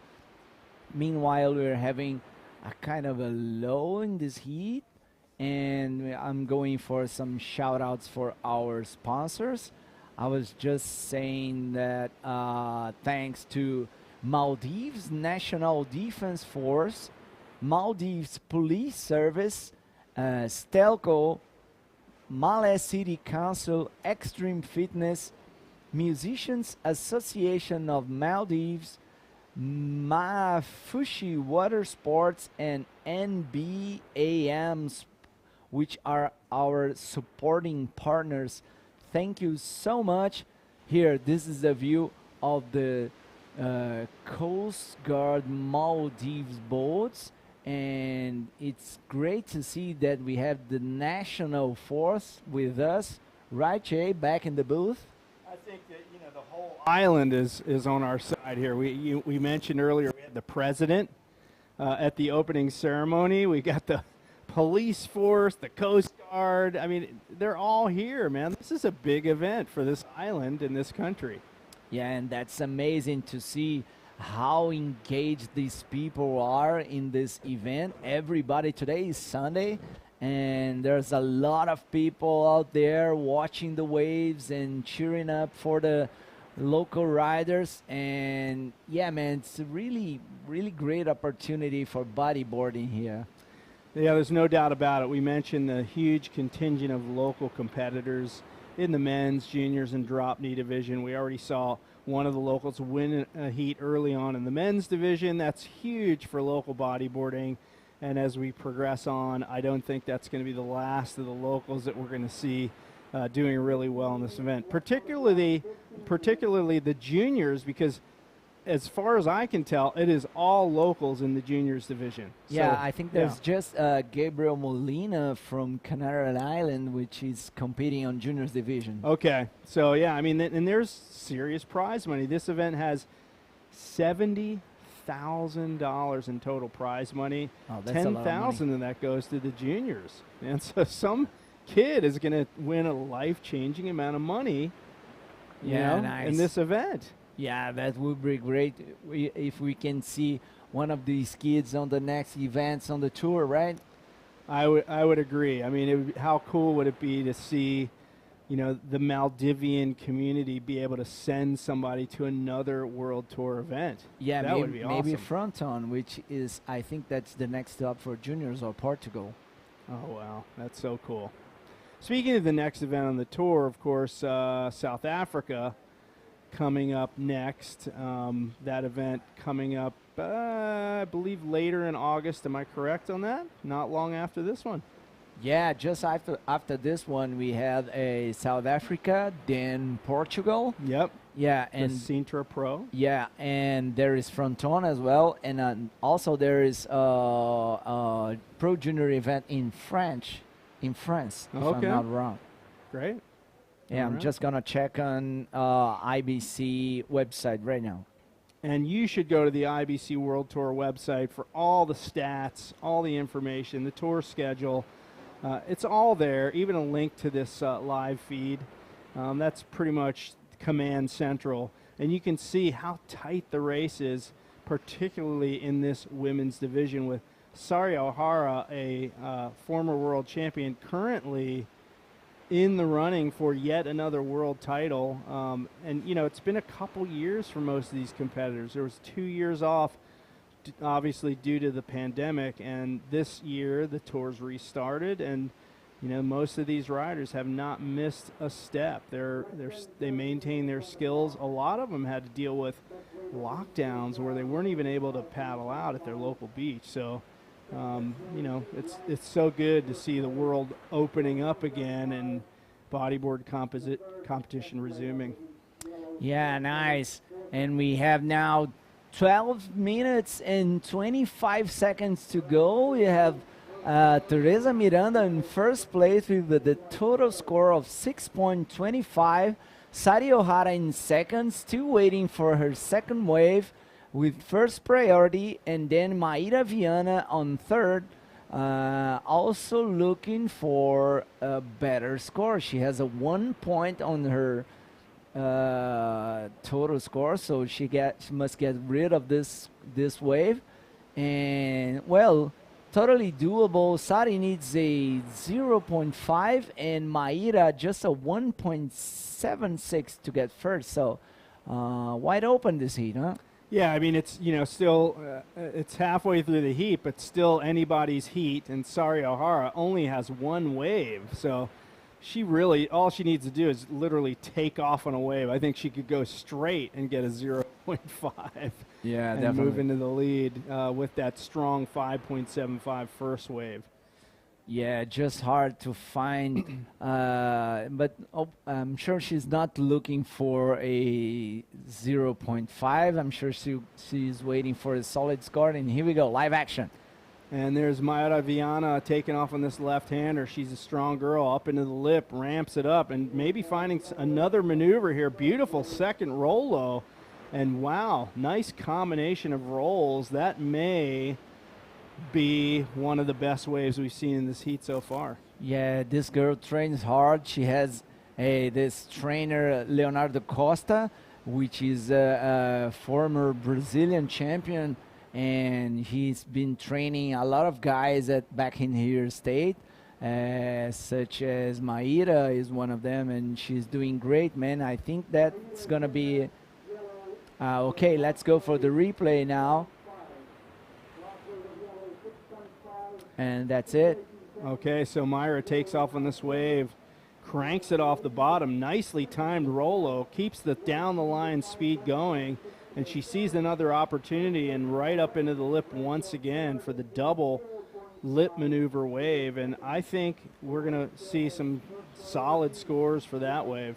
Oh, that's it. A 6.5 that goes straight to the first place. Maíra now leading the heat with a 10.50 total score, just pushing Teresa Miranda to the second place, and Sari now in third, still needing a 0.5 to second. Yeah, that's it. 0.5 to second, and now she's still holding first priority. Maíra, really smart, took that wave under priority and find the best wave of the heat so far. You know, what's interesting is Japan and Brazil, for many years, for women's bodyboarding, have dominated the sport. Some of the European girls have caught up, and Teresa Miranda takes a quick bottom turn and out of that wave, so not really happening on that one, but more waves on the outside. A little backwashy one here for Maíra Viana. She bottom turns to this right. That one looks good. Ooh, a little spitter behind her, and she throws a roll, but that little crossed up seam didn't allow her any more room to score. Yeah, still plenty of time, 8 minutes and 40 seconds to go. Maíra sitting on first position, and Teresa in second. Sari Ohara very patient out the back, waiting for the score. It seems she's pedaling for this one. Is it gonna shape up? Yeah, that goes. Sari Ohara finds the roll. Nice timing with the backwash. One more roll for Sari. Nice execution. I love when her hair flies, man. I told you, don't talk about the hair. I don't know what that's like. I'm just kidding. I used to have hair, trust me, but I don't care. Yeah. So solid exchange. That was a split peak, and look at this, Sari Ohara. That's what we want to see. The hard bottom turn into the lip. That's what gets you the points. She follows it up with a second roll. But you mentioned a few heats ago the bottom turn, really the cornerstone of the big scoring maneuvers. And here it goes, Teresa on this one, knife through the lip roll. Okay, here she comes in front of the whitewash. Nice execution from Teresa, and nice exchange on this heat. You see the pedal, Yeah, that's where you see how these girls are fit and training, man. Exactly. And, you know, it is a bit of a rush. You want to get back outside if there's an exchange with multiple riders catching the same wave, different directions. It's a race to get back to outside because that determines your priority position. And Mayra Viana right now in the driver's seat.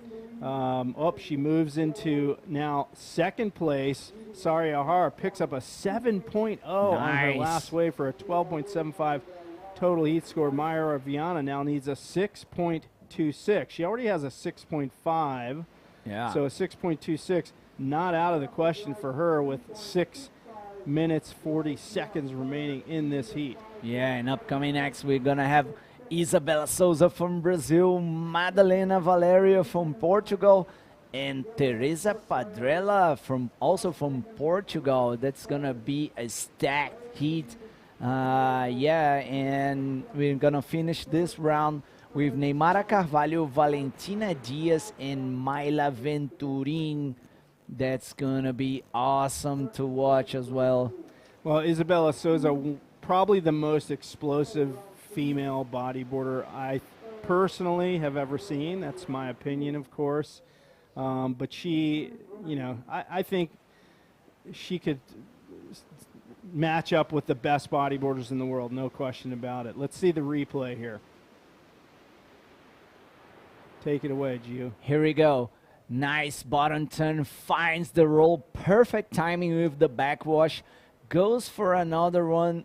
Also great execution, cool and calm, goes for the paddle out the back, and nice wave from Sari O'Hara from Japan with the strong lead now with 12.75 points, putting Mayra in second and Teresa Miranda in third.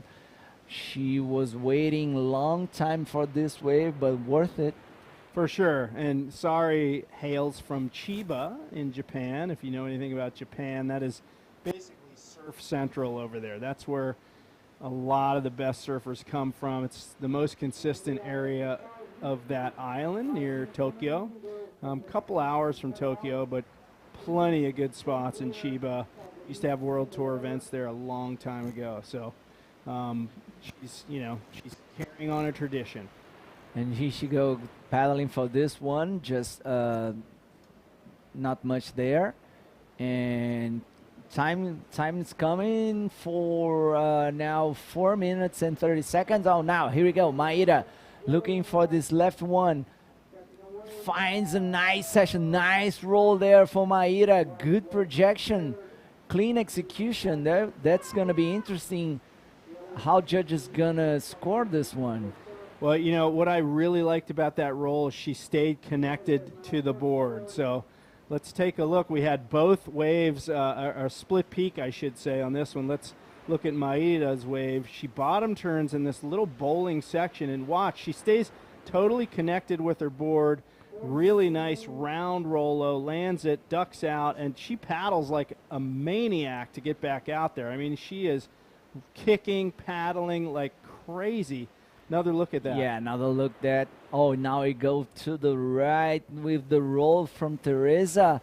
Nice through the lip, very strong, and she claimed. Yeah, she liked that. Was that a claim? Yeah, for sure. So the explosion came up and actually cushioned her landing on that one. So yeah, you know, I don't know about the claims. You think it helps? Does it help? I don't know if it helps, but it's just your body needs to, you know, just to pull that energy out. So you have to do something, and sometimes you just wait for the judges. I know. I think that's kind of personal thing, you know? I'm going to editorialize for a minute. Back in my day, you got made fun of if you claimed. Yeah. It didn't matter. It was the best wave of your life, man. You didn't claim it.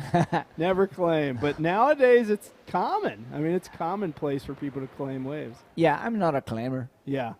Definitely. I might, like if I'm out with friends and I get a good one, I might give myself a little hoot. But I won't throw the hand up. I can't do that.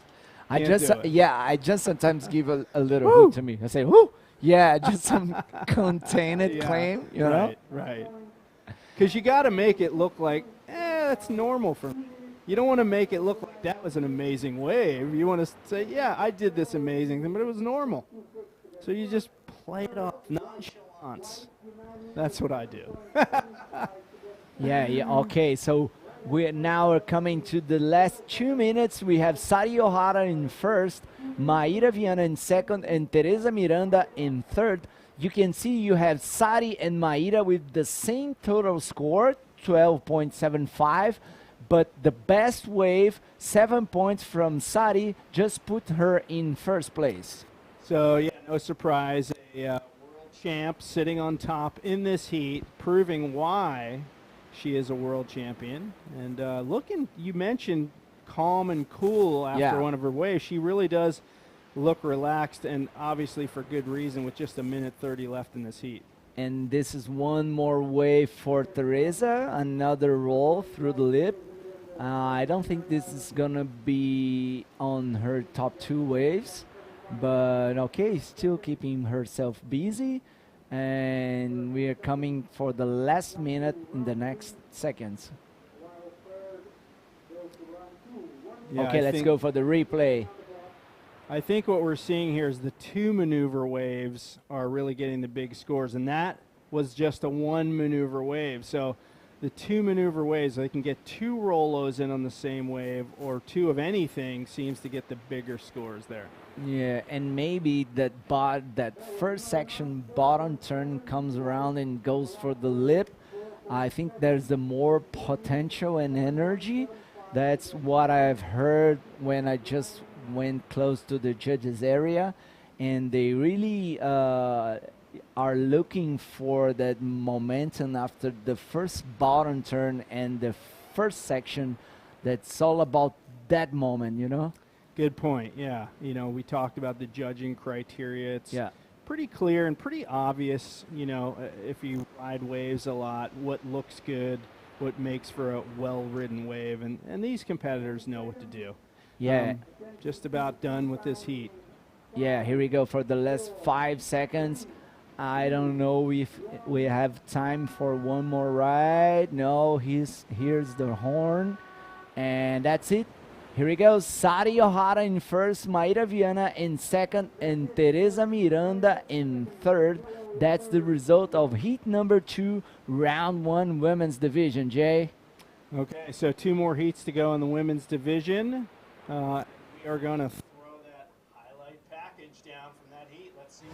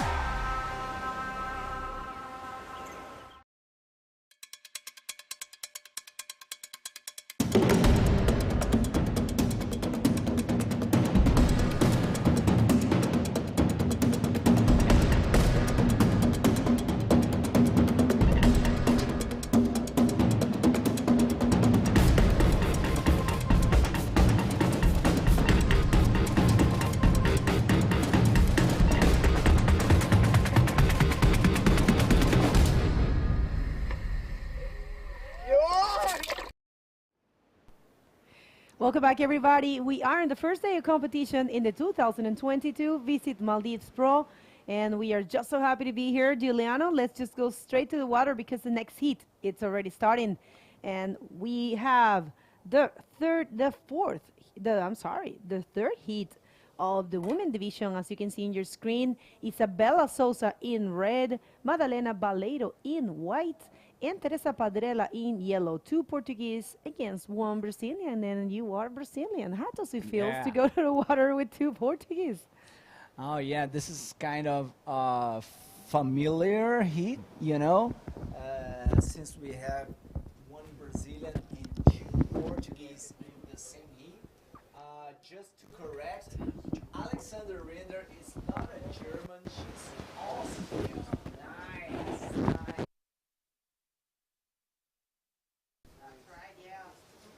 And as you can see on your screen, these heats are 25-minute heats. And in the water, four-time world champ, Isabela Souza, one of the most radicals bodyboarders that there is right now. And Madi Valeiro and Teresa Padrella, very good friends, traveling together all the way from Portugal. Excellent riders as well. They are very familiar with, well, especially Maddie, is very familiar with Sintra. She serves all over the Lisbon coast. And Teresa, part of the Boogie Chicks. And she's also a teacher there, I mean, a monitor. And she serves in Carcavelos. So I'm pretty sure Cata Sosa will be tuning in afterwards. And so, Kata, we miss you. You did a great job in Wahine and in 4th in the world for the Master Division. And we hope to see you more often. Yeah, all Portuguese native out there, and maybe it's time for me to speak some Portuguese, right, Bora! Ah, valeu, galera! Então, pela primeira vez falando um pouquinho de português aqui dentro da sala dos comentaristas, e é muito bom ver nesse momento 3 atletas nativas do português lá fora, né? A gente tem a Isabela Souza, nossa campeã mundial, Madalena Valério e Teresa Padrella de Portugal também disputando aí essa bateria. A gente tem uma bateria de 25 minutos, são somadas as 2 melhores ondas. E, é claro, a primeira e segunda colocadas vão para a próxima fase e a terceira colocada não está eliminada, ela vai para uma repescagem. Então, ninguém vai ser eliminado no dia de hoje, isso é muito bom, porque as atletas podem realmente lutar pelas melhores ondas sem aquela preocupação de ser eliminada nesse momento, né? A gente tem na água aí uma grande oportunidade aí de ver as melhores atletas do mundo em condições um pouco pequenas, mas bem surfáveis, né, Bego? That's right, and thank you for that update in Portuguese. Yeah, the conditions are a little bit small, but yeah, definitely there's some good ones. And here comes Teresa opening her campaign in this heat with a lot of speed. Very good roll there, lost his board. That was very unfortunate because that roll was really good. And if she would have landed, that would have been a big score for Teresa Padrella. I really enjoy her surfing. But all of the Portuguese are very good, I have to say. And of course, I mean, Isabella, she's so radical. We love to watch her surf. Big, would like to say hi to Tati. I'm pretty sure Tati will be tuning in. Good friend. And we do have the replay of the first wave of the heat. Okay, this is Teresa. Nice bottom turn. I love her style. The wave was actually very nice executed, but maybe a little more wax on her board, right? I don't know. It's kind of tricky to land those. I don't know. And also, it's a little bit hard to find the proper ones. In our screen, remember, of course, the cameras are following the bus waves, but seriously, when you are out there, it's a little bit tricky to choose, but definitely there's very good ones. We saw Sadie completely destroying the wave in their previous heat, and Joanna also, I haven't seen it because I was in the heat, but I think she really surfed really good as well. Yeah, she did really good. And actually, Sara, I think that Sari, she just surfed like 2 or 3 waves on her heat. Oh, that's such a Japanese style. I love it, man. Yeah, very patient and waiting for the right one to score. Okay, so we have the interview ready, actually, of who we're talking about, Sadie and Alex. Alex, take it away, please. Thank you, guys. And we're standing here under the rain, but in the beautiful paradise of the Maldives with Sari O'Hara, winner of the last heat. How do you feel? Just so fun. I had a really good time out there, and then it was kind of small. No, it was kind of slow. But yeah, I caught 2 good ones, so I'm happy. Yeah, I definitely saw your first wave, which was just ending with my heat. So I saw you had some good sets in the heat. It's pretty slow, but well, it's what it is. You're good in all the conditions. What is your strategy? How are you going on into the competition? Oh, I've been watching the many heats, like a man and the first heat of women. I saw like the left is better than right. I thought that's what I thought. So I stick on the left, and it feels like I felt comfortable. Then it's really it was like a really tricky to choose the waves. As you know. So I had a patient, waiting for the good waves. So that's why I caught only 2 waves. Well, it's always beautiful to watch you surf. It's really nice. Congratulations and good luck for the next heat. Thank you. Back to you guys. Yeah, totally agree with Sadie. What a great strategy, but only you can apply that strategy if you have a huge confidence in yourself. And we do have a replay of that great wave that we saw from Isabella Souza. Gotta love that bottom turn, the way he gazed. Isabella Souza with a beautiful roll there. That landing, it's very difficult, but it doesn't look like that for Isabella.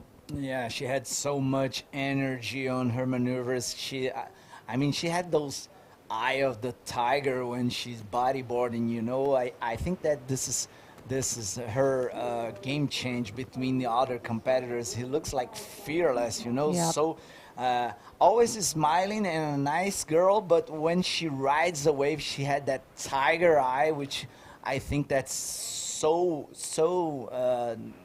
powerful and consistent.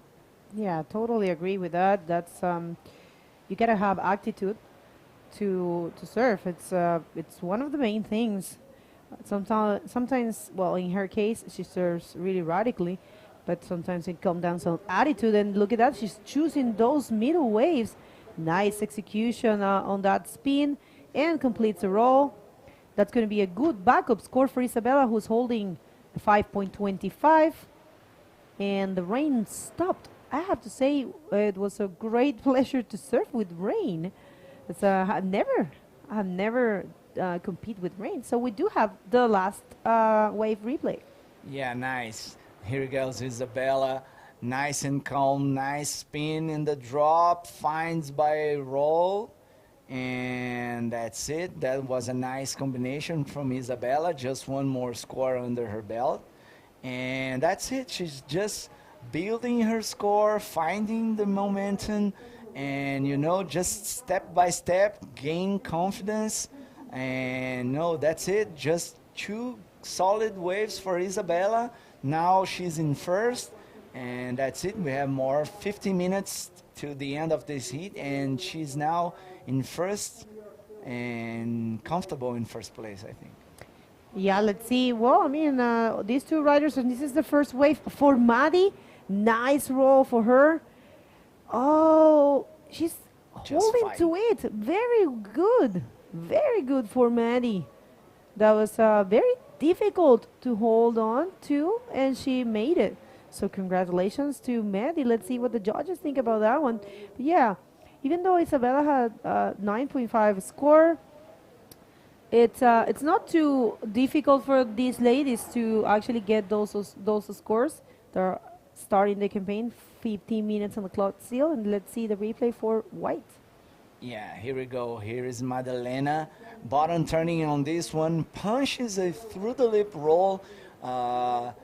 Just a hard landing and fighting to pull that off. Paddling a little bit on this one. For sure the judge is gonna discount a little bit, but there she goes. Just the first solid wave on his scoreboard, 3.5. That was a nice start for Madalena. And here we go. This is Teresa Padrella from Portugal, coming around the section, looking for a roll. Nice. Here we go. Nice little roll for Madalena. And that's it. That's the second one of the Portuguese Teresa Padrella in yellow in this heat. We have now 40 minutes to go. This is heat number 3, round 1, women's division. We have the Brazilian Isabella Souza in first place. Teresa now getting her second score, 3 points, goes to second now. And here we go, one more replay for Teresa. That's a quick little roll right there. Nice execution. And that's it. Yeah, that was a very nice way to get a good score. I think there you have it. It's a 3 point. Maybe, yeah, of course, comparing to the previous rolls, it's probably not the biggest score. See, Isabella for a combo, which was a spin and a roll. She's got a 5.25. Actually, Isabella performed the same combo in both ways. And Maddie gets a 3.5 for her roll. It's like you said, they definitely discounted some points because the landing wasn't that clean, but still, it's a good score. Now, Teresa is looking for a 6.5 to be first. Remember, in this round, which is a non-elimination round, first and second advance to the round number 3, skip a round, the repertoire round, and the third, in this case, third and fourth, will go to round number 4. So very comfortable to skip a round, I would say. Yeah, very comfortable. This will give her some time to rest and concentrate for the next heat. I don't know if we're gonna run round 2 today, but definitely we have some fun conditions out there. A little bit smaller waves out the back, but still rideable. And you can see by the scores, Isabella now have a 5.25 and a 4.25 total score, 9.5. Teresa Padrella 4.5, and Madalena Valerio is still chasing her second score. She needs just 1 point. No, I think that's wrong, but no problem. Yeah. Definitely, Madalena needs a little bit more than 1 point to get second. And we do have some people from Portugal Tuning in, nice. That's great. Oh yeah, that's time to speak Portuguese. Nice, ok. Carlos Varela, de Portugal, aqui dando seu alô. Nuno Fontinha também, torcendo aqui pela Varela. No local girls riding, não, por enquanto não, Fred. Não tem nenhuma menina local competindo. Mais uma vez aqui, Carlos Varela. Ah, olha a Gabi aqui do Brasil. Fala, Gabi. Gabi, faltou algumas meninas aqui. Olha a ocorrência, Gabi. Olha ela aí na área. Gabi sempre alto astral. E vamos lá na água, Madalena Valério, um belo rolo ali na direita. E aí a gente segue, tensão, tem remada. Na onda, Teresa Padrella de Portugal, olhando para a direita ali, indo para a seção, um belo rolo, bastante potência nessa manobra ali da Teresa. Provavelmente a melhor onda dela na bateria. E chegamos aos 10 minutos para terminar essa série. Essa é a bateria número 3 do round 1, né? 3 atletas na água, as 3 falam português. A gente tem a Isabela do Brasil e a Teresa e a Madalena em segundo.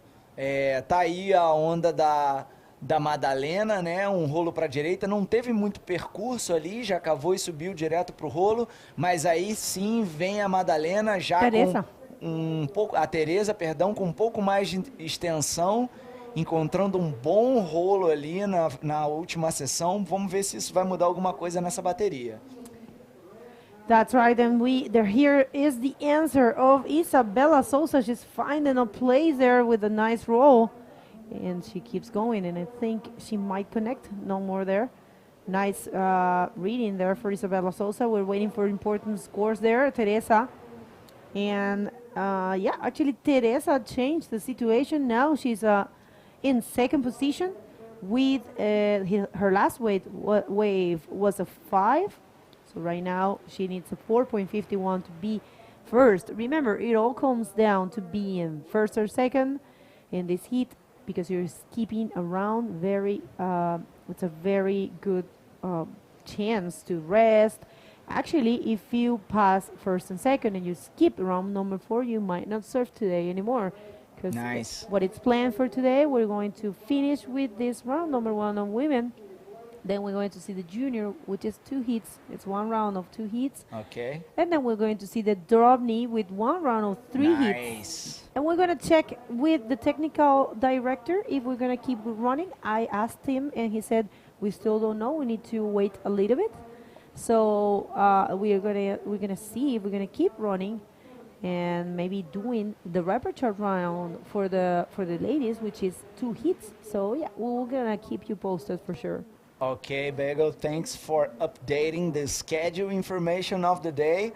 I think maybe we can have some shout-outs now, right, Bagel? Hi, I'm We so have- happy to see some more people Tuning waking in. up, Yeah. in the other side of the world. Yeah, okay. We have Carlos Varela, Eduardo Serafim, Boogie Chicks, Luiz Pinto Coelho, Andres Serey, Eduardo Serafim, Christian Burke. Thank you guys for tuning in. We are live from the 2022 Visit Maldives Pro, live and direct from Varanula Ralugandu in the city of Male. This is a beautiful beach with that amazing bridge on the background and some fun waves to ride, right, Bego? Yeah, there are very good waves to ride, and of course, one of the best things here is that the wave is multiple peaks, so it gives you a chance to choose, and that's pretty comfortable. So thank you very much, everyone, for bringing us here. It's a pleasure to be for the first time on the IBC World Tour in Maldives, in Asia, and I would like to take this opportunity. I don't see many waves coming, so I would like to thank our sponsors and partners.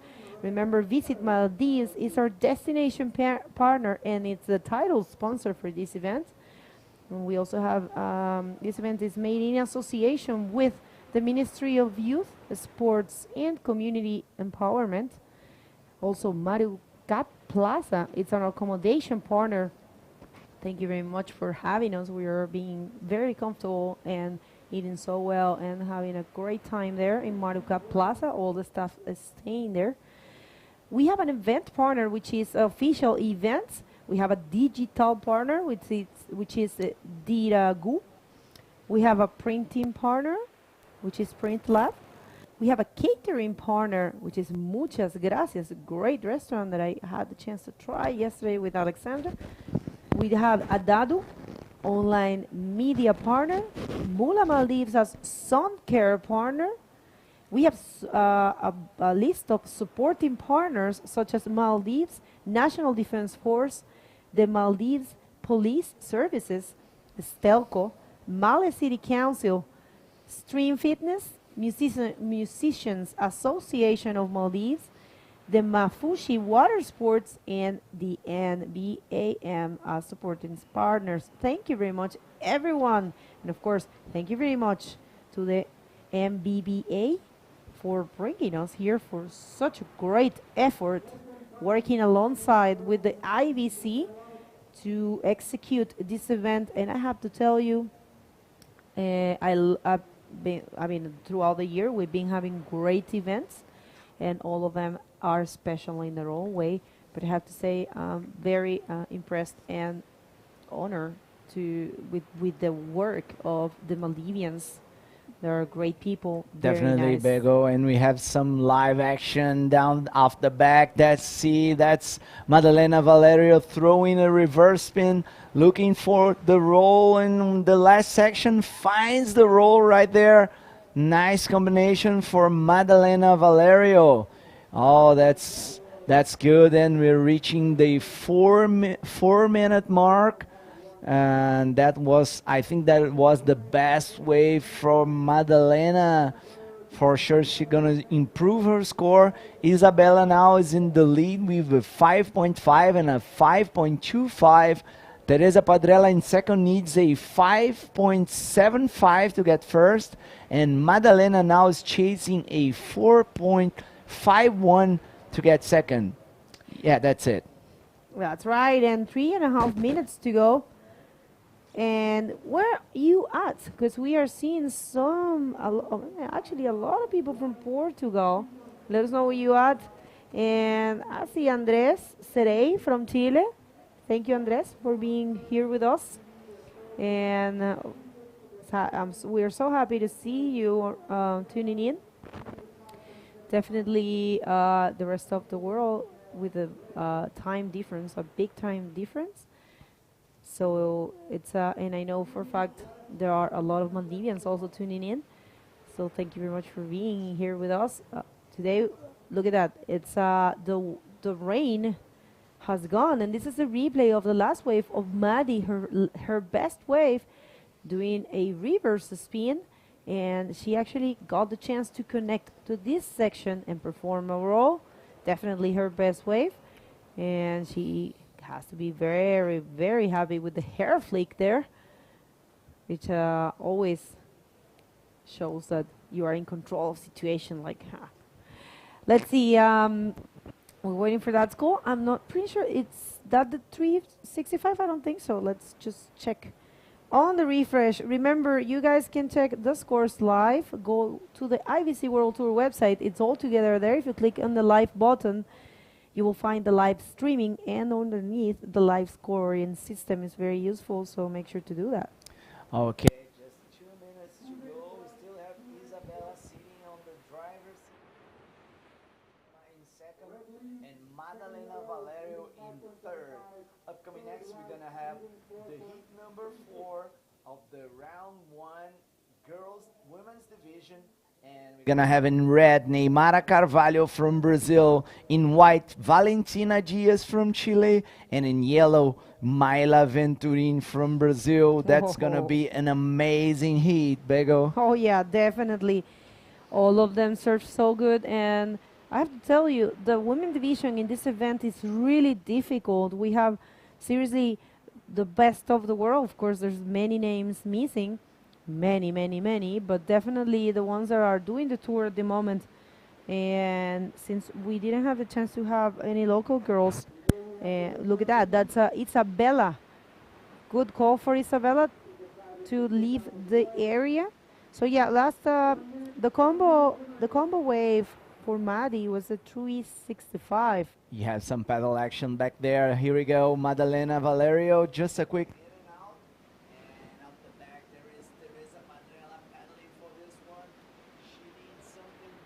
She's bottom turning around the section. Oh, just not a good section for her. She just quit back there. And you want to give a quick update in Portuguese, maybe? Ok, vamos lá. Faltando 30 segundos para acabar essa bateria. A gente tem Isabela Souza liderando com um 10.75, Tereza Padrella em segundo e Madalena Valério em terceiro. Faltam 20 segundos para acabar essa bateria. Agora a Tereza pegou mais uma onda ali para tentar virar, talvez não, já meio que desistiu. Eu acho que é isso, galera. Isabela, ou não, ainda tem mais onda aí. Isabela Souza cavou aquele invertido tradicional cheio de energia de Isabela Souza. Que maneiro. Ficou por ali mesmo. Com certeza essa não vai ser uma das suas melhores ondas. Mas é isso. Fim de bateria. Isabela Souza em primeiro. Tereza Padrella em segundo. Madalena Valério em terceiro. Lembrando que ninguém é eliminado nessa bateria. A Isabela e a Tereza vão direto para o próximo round. E a Madalena vai para a repescagem. That's right. Thank you for that update. We're going to a heat recap, commercials, and we're going to come back. Don't go anywhere.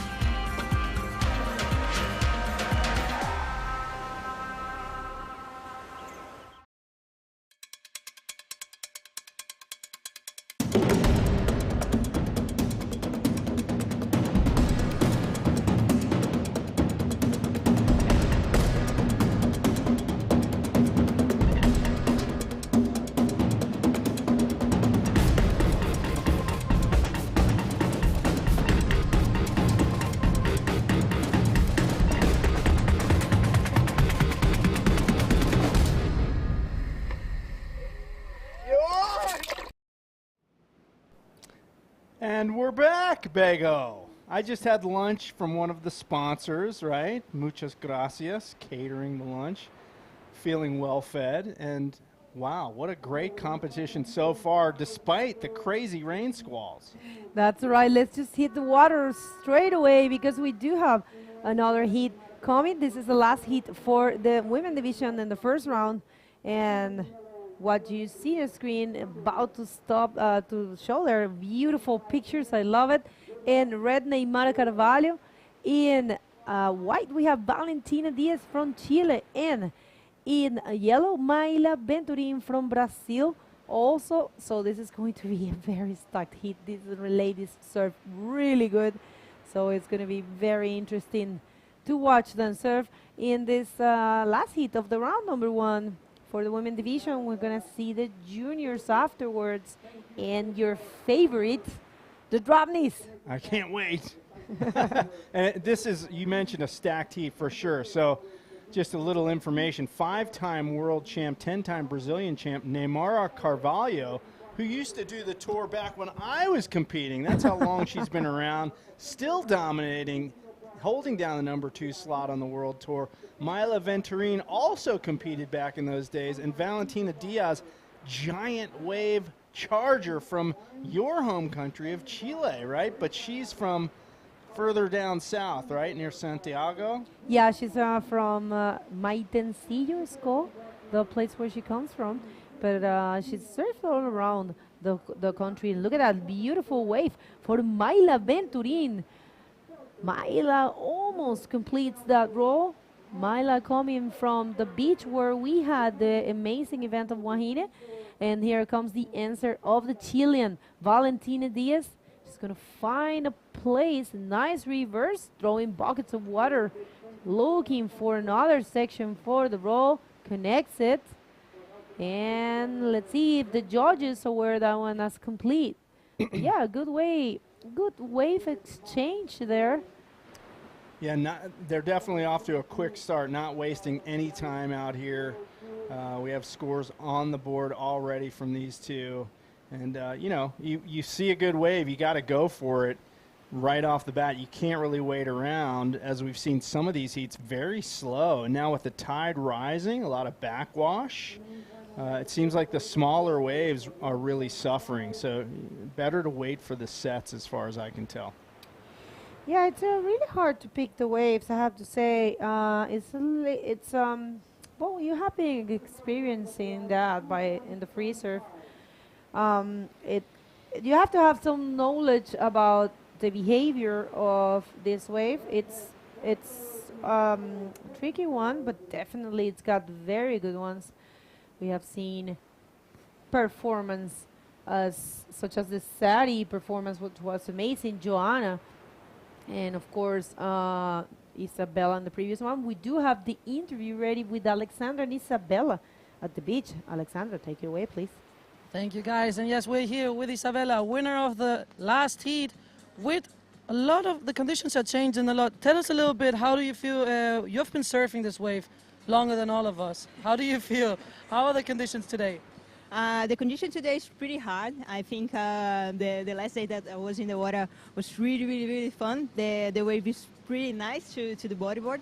And then this was a choice that the organization did to we have better conditions to the last day of the contest. So yeah, I think the next day will be really pumping and the people will enjoy a lot to watch us, I think. Of course, we want to let a little bit of show for the next heat. How do you feel traveling so much? You haven't been home much. How do you manage to get your energy, to keep your energy up? Yeah, just trying to keep my mind in focus, the things that I wanted to do this year. And then sometimes really hard. I miss home, I miss family, I miss my partner. But it's a choice that I did for this year. So just now focus on the on the things that I am to this year, and then relax in the end of the tour. Well, that sounds great. We wish you the best of lucks for the next rounds, and thank you, guys. Back to you. Well, thank you for that interview. And here comes Neymara, such a strong competitor. Oh, well, let's see. She actually pulls out that maneuver. There's no way she cannot land a maneuver. You know, she has the perfect technique to pull it out. I love it. I think she's something like only 80 points behind Sadi Ohara on the tour. So this is a key event for her, going for her 6th world title. No one has come close to that in the women's side. Of course, Mike Stewart holding down 9 world titles.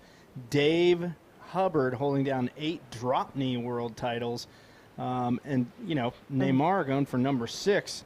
Fellow Really, countryman, yeah. Guilherme Tomega with 6. So if she gets the 6th one, she will equal Guilherme. That's true. GT, where are you, dude? Time to get back on tour and get a 7th, because Neymar is on your tail. Awesome. Valentina Diaz from Chile taking off on that wave. That's not going to work for her. That thing shuts down instantly. And this blustery peak moving in, no one's going to take off on this one. So these 3 girls you can see dealing with a lot of backwash out there as this tide rises. And the smaller waves really impacted heavily. But the timing is the real issue here with the backwash. When you are timing a lip maneuver and you go up for that lip, you expect it to pitch, but sometimes the backwash hits and just pancakes the wave. It just flattens it right out. So it's really, really a roll of the dice when you go for those lip moves. Yeah, no, it's some of them really show a good section, and some of them are more difficult. So it's a tie thing, but still there are many good ones. So well, the results so far, the situation in the moment is Neymar with the 3.5, Valentina with the 2.75, and Myla with the 1.50. I have to tell you, I've seen these ladies surfing in the free surf, and anything can happen. I tell you, they surf really good, so anything can happen. It is early in the heat, of course. We see Myla Venturini only 1 wave under her belt, Valentina with basically a throwaway wave. So, you know, just another, and Neymar with just 1 wave. So really the current standings don't really reflect how this thing's going to end up. There is a bit of luck involved, a little bit of strategy involved. Myla Venturini holding down priority right now, but she's sitting really far away from Valentina and Neymar. So I don't think her priority is going to impact those two, because we see this left-hander shifting back and forth depending on the size of the set. The bigger ones breaking more towards Neymar and Valentina, and the smaller ones over there by Myla. Well, I tell you, really expecting the swell that's about to hit the island. Everyone speaks about it, and definitely we're going to see some great waves. Remember, the place has waves in the middle, and also have the left point, which is called Padang, as Padang in Bali, and there is a right point all the way to the right, which is named Backdoor, and they need swell. They say this place can get really, really big, and I think we are all waiting for that. We saw some pictures of the before the event started from Isabella Sousa and Gabriel Molina. They had the chance to arrive here in the 23rd and had the luck of surfing one of the best conditions that Barunula Ralugando can offer, and we are all hungry to see that. For one can say that. I'm super impressed at how well you pronounce the name of this spot. Did you practice for like a month? Yeah, no. I practiced, but geez, not as much as you, because you have it down. I'm super impressed. So, yeah, Bego, not so much luck in your heat earlier, but you're certainly super talented on the pronunciation side of things. But you have another heat coming up, right? I have a repertoire heat. Yeah, it was a little bit frustrating. I couldn't land any maneuver. It's a difference when you surf good and they win you surfing better than when you don't get to surf good and you lose. It's really frustrating, but it's okay. I'm very grateful to be here. So I think many of the people that I know would love to be here. So I just have to be thankful and try to do it best in my in my next heat. Well, speaking of thankful to be here, Visit Maldives, one of the sponsors, the title sponsor, in fact, that says it all. If you visit this country, you're going to be treated to warm water, great hospitality, insane waves. So, you know, this is just one of many waves in this country, obviously this being the Malé City surf spot here. But, man, there's resorts up and down this archipelago. It stretches for many, many hundreds of miles and kilometers north and south of the equator, and there are wave options aplenty. So if you ever wanted to visit Maldives, go to that website, check it out, and you'll see a lot of information on how you can come here and enjoy. And I do recommend stop off at this island, enjoy the local bodyboarding community. That's right. And here comes Neymara, fast with no button turn roll. Very good call. She knows if you button turn too much in this wave, you're gonna lose momentum. But she was very wise because she's looking for a backup score, and that might be it. Remember, it's all about marking those points. True. And sometimes you get too proud when you're surfing out there. It happens to me. I was waiting and it wasn't a good goal. Oh, you need to just do the points, build your score, try to just to get, you get the scores and remain in the first position or second in this case, which is going to allow you to skip one round.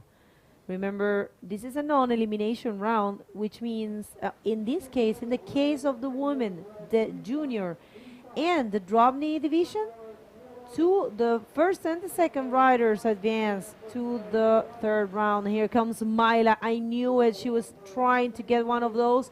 Beautiful roll. Myla is such a fearless competitor. She is really strong. She's actually...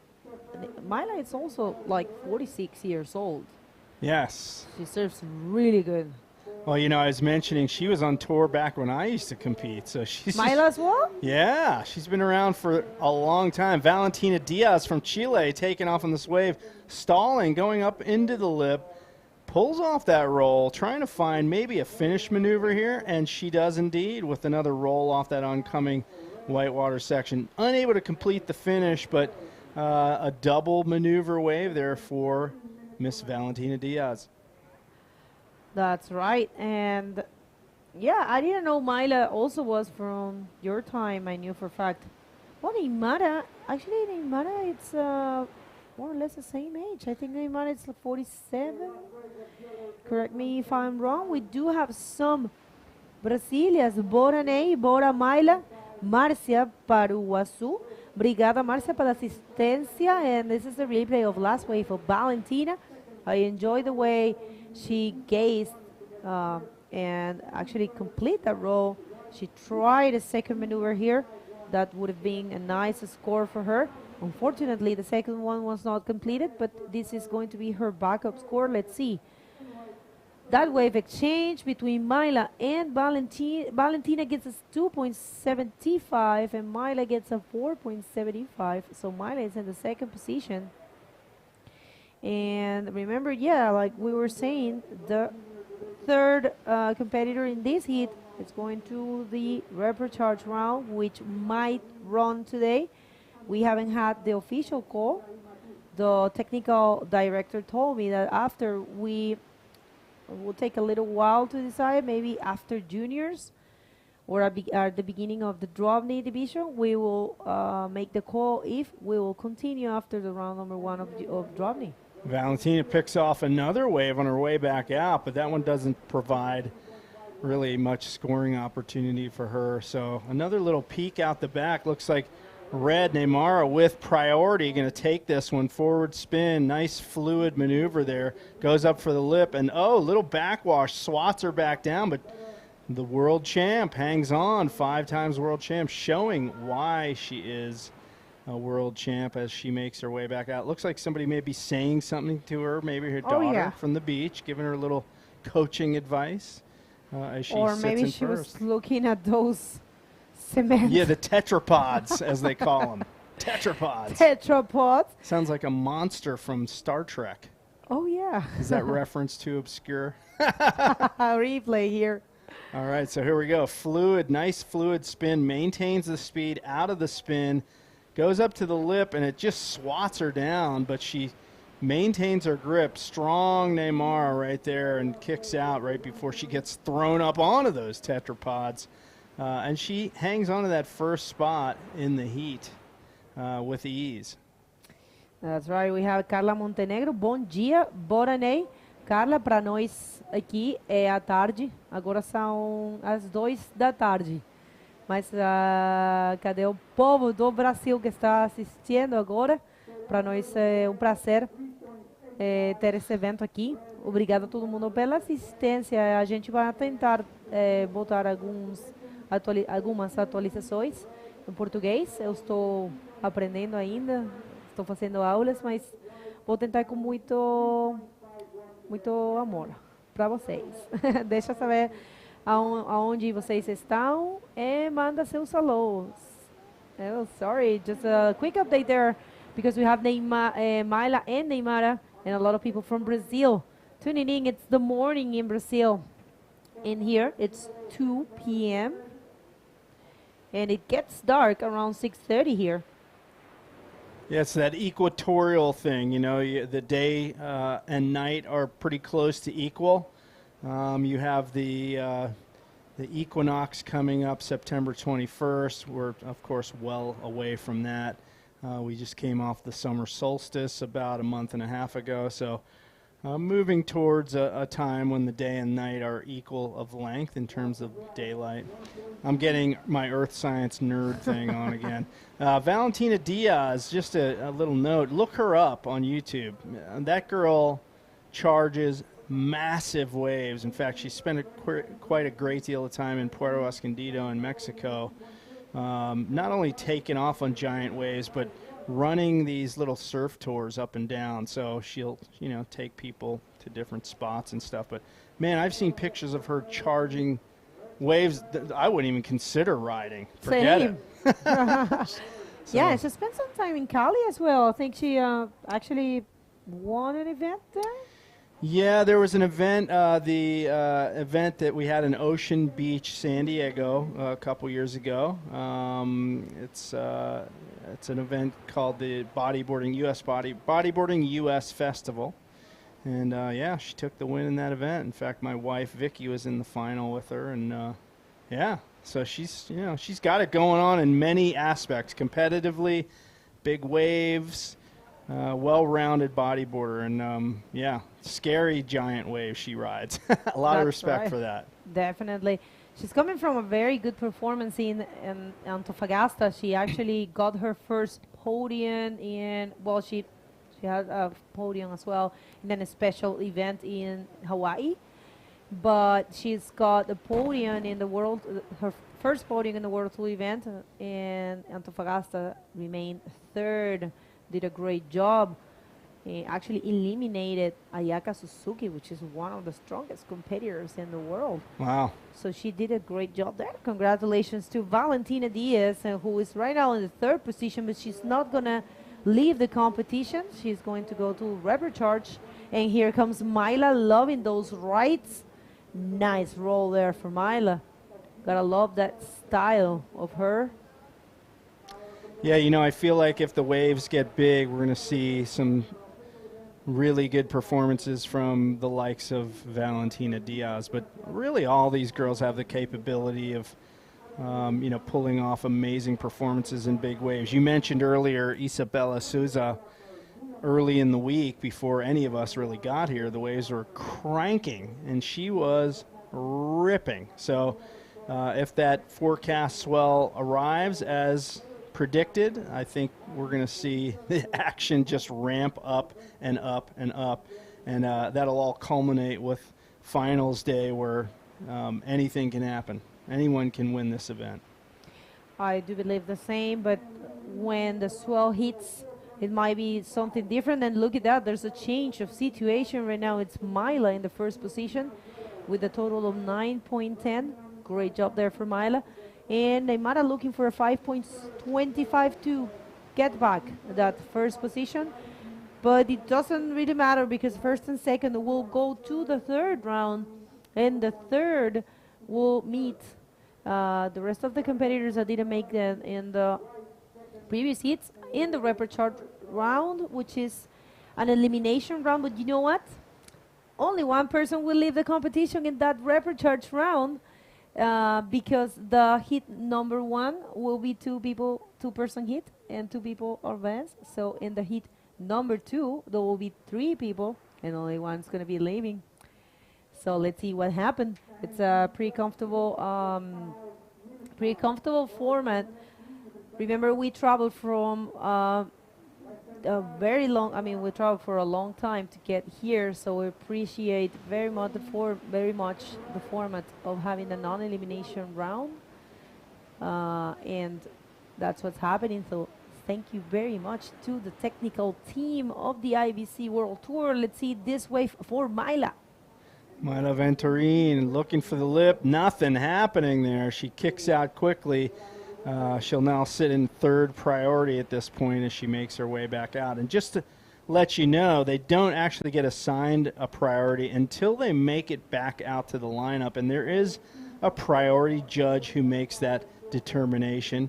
And there is a display that's viewable to the competitors so they know which priority they have, 1st, 2nd, or 3rd. Currently, as you can see on your screen, Neymar Carvalho holding down 1st priority. So she basically gets her pick of the waves, whichever wave she wants. She doesn't even have to look if anyone's behind her.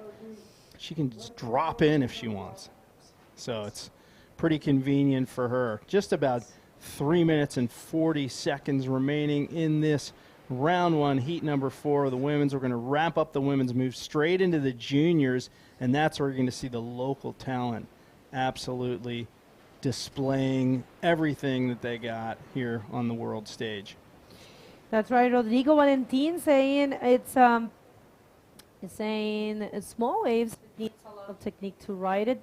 Yeah, that's right, Rodrigo. Also because we are facing the high tides, and the high tides are a little bit tricky. You guys will see when the tide dropped a little bit, that actually at the beginning of the day, as you can scroll down and check the beginning of the day, the main round was really, really good. We saw some crazy maneuvers. Actually, we saw Dave Hobart changing the situation in the very last minutes. That was pretty cool to watch. And a Márcia está falando, Bego, tem algum aplicativo para você poder acompanhar os resultados no tempo real? Fora da transmissão? Sim, Márcia, tem. Você pode ir lá no site oficial da IBC, é ibcworldtour.com. Lá você consegue, tem como se fala, botão, você clica aí, é verde, fala live. Quando você clica aí, vai levar a você a live streaming, a mesma coisa que você está assistindo agora no YouTube, mas lá embaixo tem a scoring system, sistema de pontuações. Então tá todo junto aí. Eu não sei se eu falei direto, me desculpa, mas estou tentando, eu estou fazendo aulas. Eu quero muito falar direto português para vocês. Okay, so a wave for Valentina Diaz. Nice roll there with a little bit of explosion. She combines with the reverse. See what the judges think about that. So a nice crisp lip to hit for her, but the backwash wreaking a little bit of havoc and scrubbing any down the line speed she had after the landing. But the maneuver itself was executed well. She needs a 4.6 to move into that first spot. Really, as you pointed out, Bego, she just needs to move out of the third spot. And it looks like we got a replay on that one. Let's check it out. Bottom turn into the lip. And you can see the backwash just bouncing or bucking like a wild horse on the inside there. Still manages to get that reverse in and duck out before hitting those tetrapods on the beach. That's right. Bom dia, Brasil. Temos muita gente assistindo agora. Tem a Francis Saoto. Francis, eu achava que você vinha. Saudades, Francis. We have a lot of people from Brazil tuning in right now. It's I think it's early in the morning in Brazil, and it's great to see you all. Thank you very much for being here with us. And here comes Neymar Carvalho. Let's see, beautiful roll with actually her classic bottom turn combined with the second one. She keeps going. Nice one there. Neymar looking for a 5 6.25. This might be it. Well, we did mention, I mentioned earlier with Giuliano, I want to call him his nickname, Jew, but it's different than Giuliano, so I keep confusing the two. But we talked earlier about, what's going to get the big scores, and it's the double lip moves I've seen getting the biggest scores. That means 2 rollos, or a roll and an ARS, or 2 moves on the lip. And that ends that heat with Mila Venturin leading the heat, Neymar Carvalho in second, Valentina Diaz rounding out the heat. She will move to the repecharge round, the other 2 advancing on. That's right. Let's just go for a heat recap and a commercial break. I'm going to be back in no time with the juniors. Don't go anywhere.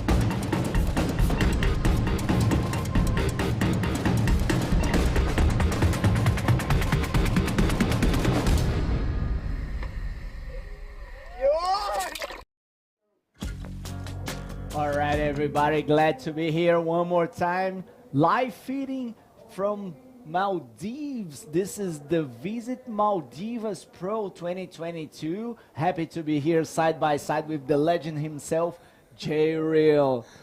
What an introduction, man. I don't know how to pass that up.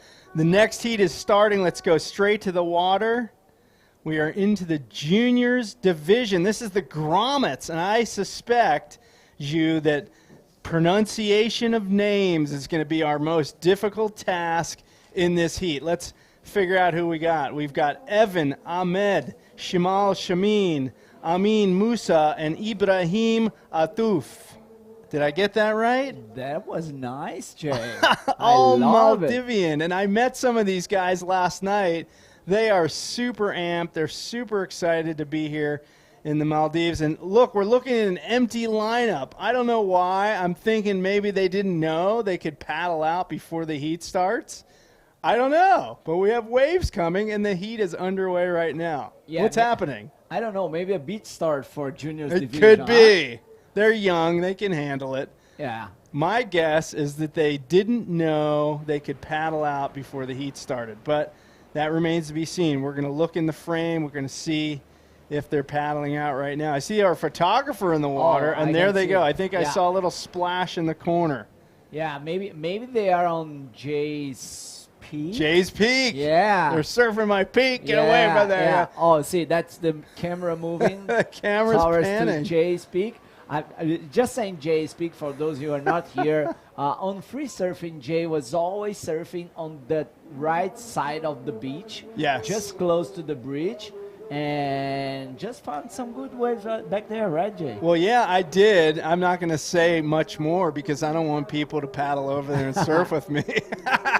But I think Bego was mentioning earlier that they have names for each section of this wave, and that one I think they call backdoor, which is pretty cool. You know, it's, I guess, you know, I did see some waves that were hollow and peaky that could remind you of backdoor pipeline in Hawaii, and a left that they call Padang that maybe does look like Padang. We'll see as it gets bigger. Yeah, yeah, and there's some swell for the next couple of days. It's going to build this night for tomorrow, and then keeps coming more waves until Wednesday. I think that Wednesday it's going to be the biggest day of all. Okay, so we're going to have a great crescendo of surf through the week, middle of the week being the peak of that, and really the waves slowly tapering as the week ends. So we're knocking out the heats. You know, some people might think, why are you running heats? You have a 10-day window.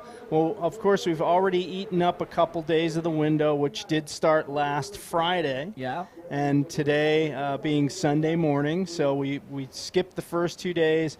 We're running heats today, and we're getting right into this because, you know, quite honestly, we want the best surf for the final day. Oh, here we go. Ian Ahmed up and riding, looking for the section, goes for the roll, just couldn't pull it off, but okay, that's the start for Ian. I think he was competing on men divisions as well. I think you're right. You know, he was one of those little guys that we saw out there having a go at it, and now here against his fellow countrymen in this heat, he draws first blood, and he's going to be at the top of the scoreboard. Let's see what happened here. Here we go, the replay, looking for the section, goes for the roll a little bit late, just unable to hold it until the end, but okay, just finding his time in the water, just finding the best positioning, and this will be a 25-minute heat. Top 2 waves scored. 2 of them advances to the next round, and I think that's a non-elimination heat as well. Well, that's good for them, but I'll tell you what's interesting here is where they're sitting.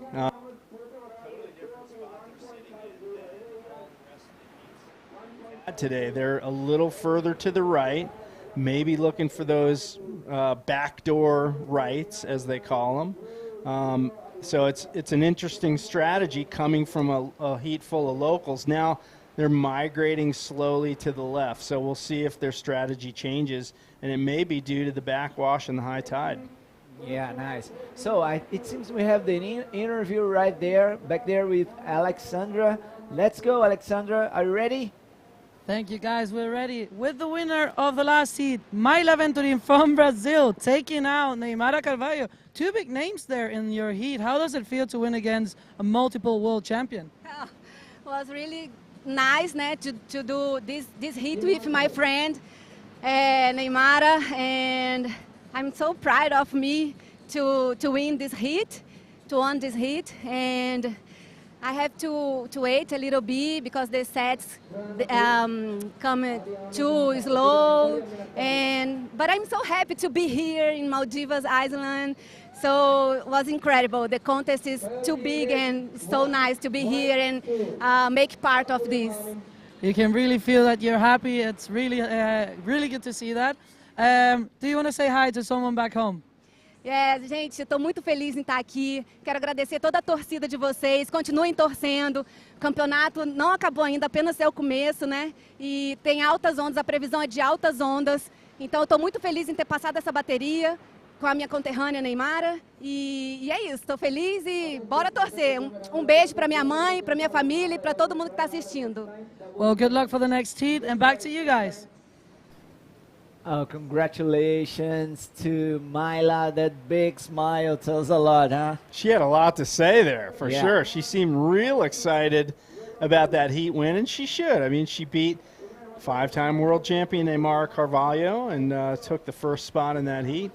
And we had a couple waves ridden in the juniors division while we were away. Okay, there was a 1.5 for Ian and another 1.5 for Ibrahim. I think there are a couple more waves scores coming down the last few seconds. But, oh yeah, here we go. Amin Mossa finds a 4.5 on his first wave. That's nice. That puts him straight into the first position. Good for him, Amin. So I'm wondering if these guys know how to use this priority system to their advantage. Right now we see first priority at Ayan Ahmed. He's already had a heat out here today. We'll see if that's going to impact. We saw a rider paddling hard for that wave, Ibrahim Athouf, but I don't think he picked that wave up. So these guys are going to sit out here and wait for the good ones. 17 minutes, 50 seconds remaining in the heat. tons and tons of time, so the lead can change. But I wonder if there's a little rivalry amongst these grommets. You know, they're like any kids under, you know, a certain age, there's a rivalry. They all want to beat each other. It may be friendly, it may be fierce, but yeah, there's got to be a little bit of rivalry, bragging rights, if you will. Yeah, for sure. And there is a real solid national tour here. These guys are doing events since a couple of years ago. And for sure there is some rivalry. Rivalry. That's a hard one to say. Yeah, it's hard to say. A rivalry Two between R's. them. Yeah.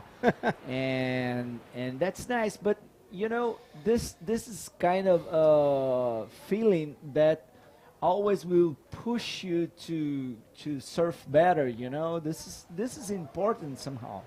100% true. You know, and we mentioned, you know, these grommets, they're on the world stage here. They're in front of the whole world on this webcast, and they want to make an impression, right? So they're battling it out not only for local pride amongst their club members and their friends, but really for national pride and international pride, if you will. So a lot going on for these young riders out here.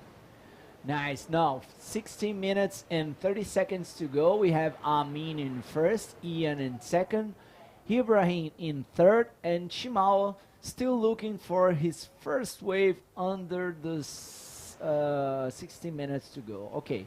Looks there is a set coming through. Let's see if we have some paddle. Not yet. Well, seems we have some time to talk about how important is this first time ever IBC World Tour event here in Maldives. But yeah, oh, let's see, some paddle action out there.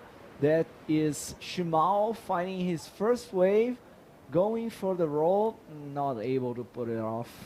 We know he caught the wave and then the wave caught him. Yeah. So, but he needed to get something under his belt. He has no scores on the board, and that will at least put him on the board at this point. Low scoring heat thus far, aside from that 4.5 from Amin Musa.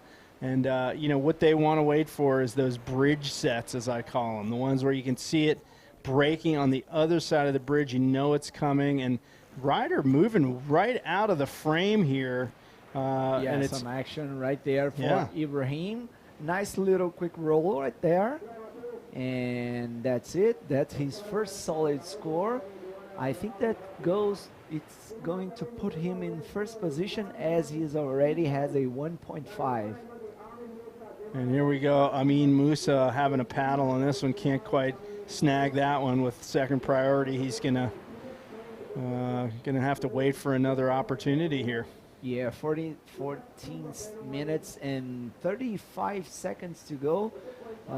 We still have Amin in first place, but we are just waiting for a couple scores to drop in. And yeah, this is round one, heat number one of the juniors division. 100% Maldivian heat. Yeah, I love it. You know, the local club's so welcoming, so cool. I mean, when you have half the world's best wave riders invading your local spot, it's a bummer for some places, but not this crew, man. They're super welcoming, stoked to have us here. And, you know, I mentioned earlier, this is an interesting note just to switch gears, is I mentioned earlier the conditions change from heat to heat, and the surface conditions looking really smooth right now. We do have that backwash, but the wave faces themselves nice and smooth. Yellow, Amin Musa looking for something, but the backwash wreaking havoc on that wave. And now paddling out the back, we have Ain Ahmed looking to this left-hander, finds a good face, goes for the check turn, and unfortunately he couldn't fight the best of that wave. And that's it. Let's wait for another one for Ian Ahmed, the prodigy. I feel like that was deja vu on that earlier men's heat. Yeah. Didn't he do the same thing, like nosedive on the wave? So, yeah, I don't know if that's Maybe maybe something with the board, you know. Could be Yeah. reverse rockered. Yeah. Which is not a good scenario. You don't want a reverse rocker board. So No. I got to imagine it's pretty tough to get good boards down here. I don't know. Maybe I'm wrong. I haven't been to a surf shop over here, but I don't know. You know, equipment choice is another whole element of this situation. We mentioned the super warm water, 85 degrees Fahrenheit, about 27, 28 Celsius. You need the right core material for your board to work properly in water this warm, right? Yeah, pretty sure 100%, Jay. You see local guys really cheering up for the kids. And I have to say, we are here in the live chat with Isabela Nogueira, one of the most important riders in Brazilian history. Thanks, Isabela, for tuning in. Bom dia. Bom dia. We also have Alberto Simões. Again, oh, let's see, let's go. Right jersey, up and riding, goes for the reverse spin under the lip, but he was unable to pull that off. That was critical right there, to go for that move in that position. And out the back, Amin Musa, he's kind of stalling, scoots up on the board, puts on the gas, and hits the lip, and the lip just tosses him like a baby sea turtle into the flats. That was kind of brutal with these little guys, man. Those waves have an impact when you land like that. Yeah, he was really smashed by the lip, powered by the backwash. And okay, but these kids are it seems they're really okay and happy to be out there. Just you know, first time in a world tour competition, and you know, this is all about get the best wave at the best time, even though hey, they look very happy out there. Well, I love that you mentioned Isabela Nogueira tuning in. You know, the first time I ever went to Brazil, 1989, I think it was, for a big competition down there. She and her sister were two of the up-and-coming riders, and Glenda Kozlowski was sort of the superstar at that time. And that just kicked off many, many years of Brazilian domination in women's bodyboarding and, of course, in men's bodyboarding as well. So super strong nation to this day in the sport of bodyboarding. Of course, you know, Neymar with her 5 world titles, GT with his 6. That pretty much says it all. Yeah, Brazil's always been very strong in bodyboarding, and I have to say that Isabela is still riding very nicely, and now she has this bodyboarding school in Rio. And I'm very happy that to see that those girls are still riding and now, you know, working for the new generations, which I think that's one of the most important thing right now. As we do grow old, we have to work for the young guys, and this is very, very important for us. Got it. I totally agree with what you just to claw into that wave. Wave's not really having it, and he'll give up that first priority position at this point because of that, and he's going to have to go back out there, and he'll now move into 4th priority. So maybe a critical mistake from him with 9 minutes to go.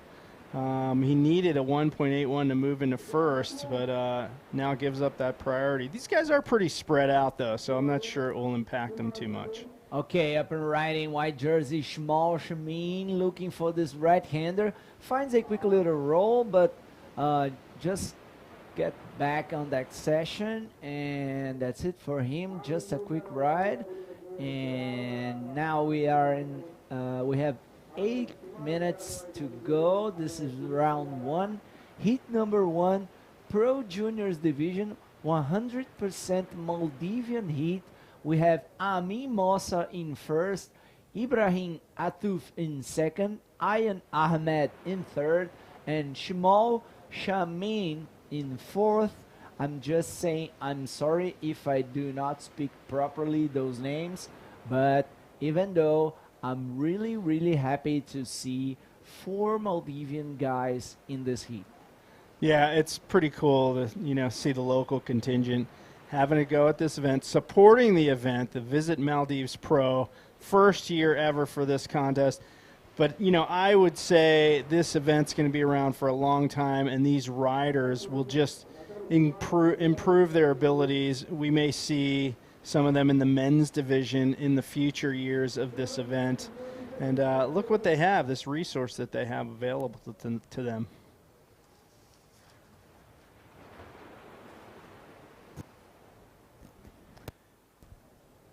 And yeah, and I have to say that IBC is working really hard on the sports development for Maldives, and that was one of the main and one of the strongest things that have been talking during the negotiations for this event, as we had the social program yesterday with the Maury Laverne, and we're gonna have this another one with Neymara for the girls, and also we're gonna have Pierre Luis Costes just training the Maldivian team in the highest level of bodyboarding. I love it. I think that's fantastic. The best in the world giving their time to improve the next generation and, you know, bring the Maldives into the world stage for the sport of bodyboarding. Yeah, and this is one of the main concerns of IBC.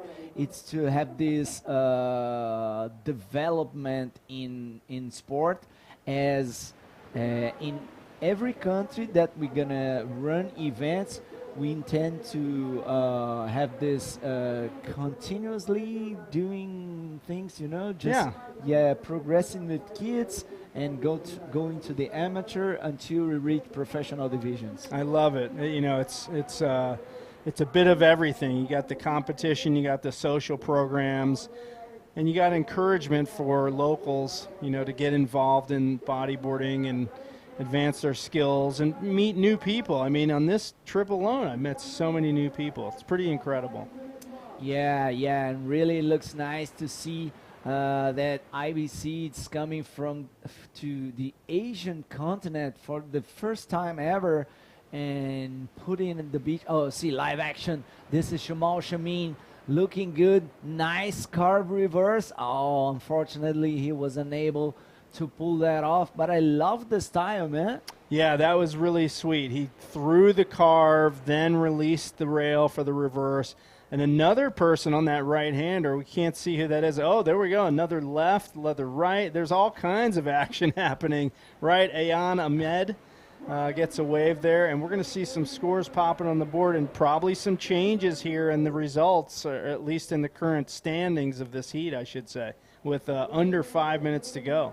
Yeah, nice. And still we have Amin Mossa leading the scoreboard with Ibrahim Athouf in second, Ian Ahmed in third, and Shamal Shami in fourth. But we just have to remind you that this is a non-elimination heat. No one loses today.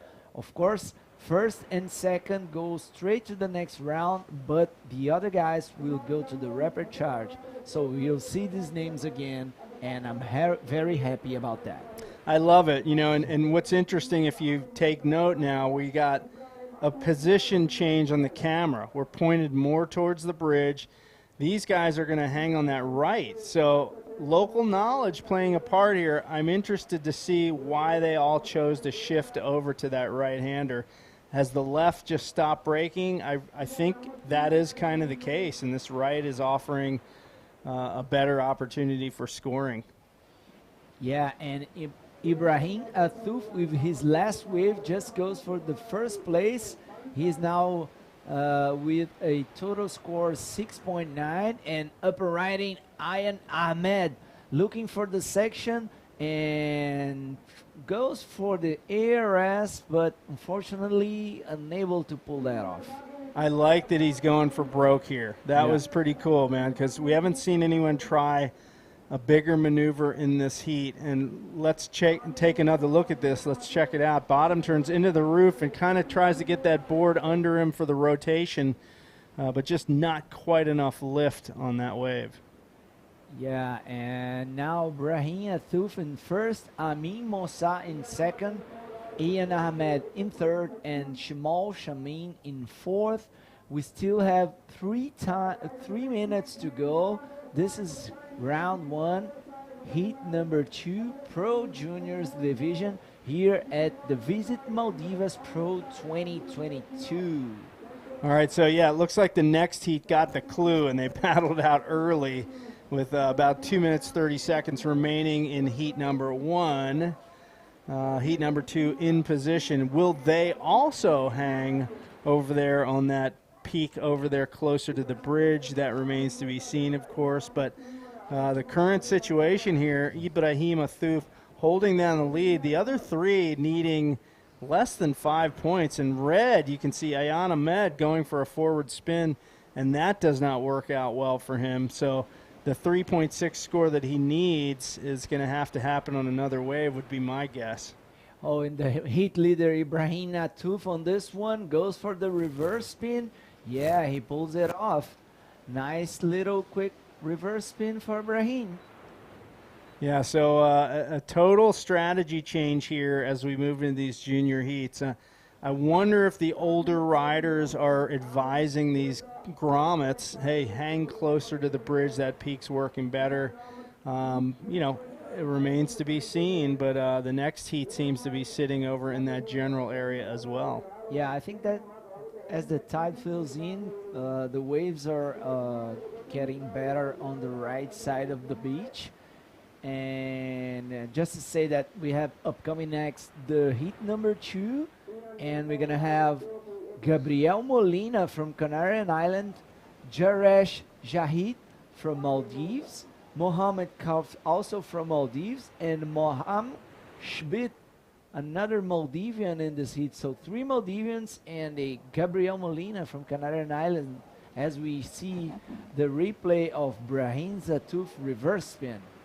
I like the carve into the reverse. That's really a key subtle element of that maneuver that makes it more dynamic. And, you know, on a wave like that, you got to throw dynamic out there when the wave is small and kind of on the weaker side. Yeah, that's it. And this is day 1 of the 2022 IBC Visit Maldives Pro as we are reaching the last 20 seconds of the heat number 1, round 1 Pro Juniors Division. Brahim Athouf taking the winner of this one. I don't think anyone will change the situation, Jay. I think you're right. With 10 seconds to go, nothing on the horizon. That's going to be the end result. Ibrahim Athouf taking the win as we wind down that clock, and the horn rings as we set up for the next heat. And we're going to check out a highlight package of that heat, which shows you the best waves that we saw during the heat. Let's see what happened out there.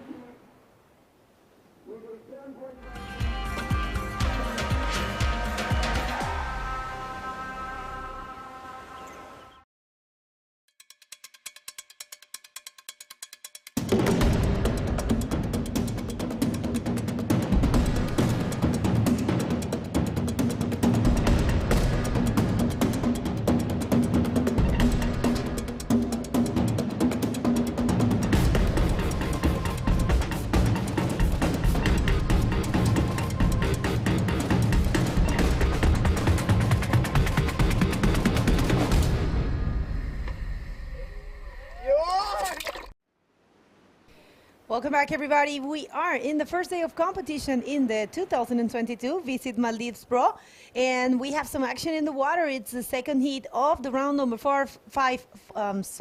number 1. Round number 1 of Junior Division. I'm sorry, a little bit of a trouble spelling there. So in the water, we have the only foreigner, I will say, in this division, which is Gabriel Molina from Canary Islands. In red, we have Jaresh Jihad in white from Maldives, and Mohammed Kaif in yellow, of course, from here, from Maldives as well, and Mohammed Shivitz from here as well in blue. So that's the heat. And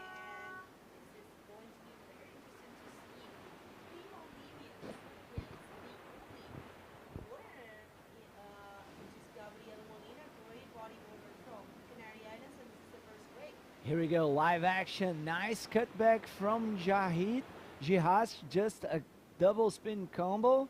Unfortunately, unable to pull off the second one, but that was a sweet start from the white guy, Jarish Jihad from Maldives. And we have some paddle back there. Looks Mohammed Shibit looking for this one. And here we go, just a late drop, unable to come around the section. Another wave just coming. This is Gabriel Molina from Canarian Islands looking for the section, finds the roll. Yeah, nice start from Gabriel Molina, looking very solid. I've seen him surfing these days and looking pretty good. Okay, we have a replay now. Let's check it. Thank you, Fasil, our stream director. Here we go. Nice cutback and first spin, then goes to the second, but unfortunately got catched in the second one. Just his rail just gets stuck it. And here we go. Take us through, Bego. Yeah, beautiful roll there for Gabi Molina, El Marrajo, como how we known him in Canary Islands. Marrajo is a type of shark, and his father, it's been named as shark, so he gets that name too. So here comes Mohamed Kaif in his first wave. Let's see, he's stalling there looking for a section, and nice roll. And unfortunately the backwash didn't allow him to land it, but that was very nice execution. So Gabi Molina, El Marrajo right now with a 5 and a 4 points, total score of 9 points. Looking back there, live action. That's white jersey just cutting back on the session, looking for something down the line, and nice roll out there. Oh, unfortunately he got caught by the backwash. This backwash is very tricky, huh? It is. I actually went to the bathroom right now and got the chance to see it live, and it's a little bit more difficult than what you think to get one of those waves, but these guys are totally capable of. Remember, we have very good days coming. There's a swell, and let's see this replay of last wave of yellow. Yeah, that's Mohamed Kaif on this right-hander. Goes for the last section and finds a nice little roll there, but once again, that backwash always putting things harder. And we just got this one with our technical director Luis Ferreira from Portugal that this is the last wave. No, we're going to see the DROPKNEE and the Pro Juniors second round. Great. But we are not going to do the repper charge for the women. That's what's happening. So we're going to see the full DROPKNEE round, which is 3 heats, and we are going to do the round number 2 for the juniors, which is only 1 heat. That's a repper charge. And remember, all the first heats are non-elimination, and we're going to have only today, the only second round that we're going to see is the juniors. Nice. So the big change is that we're not gonna have the round 2 of the women's division today, which means that all the girls are still in the competition. That's nice because we have more waves for the next couple days, and for sure you'll have the chance to show your best bodyboarding, Bego, including you. Oh yeah, thank you, because I didn't do much, and here's a wave for Mohamed Kaif. Well, I like the way he projected that roll, and in the previous wave he wasn't able to complete, but right now he did. And here's a wave for Mohamed Shibin. Nice dropping in, bottom turns, goes for the forward spin. Unfortunately, he got stuck on that one, and it seems we have more action out the back, splitting peaks. Here we go with Gabriel Molina. Nice ARS right there in the first section, and he claimed it. Yeah, I think he liked that. Nice move from Gabriel. He's already in first place, and I think that this wave is gonna improve his situation as the clock is 20 minutes to go. Okay, let's go for the replay. Take us through, Bego. Let's see, this was very explosive. Gabriel Molina, beautiful backflip there. He's been very connected to this place. He actually was the one alone with Isabella Souza, the one lucky rider that got to serve a perfect condition. Barunula Ralugando at the beginning, at the 23rd and 24th of this month. We had an amazing, they had amazing conditions and they served perfect. And well, we are going to get to serve that, I think, because there's a nice swell coming and everyone is looking looking forward to see that. Yeah, can't wait. But we are just ready for the interview back there with Alex Rinder. Let's go, Alex.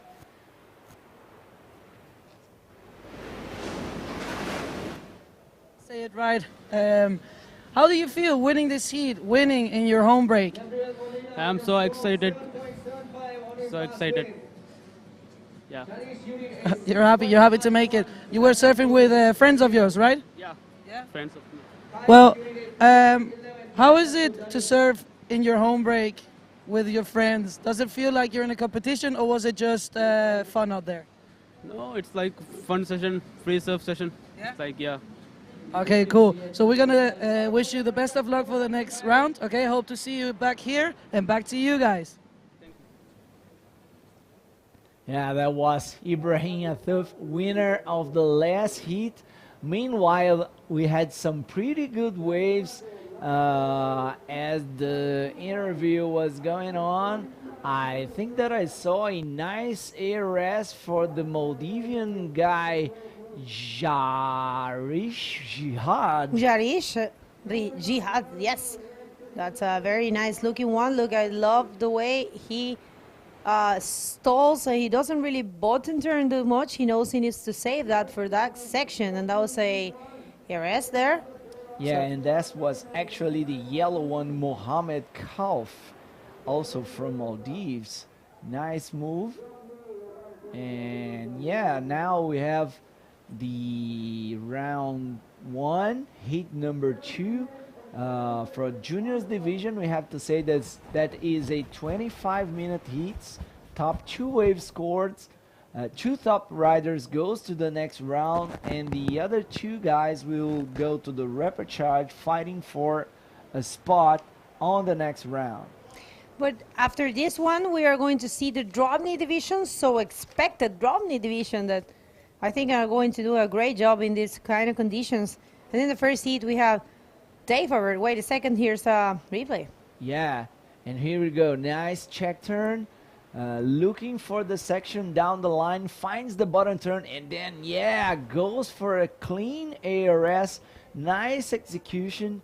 That was a good wave for the Maldivian in yellow, Mohamed Kauf. Nice job, Mohamed. Right, and there's a wave there for Mohamed Shiv, and actually spin on that one, keeps going. And oh, the backwash got him. He was unable to complete that one, and this is a nice wave for Jarish. Good invert there. What a good wave exchange. And so far, well, Gabi Molina right now with the 7.75 and the 5. Very solid in the lead, but he has to be careful because there's still and the rest of the riders are Maldivians and are locals in this wave, so they definitely can change the situation. And I wanted to say in the next heat is the first round for DROPKNEE, and we have big names in the DROPKNEE division. Actually, we're going to start with Dave Obert, Shimal Shamin, and Henhaim Vaturi from Israel. Second heat is Amori Laverne and Ali Kudaaya as well, Mohamed Viam. And in the third heat is Fabian Tassar, Jerko Vasquez, our photographer from El Flobos. He's actually competing.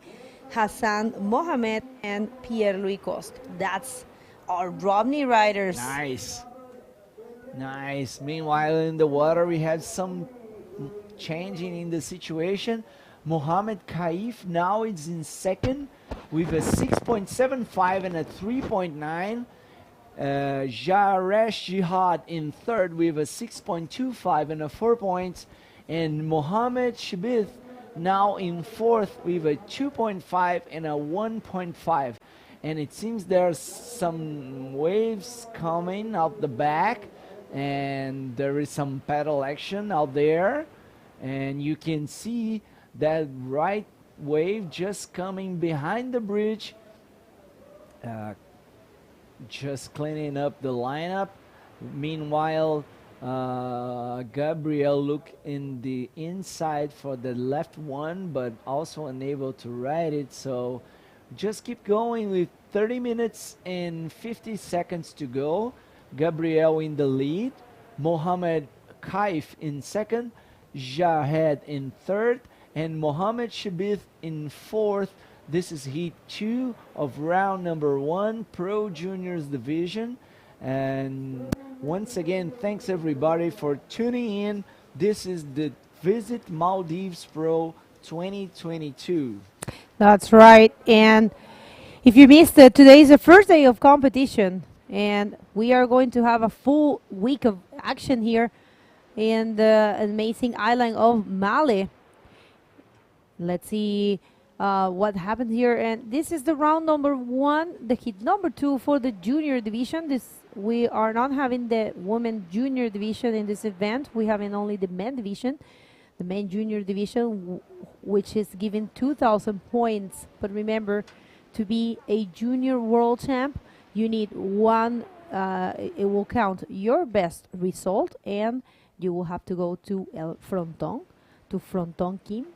And that's the one that it's deciding the junior world champion for the men division. So any of these riders have the chance, or whoever wins here have the chance to run for the world title in El Fronton. So that will be very good to watch a Maldivian having the chance to go to El Fronton this year. Oh yeah, I'm really looking forward to see some Maldivian guys riding Fronton. In fact, I just want to give some shout outs right now. Thank you, Clarissa Barros, which is a coach with Isabella. Belas do Mar. Yeah, thank you for tuning in. Thanks also Tonico de França, I Am a Computer, and Caveira Podcast, and also everyone, Rommel, Carla Montenegro from Brazil, Russ George, everyone who's tuning in, thank you so much. And well, I'm really happy to be here, and this is such an epic time for bodyboarding. This event is a real game changer for everyone. As we see, yellow jersey paddling for this one, not able to ride it, but we have some action back there. Gabriel looking for this one. And now, yeah, Mohamed Kaif on the left-hander. Good speed, looking for the section. Tries a little cover-up, but not able to come out of that one. Just quick in and out. And here we go. Let's see, just a battle for Gabriel looking to this left one. Just a quick in and out as well. Gabriel looking solid in the lead with a 7.75 and a 5 points. Very comfortable, taking first place. That's right, and here comes the answer of yellow. Let's see that backwash there, and the high tides are a little bit tricky. Unfortunately, not able to complete that reverse spin. And if you missed it, but I think a lot of people arriving. Thank you very much, everyone.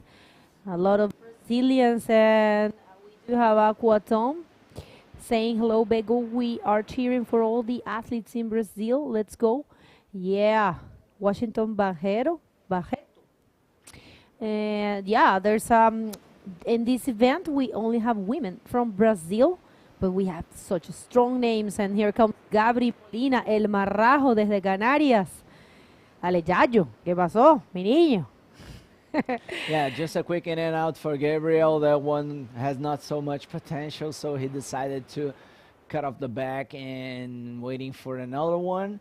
We still have plenty of time, 9 minutes, 40 seconds. And well, it seems that we have a nice set coming through.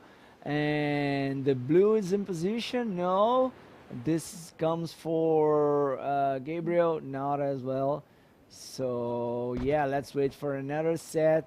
We still have 9 minutes and 20 seconds of the heat 2, round number 1. Gabriel in first, looking solid with 12.75 total score. Mohamed Kaif in second, Jari Shihad in third, and Mohamed Shabith in fourth.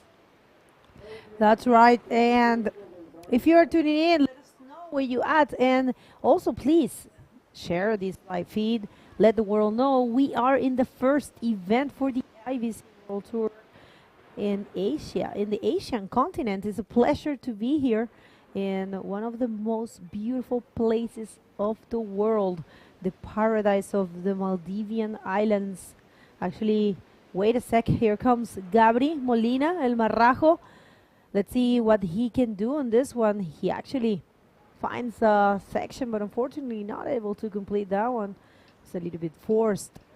And yeah, I was saying, this country, which is the name of the country I've been saying it for throughout the day, it's not really what we think. In Divehi, which is their language, native language, you don't say Maldives or Maldivas or Maldives.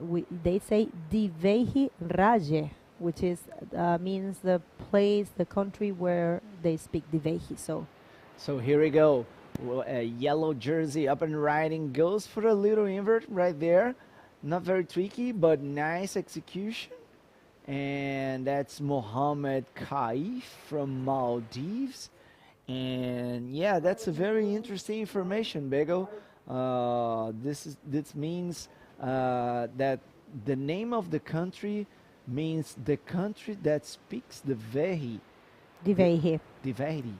Yeah. Nice. Really nice information. Thank you. yeah, it was I was curious because in some countries that have different languages than the ones that we're probably more used to, which is English, language which comes from Latin roots, which are French, Italian, Portuguese. When they have their own language, they usually don't call the country the same way we call it. So it's pretty interesting to know those nice facts. And Gabri Molina keeping very busy. You can tell he likes his wave. Yeah, Gabriel Molina up and riding, looks for the section, finds a quick little roll right there. One more time, goes for the air ass, unable to pull that off, but very smart move for Gabriel, just having that midsection bottom turn, and that's time for Jahesh Shahid finding a quick little invert back there. Yeah, that was pretty nice to watch. So yeah, we have I saw Ibrahim Rifat saying a Maldivian at El Fronton soon. Yes, I'm pretty sure we have great riders from here, also in the main division and the DROPKNEE. So definitely we're gonna see a lot of people in Fronton. So we do have the replay of the last wave. Yeah, that's the replay of Gabriel Molina's last wave. Finds a roll right there, not a big section, and tries to follow by this backflip, unable to pull that off. But as I mentioned, very smart mid-face bottom turn. We don't have to waste time on this long bottom turn. And here we go, Mohamed Shabith, one more roll. And that's it, not unable to pull that off. But okay, we still have plenty of time, 5 minutes, 20 seconds. This is heat number 2, round number 1. Gabriel Molina is still in first. Solid leading for Gabriel from Canarian Island with 12.75. Yeah, 12 points. It's a nice combination. His best wave. Oh, see, white jersey up and riding. Oh, nice quick ARS. Oh, unfortunately, couldn't came in front of the whitewash. But that was a nice movement for Jarish Jihad from Maldives. Jarish Jihad, yes, nice. So definitely, well, Gabri dominating this heat, but good work also for the rest of the competitors. Scores are not too far away from him. Mohamed Kaif only needing a 6:01. It's up for these boys, definitely. They are only under 18 years old, but it doesn't mean they are on their level. I always say that because some people think because they're juniors and they're under 18, they might not serve so good, but that's completely the opposite. Sometimes the juniors are sometimes are even more explosive than many of the men or other divisions. So I have to say I admire very much this division. It's very important. Yeah. And the IBC actually this year creating for the first time in history the female junior division, the women junior division, which is a very important division. Yeah. We don't have that in this event, but we will be seeing the closure of that division in France this year in Livestream Pro, right there in Arcachon. That's going to be great. So for the ladies, I was explaining that for the men, the men junior division needs to have one good result in any of the junior division events that we have had, and plus the mandatory front on kin. And for the women division, it's one good result in any of the events and the French event. Okay, let's see. Yellow jersey up and riding. That's Mohamed Kaif. Nice forward spin. Another one looking down the line. Oh, that's it. Just a couple spins for Mohamed Kaif, the Maldivian guy, looking solid in second position. And here we go. Once again, white jersey. That's Jihad trying to come around that section, but just quick and in and out. That's right. So what a great opportunity to be here. For us, it's an honor, and we are very, very thankful to all of our sponsors and everyone that has been involved in this competition. 2 years in the making of the 2022 Maldives Visit Maldives Pro, an event unique in the history of bodyboarding and in the history of the IBC World Tour. This is the first time that we come to Asia. Of course, there have been some events in Asia, especially in Japan. We had some events in the past, but this is the first time the IBC is coming here, and for us it's a pleasure. So thank you very much, especially to all the Maldivian community for having us here, and to all of our great sponsors. Yeah, it's also time to shout out for some sponsors, but we have we had this paddle battle back there, but time to say thank you to Visit Maldives, our destination partner and title sponsor, Ministry of the Youth Sports, a community empowerment, and Marukab Plaza, our accommodation partner. Official events, our event partner, Diragu digital partner, Print Lab printing partner, muchas gracias, Adadru, Mula Maldives, Maldives National Defense Force, Maldives Police Service, Stelco, Malaya City Council, Extreme Fitness, Musician Association of Maldives, Mafushi Water Sports, and NBAM supporting partner. Thank you so much for helping us to realize the 2022 IBC Visit Maldives Pro here at Varanula, Halugandu Beach in this beautiful city of Malé. And now with 20 seconds to go, up and riding in white, this is Jihad going for the roll. One more spin in the foam, and there is another set coming. Bego, check this out. That's a nice looking set here, and this is the 5 last seconds for this heat. Nothing there for Gabri Molina, who is actually leading, and unofficial results in the first position from Canary Islands, the only foreigner in this division. It's Gabriel Molina advancing and Mohamed Kaif advancing to the third round, but Jarish and Mohamed are not going out of the competition because they still have a chance on the rapid charge round. We're going to hit a quick hit recap and a commercial break. I'm going to be back for the drop knee division. Don't go anywhere.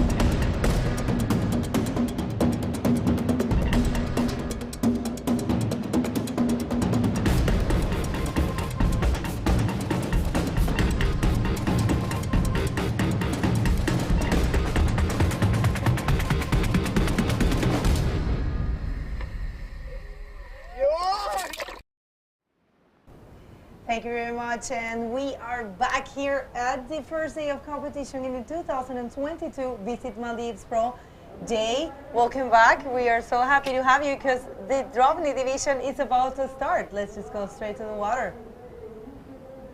Super amped to see the drop knee division get underway. You know, it's just out there on a brief break, and I got to tell you, the tide is super high, and the whole lineup has shifted. We have 3 riders in this heat. Of course, 8-time world drop knee champion Dave Hubbard, local Maldivian Shimal Shamin, and Henhaim Vaturi from Israel. So a truly international heat. Dave Hubbard, obviously the odds-on favorite here in this heat. I had a brief word with him as well, right after, I should say during my break. And Dave was, you know, he was optimistic. He thought, hey, it's looking kind of fun out there. And there's a little right-hander and left-hander that have shifted over due to this high tide. Dave's going to try to draw first blood right here. Yeah, definitely. Here comes Dave. What you see on your screen, it's the scores from the previous heat. Oh, wow. That's classic. Classic Dave. What about that technique to throw that amount of water? Yeah, so, you know, I asked Dave in the water the other day, I said, do you ride a long board? Like, how long is your board? I thought maybe 43, 44 inches. He said, nope, 41 and a half, which was really shocking to me because his board looks much longer. I think it's because he rides really far back on the board. So let's have another look at that wave with the replay. You'll see Dave hops up real far back on the board. Notice that front foot real far back, a lot of nose in front of him, just bangs that snap reverse off the oncoming section. And really his knee and foot position are everything. That is why Dave, in my opinion, one of the top drop kneers that's ever ridden a bodyboard. Yeah, definitely Dave has proven so much skills, and here comes for a backside ride. Look at that, looking comfortable as well. Serves equally as good to both sides. That's not too common. It's true. You know, getting up backhand, particularly on a steeper wave, really tough because, you know, we're riding a skegless vehicle. You have to get up with a hand and a knee at the same time and then swap your hand for your foot position. So it's really tough on a backhand wave to do that right without catching your swim fin on the wave. You see him get up, he almost loses his edge there, so he had a little positioning error but regains it quickly and bangs that little oncoming section and holds on for the finish there. So, you know, Dave also has this full crescent tail on his drop knee board. Another angle here, Bego. Yeah, I love the way he actually controlled the board perfectly. He actually just gives some touch, like a key touch with his hands, not too much, just to stabilize the board. I really like that, and he was able to complete one snap there. So let's see. Right now, holding a 4.5 and a 1.5. It's Dave over in the first position, and so far the other two riders haven't shown too much. But let's just go to the interview with Gabriel Molina and Alexandra Rinder. Alex, take it away, please. Thank you, guys. Yeah, we're here with the Canarian rider, Gabriel Molina, the only one that's not from the Maldives, competing in the junior division, winning this last heat. How do you feel? Fue una manga con olas un poquito pequeñas, así que hubo que cambiar un poco el modo de coger olas, buscar más cantidad que te permitiese hacer algo normalito para poder así hacer algo y no eliminarte. Yeah, so he's saying what a lot of athletes have been saying. It's a little bit slow and it's small, so it's really important to choose the ways wisely and to not get too crazy out there. How does it feel? You have been doing the whole tour because you won from the Fronton King. You won the whole tour, so they pay you the whole tour. How does it feel? How has it been to travel around the world? La verdad que estuvo súper guapo. Ellos me subvencionaron con el viaje a Chile. Pude hacer las 3 pruebas allí y eso fue lo que me hizo cambiar mi mente en cuanto al circuito y gracias a eso pude elegir venir a este evento. He's really happy that he has that support from the Fronton King. And he's really opened his mind into competition, going to Chile this year, and he's really happy to be here. Congratulations, hope to see you in the next heat. And do you want to say hi to someone back home? Yes. Nada, saludos a toda la gente ahí de Canarias, a todos los que estén viendo. Y nada, ya nos vemos en poco. Y saludos a mis padres. Thanks, and back to you guys. Thank you, Alex, and congratulations to El Marrajo once again for taking that second heat. And today, remember, we are going to be seeing after the DROPKNEE, the second round, which is 1 hit. Oh well, little in and out there in that barrel for Dave Hubbard, combined with another snap, looking very comfortable. That is just textbook jack stance right there from the Hawaiian Dave Hubbard, showing why 8 times he has won the world title. And let's take another look at that backhand wave he had earlier. Bottom turn, snapper off the lip. And Dave got a couple waves really in quick succession there. And we see this quick in and out left barrel, fangs it off the bottom and just nails that oncoming section for a beautiful gouge. And Dave just looking lean and lanky on these left-handers and right-handers, quite frankly, as White takes off on this wave, hops up on his forehand. Shimal Shamin, the local, tries to do a quick lip hit, and the backwash plays havoc with him. So Dave with a commanding lead at this point, and Henheim Vittori, no waves, actually just one quick wave under his belt. So yeah, it's it's all in the hands of Dave Hubbard so far at this point, but we're early in this heat, so anything can happen. All right, so let's take a look at the scores here. Dave Hubbard sitting on an 8.25 and a 6.25. That little duck under barrel with the gouge on the end really impressed the judges. 14.5 heat total. He, somebody could say, not me, somebody might say he could just paddle in at this point and watch what the rest of the guys do, because Shimal Shamin and Henheim Vittori really have their work cut out for them to really put any kind of a dent in Dave Hubbard's domination, even here with 18 minutes remaining in this heat. Okay, if you're tuning in, let us know where you at. This is a great moment. I'm pretty sure a lot of people is waking up at this point in the other side of the world.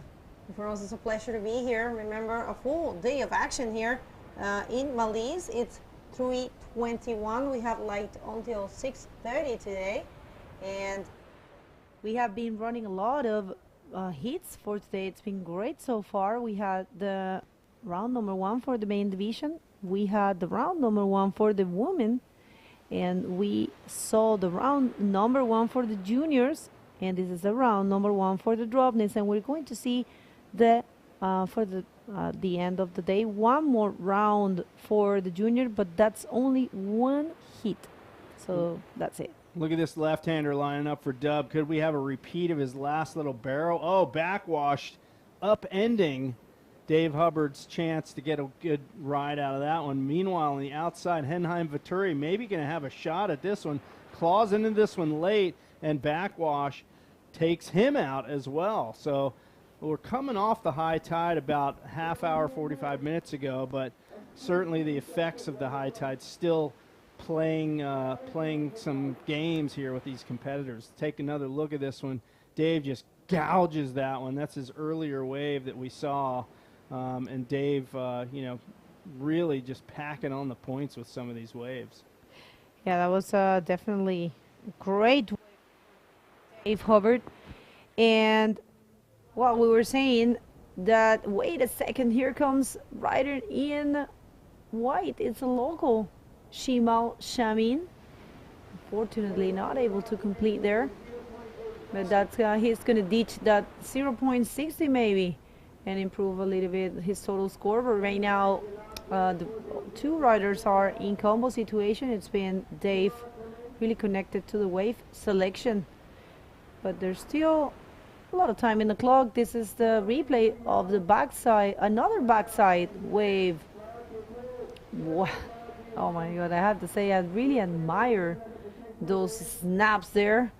For Dave, it's such a great technique. It's all about a flick of the body, you know, body weight. And there goes Dave on yet another left-hand wedger, driving down with speed, fangs it off the top, blows the tail out, comes back down to the inside. He's getting a little styly on the inside and just disappears behind that flag. And Dave showing masterful control on a board, you know, that's essentially 3.5 feet long without any fins. The drop knee stance, not easy to do. Add the backwash in, it throws another level of difficulty as Henheim Vittori gets up a little late on that one, can't get down the face, and then gets thrown off the back by the backwash.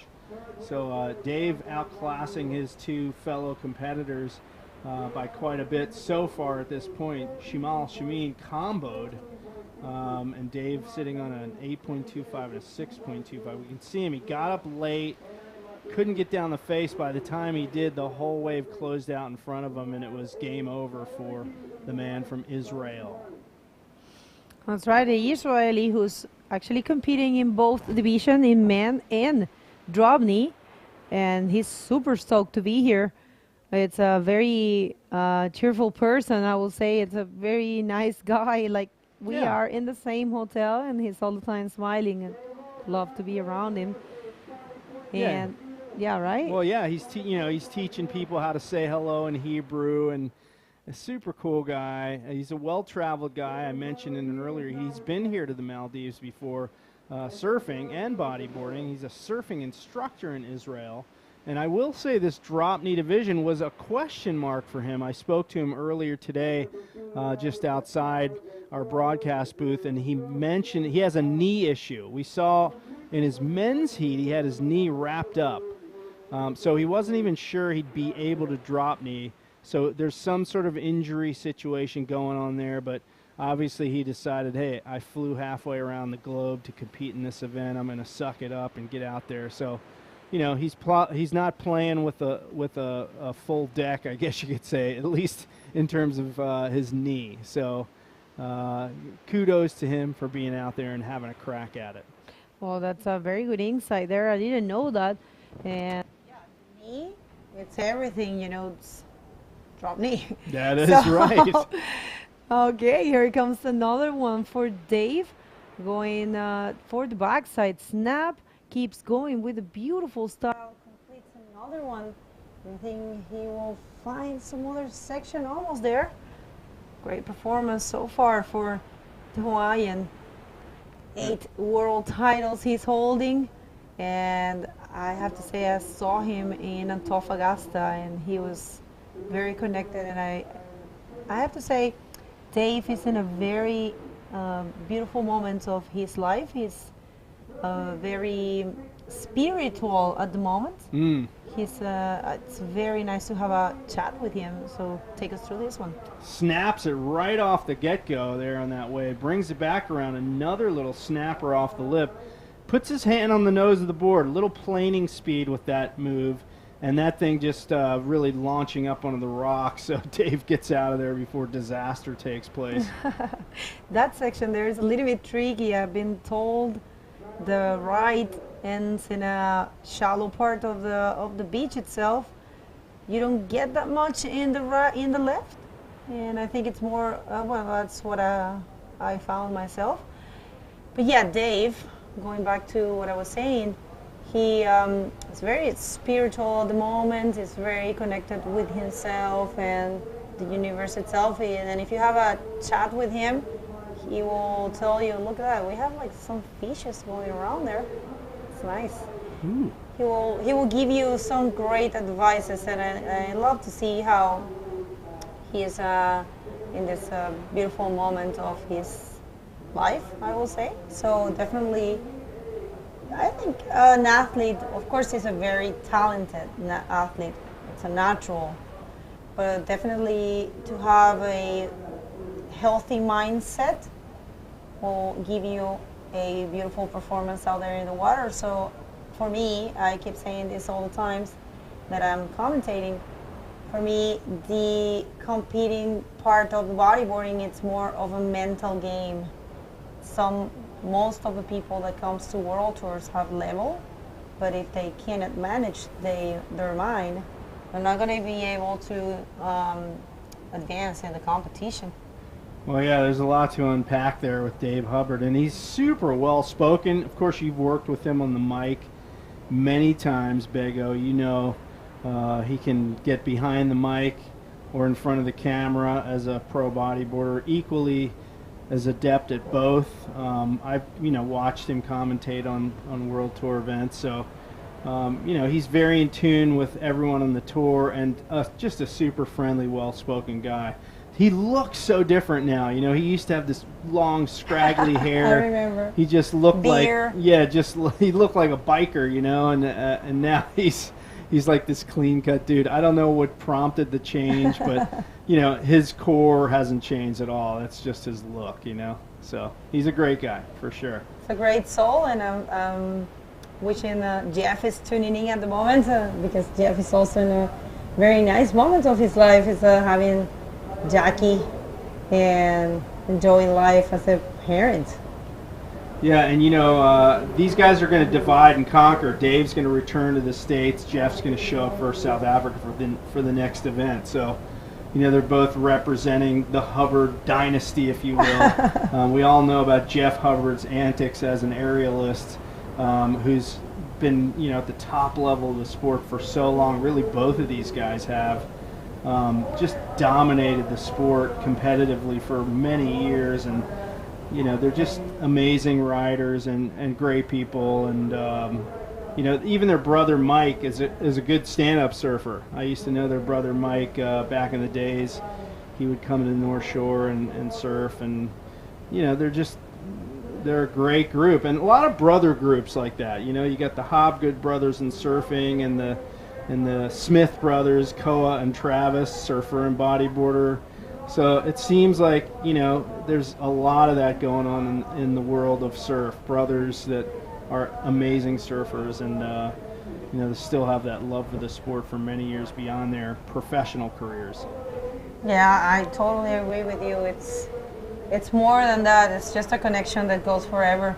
Competitive side is just one side of our sport, but it all comes down to how do you actually leave this sport, and these two guys are giving everything for bodyboarding. I have to say their whole lives are based on that, and I'm pretty sure, I'm 100% sure our lives are also based 100% in bodyboarding, and it's beautiful. I think most of us are the same way. That's why we're here. And thank you very much, everyone, for tuning in. I'm going to go now to the chat to check who's there. I see there's more people at the moment. Thank you for being present. And if you want us to shout out, just please send your messages. We can read right now. We try not to be in the chat all the times because we're concentrated. We are focused on the live action. And let's see, let us know where you at. South America is waking up. You know, the whole continent of South America should be tuning in at this point because they're all dealing with a beautiful morning, hopefully, where they live in South America. And that's from West Coast to East Coast. Check out that view.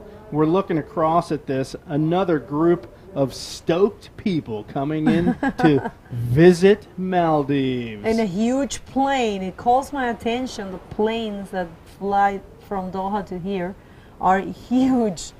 777-300. Huge. It's actually the same plane that took me from Sao Paulo to here, which is a 14-hour flight. Yeah, I had about a 15 and a half from LA to Doha. I'd love if I could afford business class. Oh, wow. I would. That's a dream. Maybe next year, if I come back, IBC will fork over for the business class, right? Oh, wow. Look at this. A man can dream. Oh, yeah. We have Madame Chauve from Israel. Yalla hen. Yes, yalla, yalla he. I learned some Hebrew once. Wow. In the States, I worked with an Israeli company, and I had the chance to learn some Hebrew. So there's some words that I can throw there. So, shalom. But that's a whole nother story, folks. We'll get to that one at some point. But Bego was an amazing a trucker chick. Let's call her a trucker chick. I met 40 states working in an Israeli company, and I loved it. Look at that. There he comes. Shimal Shamin.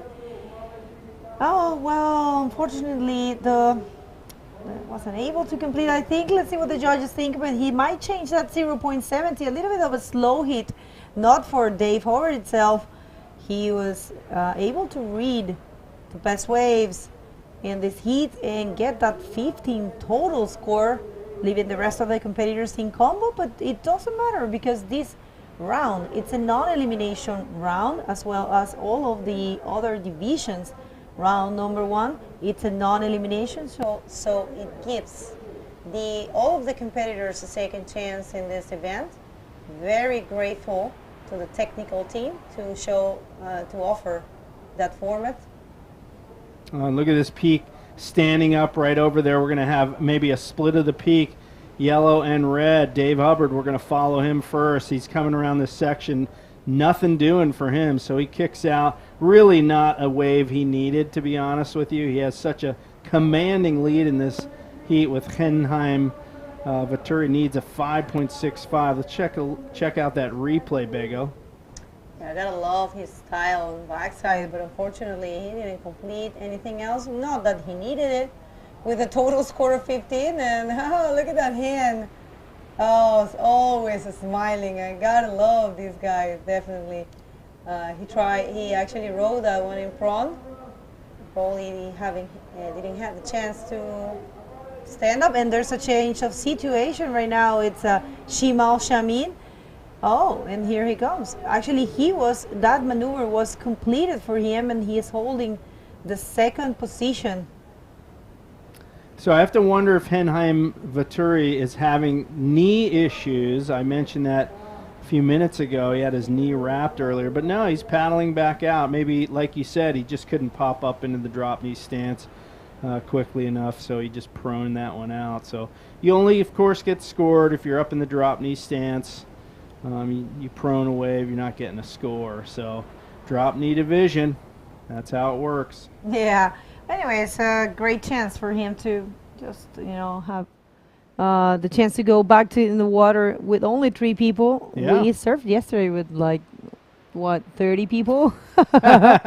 Too many. Yeah. Too many. So, yeah, definitely. Congratulations to him for giving it a shot to the drop knee division. But remember, in this round, the non-elimination round, the first and the second riders are advancing, are skipping one round. They will be advancing directly to round number 3.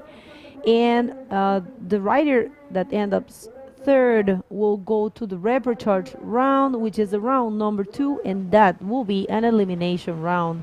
So that's a format for the drop knee, the juniors, and the women. 2 riders advance and skip a round, and 2 or 3, depending on if there is a 3 or 4 men heat or women heat, will remain in the repechage. Very nice format. But for the men, it was only the first that advanced and skipped around. Yeah, I like the non-elimination here on day one. It's, you know, you mentioned people travel from all over the world to come to this event. What a bummer if you lost in your first heat. That's game over. And I, trust me, back in my day, it was like that. You would have a 20-minute heat, you just had bad luck, weren't in the right spot or whatever. It was it. That was it. You spent thousands of dollars to get there, and your campaign is done in 20 minutes. Pretty frustrating, you know, as a competitor to not have that second shot. So I'm glad to see things have progressed in the world of competitive bodyboarding. And, you know, there's so many innovations now with the not only the formats, but the priority system. And, of course, we have webcasts, which is beautiful. Anyone can watch at any time. Doesn't have to be live. Obviously, we have a whole slew of people that have been sleeping for the last several hours because of the location that we're in here in the Indian Ocean. And particularly back where I live, 12-hour time difference. It's literally flip-flop. So hoping my family gets to watch this when they wake up later on this morning. They will. For sure. And I would like to take this opportunity, this last minute, to thank all of our sponsors and partners. Remember, this event it's got a title sponsor, which is Visit Maldives. It's a destination partner. We have, this event is made in association with the Ministry of Youth, Sports and Community Empowerment.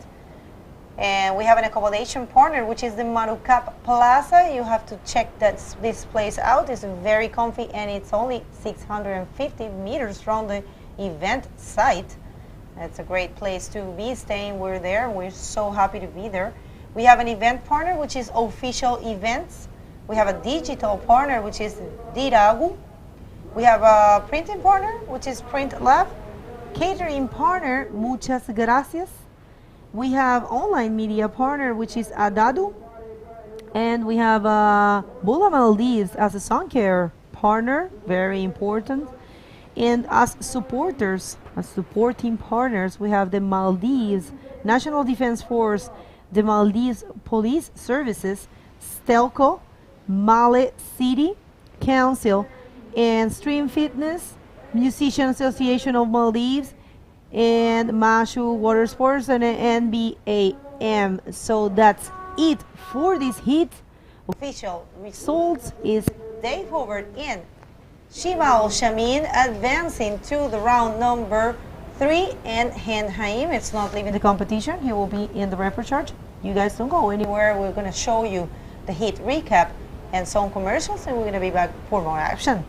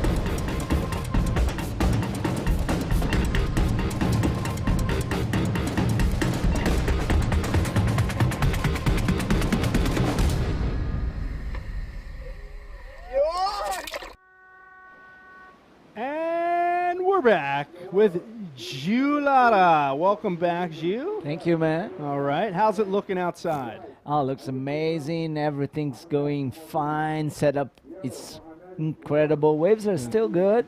All right. And let's go out the water, right? I think we're going to head to the water right now. And, you know, we're coming off that high tide. The entire lineup has shifted to the right towards the bridge. Amory Laverne from France.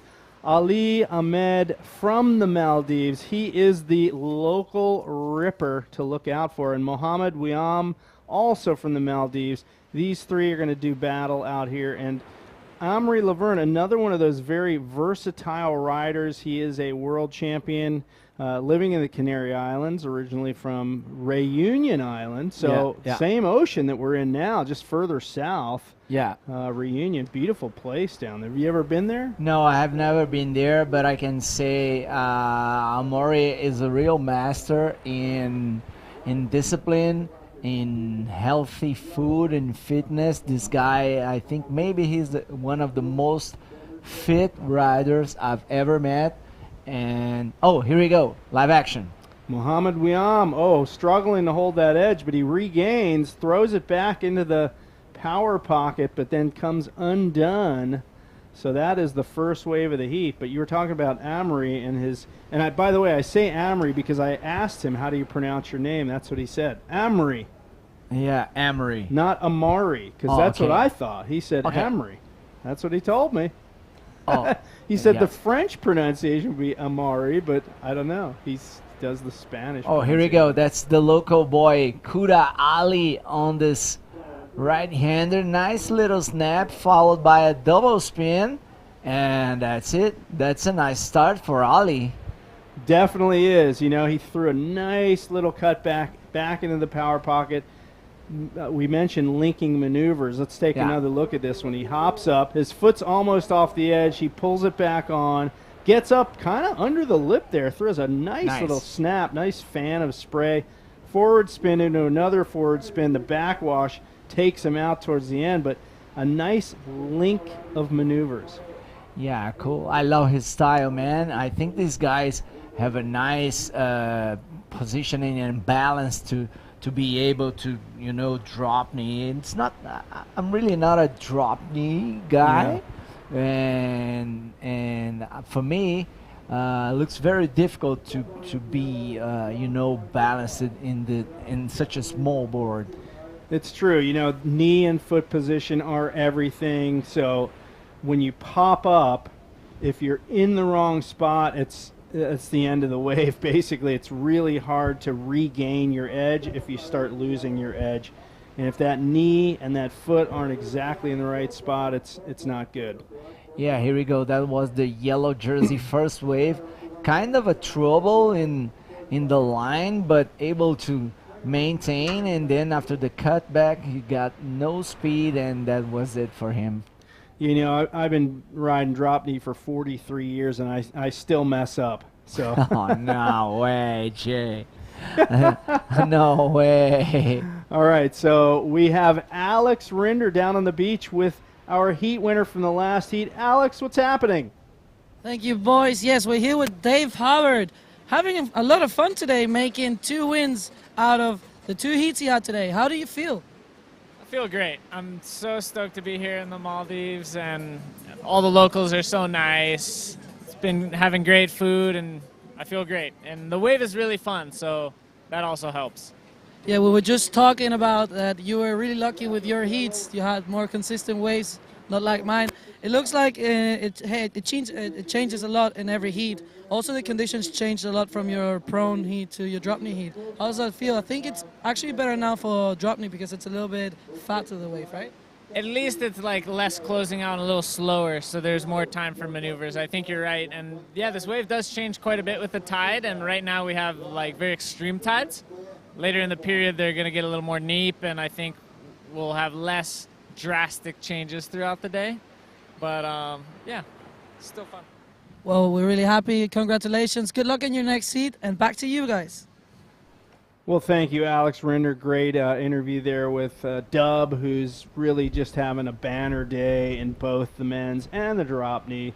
So we'll be seeing a lot more of him. I am sure of that as he presses on with his quest for a 9th drop knee world title. Can he do it? Yeah. I don't think there's much question that he can. Yeah, and that's what I thought. I'm sure we're going to see a lot of this guy's interview during this contest because he's such a powerful prone rider, and well, not to mention the drop knee titles. This guy is a master drop knee rider, and I'm really impressed at how good is his prone surfing as well. And see live action. Oh, the yellow guy, Mohammed Wihan, had some trouble right there. Yeah, Mohammed Wiam goes up for the lip, and he was sort of over the outer rail of his board a little bit too much, and the lip just tossed him out in the flats. He's holding down second position really because Amory Laverne has yet to catch a wave. He's really taking his time. And look at this little right wedger. That's my peak. Yeah, your peak is working better now, huh? Let's see, Mohammed, nice rail turn, and goes for the floater. Oh, he was done by the backwash.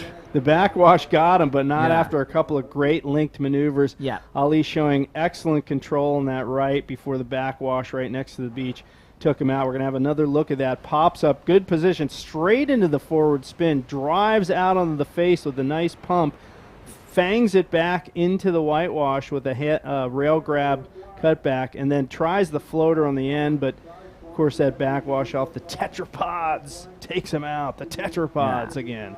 You know, as a bodyboarder, I'm a little bit jealous about those surfing pumps that you can generate speed, and with the prone style, you're not able to. You know, you just can do it, but you don't gain so much energy as you have those big pumps with surfing and in drop knee as well. Yeah, it's true. Obviously, in drop knee, harder than on a surfboard, in my opinion. I do both, and I find surfing easier than drop kneeing because you got the benefit of the fins on the bottom. They're doing all the work with the edge control. Drop knee, I mentioned a minute ago, it's all knee and foot position, and that has to be spot on as soon as you pop up. There's no really period of adjustment because you've already started losing your edge if it's not right straight off the bat. Yeah, let's see. That's up and riding, white jersey, Ali, Kuda. Another pump, goes for the section, comes around, tries a little check turn, but once again got caught by the backwash. No doubt. Tricky backwash right there. It is indeed, and another wave out the back. Looks like our next competitor, Mohammed Wiam, trying to find some action on the inside here, and his upper, should say forward foot position is a little off, I think. He needs to get it more on that outside rail so he can really balance back and forth on the rails. Meanwhile, Amory Laverne sits on the outside still waveless. Yeah, and here we go for the replay. Ali just finding the best way to dropping in on this one. Pumps in to gain speed, comes around the section, and when he goes for the check turn, there he comes, the backwash. He did some pearl diving on that one. Oh, Amory Laverne finally nails down a wave. Hopefully we can get a replay on that one. We didn't see what happened on that one, but that was his opening ride here with 16 minutes to go in the heat. Yeah, and for sure he realized that chase peak is working, and you know he paddled right to the place and got his first one. Nice. I'm loving that, man. if there's time after the contest, I'm all over that. Oh yeah. I'm pretty sure you will. I'm on it like a bad suit, as we would say in the United States. So here we go. Right-hander shaping up for Ali. He has a look. No go. It's a bit sectiony, a bit fast, but he is holding down the lead spot in this heat with a 9.0. We're still waiting for Amory Laverne's first wave scores to come through. And Mohammed Wiam is in second. Still needs a 7.15 to move ahead of his fellow countryman, Ali Ahmed. Yeah, Ali looking comfortable in the lead. Amory Laverne wave still not dropping in those scores, and here we go, up and riding. Ali Kuda Aya, nice cutback to the energy, to get more energy, and that's it. Not much there for him. Yeah, I think his other two good waves are going to trump what we just saw from him there. So He'll go back out and wait for more. Amory Laverne's scores come through 4.4 for his first wave. That bumps him up into second position, and he holds down first priority. So just a waiting game for him. Just going to wait it out, try to get a good one, and of course dominating, doing well in the men's division as well. So Amory, another double shot talent guy, and here we're going to see that wave that we missed earlier. Pops up DROPKNEE and bangs it off the lip straight away. So kind of a short ride for Amory, but made the best of that. Yeah, nice execution on the maneuver. Short wave, but well executed. So 4.4, that put him in second place. Just waiting for another one. He's sitting now on priority number 1, and we have 40 minutes to go. This is heat number 2, round number 1 of the DROPKNEE division. Ali Ahmed Ali Kuda Aya, the local hero, in first position, Amaury Laverne in second, and Mohammed Wehan in third. This is a 25-minute heat. Top 2 waves scored. First and second goes to the next round, and the third place goes to the repechage. So we got underway this morning at 9 a.m. local time. It's almost 4 p.m. So definitely been chewing through the heats today. First rounds for every division, which is great. We're trying to get to a position where the finals day is held in the best surf of the week. And outside, Ali Ahmed taking off on this wave. Quick pump to get some more speed and bangs it off the lip. Nice. Goes for the reverse and comes unstuck there. But he's really shown his local knowledge here, picking up tons of waves here, and I remember back in my day there was a 10-wave limit. You couldn't catch more than 10, or else you were disqualified. So you had to kind of keep count. No, yeah, nowadays mostly we have 12 waves that you can ride, but for the professionals there are no more limits. So they can surf any waves as they want. And if anybody wants more information about technical stuff, you just can check on IBC website. The rule book is available. We also have one of them right here with us. Here we go, there it is. And if anybody has any doubt about it, just ask us, and we'll be glad to answer any question about judgment. That is a thick book, man. It's going to take a while to look up the rules, but I'm sure you know it like the back of your hand. Amory Laverne takes off on a beautiful left-hander on his forehand. Nice. Snaps it off the ceiling there and gets a nice tail blow snap on that one. Meanwhile, check this out. Yellow, Mohammed Wiam picked off a right over there. We didn't see what happened on that, but Amory Laverne picks up his second wave. We'll see if it's enough to move him into first place. Take another look at that when he bottom turns on this one. Fangs it off the bottom, hits that oncoming section, blows the tail out a little bit, and doesn't quite get back in front of the wave. So we'll see if that's counted as a make on that final maneuver. But plenty of control for Amory Laverne throughout that wave. Nice, and this is the heat number 2, round number 1. We have Ali Kudwaya in first, and Amory Laverne in second, and Mohammed Wihan in third. Just want to say thank you to everyone who's tuning in. Just I'm gonna have time for a quick shout outs, but not now. We have some pedal action back there. Amory Laverne dropping in on this one, goes for the nice little snap, goes for the section. Oh, not much there for him, and that's it for now. So yeah, I love seeing these guys that mix it up. They drop knee and they prone. Some cases even stand up ride. A lot of riders just specialize in one or the other. So it's good to see guys like Amory and Dave Hubbard and Ali actually, who are focused on both styles of bodyboarding. Very different styles. Amory gets that snap in and then has to duck out of that wave. So. But we see that split of the peak, and Ali took the right-hander. We'll go back and see what Amory's doing with the snap, and then ducks out of that one quickly in the shallows over there. Okay, time for some shout-outs. Thank you Arfi, Ross George, Nathan Shalve from Israel, John Nutter, Mike Strawley, G-Real Hall of Famer, killing Mike, it, bro. That's one of my good buds from way back in my early days. Mike Strawley, what's happening, Strawley? Good to Yeah. hear from you, buddy. Nice, thanks for tuning in. João Bosco from Brazil, go Neymar and Luna. And thank you so much, guys, for tuning in, as well as Orward, Abdullah Mohammed. And yeah, nice. Thank you, guys, for tuning in. This is the Visit Maldives Pro, presented by Visit Maldives. Thank you so much for tuning in. And please drop comments, send your flag, tell us where you guys are tuning in.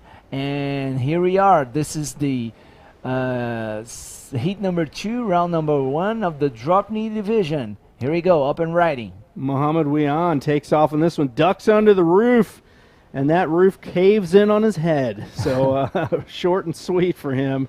Actually, not so sweet as he rounds out the heat in 3rd place right now. He needs a 4.95 with 8.5 minutes to go.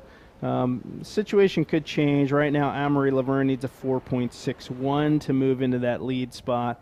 But dominating the heat so far, Ali Ahmed, the local ripper, the Maldivian, prodigy, really. He's good at prone. Yeah. He's good at drop knee.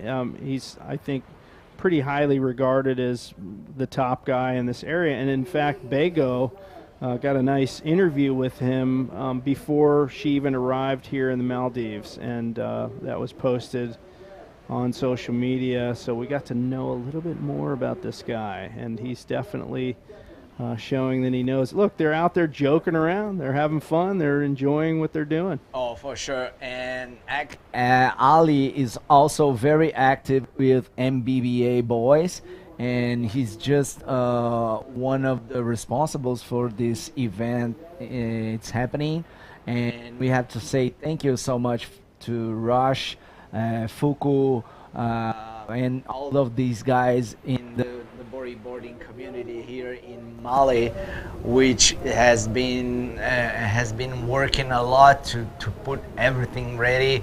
And I have to say, man, this is one of the most professional and beautiful events that I have ever been. Yeah, no, look at this structure, and that looks amazing. You have Judges Tower right there, and you have that big stage for concerts on the right side. You have a nice setup. Look at that beautiful drone shot. Looks amazing, man. And you see as the camera goes wide, the riders area on the left corner. And man, looks amazing. I'm really glad to be here. Thank you so much, everyone. Thanks IBC, Glenn Cuevas, Donnie, everybody who put in this together. I'm really excited for the next couple of days. Yeah, you see those tetrapods too, right in front of the judges' stand. Those are, what protects the beach, but also creates that backwash at high tide. But what a commanding drone view here. And you mentioned the competitors area, that big white tent next to the bridge. There's bean bags in there, there's changing rooms, there's showers, there's refrigerators with drinks in it. So, everyone's taken care of here. It's super cool. And this little island, not really a very big space with a lot of people. And I took a run around the island a couple days ago. Took me about 45 minutes at running pace. So that gives you an idea of how just very small this island is. A lot of people here and a lot of stoked bodyboarders here supporting this event and welcoming us, really. Yeah, right. There is action out the back. Up and riding, yellow jersey, tries the maneuver, goes for the bottom turn, and he got caught by the lip on the head. That was it for Mohammed. Wihan now sitting in 3rd place, looking for 6.4 to get first. Amaury Laverne in 2nd with priority, now needing a 5.05, and Ali Kushwan Ahmed in 1st with a solid total score of 9.45. in 4 minutes and 15 seconds to go. So I see what Amory's doing right now. He's just kind of sitting on the same peak that he saw Dave Hubbard sit on. Dave managed to pick off some great left wedgers, and look at that, more drone action as we see that China-Maldives Friendship Bridge stretching majestically off into the distance, and the competitors sitting out there bobbing in the lineup. But great drone shot. You can see a beautiful blue roof on that mosque at the top of your screen. And the little swimming beach just at the top right now, where they did a clinic yesterday. Amory Laverne actually took a lot of the local kids in the water on bodyboards to teach them how to kind of lay on the board and get the feel for bodyboarding. Future generations. Nice. Yeah. Yeah, that's a kind of artificial beach that the community has built for, you know, just you can see many people there just having some good time, you know, enjoying the warm water. And man, it's a really nice city. People are really friendly, and things are doing good for us here. Just want to say thank you one more time to everyone who's working hard for this event. And just time to give some shout outs. Thank you, Miguel Marques from Portugal. Vehemence asking for who's going to win the DK division. Well, I have a guess, but I will not say. Boris Anthony, PLC competing in DK, first time on a World Tour event, maybe. I'm not sure, but maybe. And let's go, live action, Omori Laverne. Looking nice, nice cutback, throws the tail. And that's it. A quick little one for Omori. I'm pretty sure he was hoping for a second maneuver, but a nice tail slide snap for Amory. And yeah, people from all over the world. Who's going to win the DK division? I don't know, but let's check this replay of Amory. Upright, definitely trying to get some action out of this. Nice snap. Finds another little section up ahead, but he has to duck through the back on that one. Couldn't really get up to the lip there. So Amory Laverne putting a score on the board. Will it be enough to vault him into first place? Just about 2 minutes and 15 seconds remain in this round one, heat number 2 of the drop knee division, and one more heat to come. I think PLC is in that third heat. Yeah, he is, man. We have Fabian Thazar, Yerko Vasquez, Hassan Mohammed, and PLC on heat number 3 of the drop knee division. And I'm just wondering if it's really the first time that PLC is going to compete on the drop knee division. I really don't know. I'll ask him. Mohammed Wiam on this wave, and he's doing some really interesting body movements on this wave. I think he's trying to find his way on the board a little bit. Maybe new to the whole drop knee scene. I don't know. Hard to say, but man, I'm stoked to see people out there having a crack at it. You know, whether they're having success or not, the point is they're having a go at it, as is Ali. See Ali up and riding, nice spin on the drop, goes for the section, finds a little floater right there. Nice linking maneuver for Ali Kuruwaya, the local hero. Meanwhile, Omori Laverne looking left. Nice little quick snap, and that's it. A quick little one for Omori. So with less than a minute to go, Amory sprint paddling out. Let's have another look at that wave. Bottom turns right here around the section, bangs it off the lip. Nice. And yeah, just a one maneuver wave. I don't know if that's going to be enough to move him into first, but certainly a good effort. PLC, getting back to him, we're going to see him in the next heat with 30 seconds remaining here in this heat. He's known as, you know, one of the best prone riders that ever rode a bodyboard, of course. But what are his drop knee skills like? I'm not even sure I've ever seen a video or anything of him drop kneeing. I'm sure one's out there. I just haven't seen it. Yeah, man, but, you know, we're talking about PLC, so, you know, maybe we're going to see something amazing out there. Good point. Yeah, this guy really knows how to manage a bodyboard. He does. So, yeah, I'm pretty sure you're going to see some very great action from Pierre. And that's it. That's the end of the heat. We had Ali Kuduwaya in first place, followed by Amori Laverne in second, and Mohammed Wihan in third. We're going for a quick recap, then a commercial break. Don't go anywhere. We're back right after that.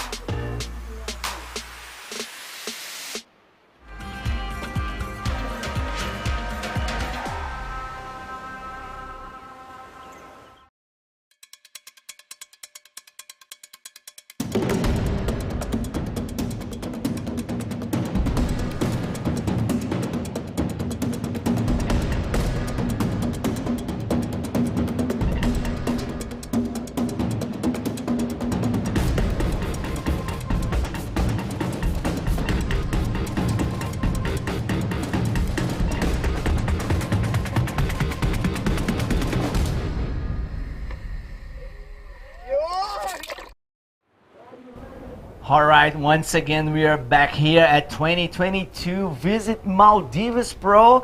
I'm side by side with Bego Martinez. What's up, Bego? Very happy to be here, and we have some action in the water. Last heat for the DROPKNEE division. Let's just go straight to that, and that will be the third heat. And we have a stocked heat. We have Fabian Tassar from actually Reunion Island.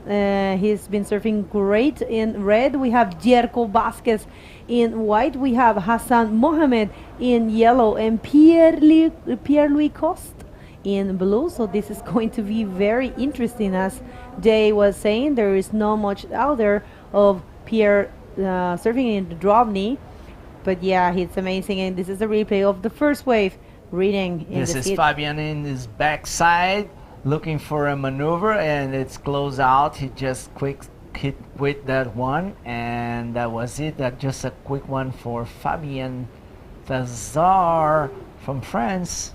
From Reunion Island, Reunion actually, Island, yeah.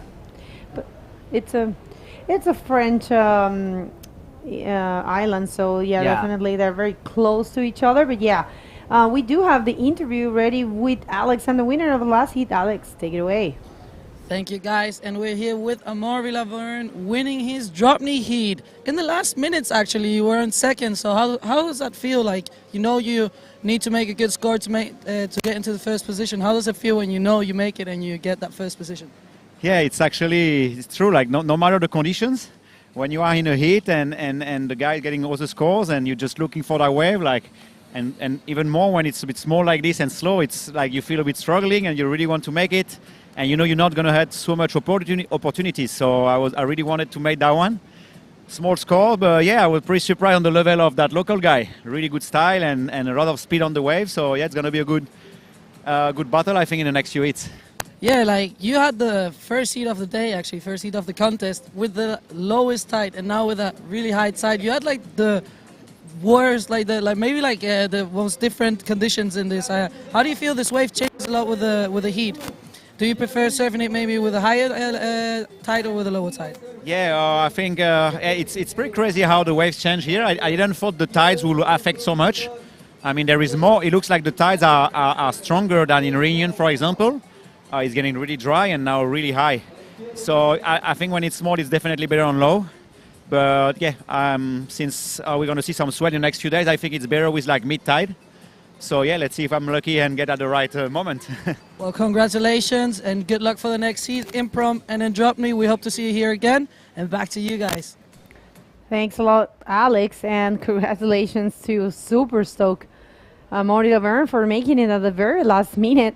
How cool is to passed your 2 heats of the day in 2 divisions. And first, well, that's Amaury right there. Let's see if Pierre can do the same thing, but Fabien Tassar really strong. That was such a powerful maneuver for Fabien Tassar there. But Pierre is in the first position. Definitely that one is going to be an important score for Fabien.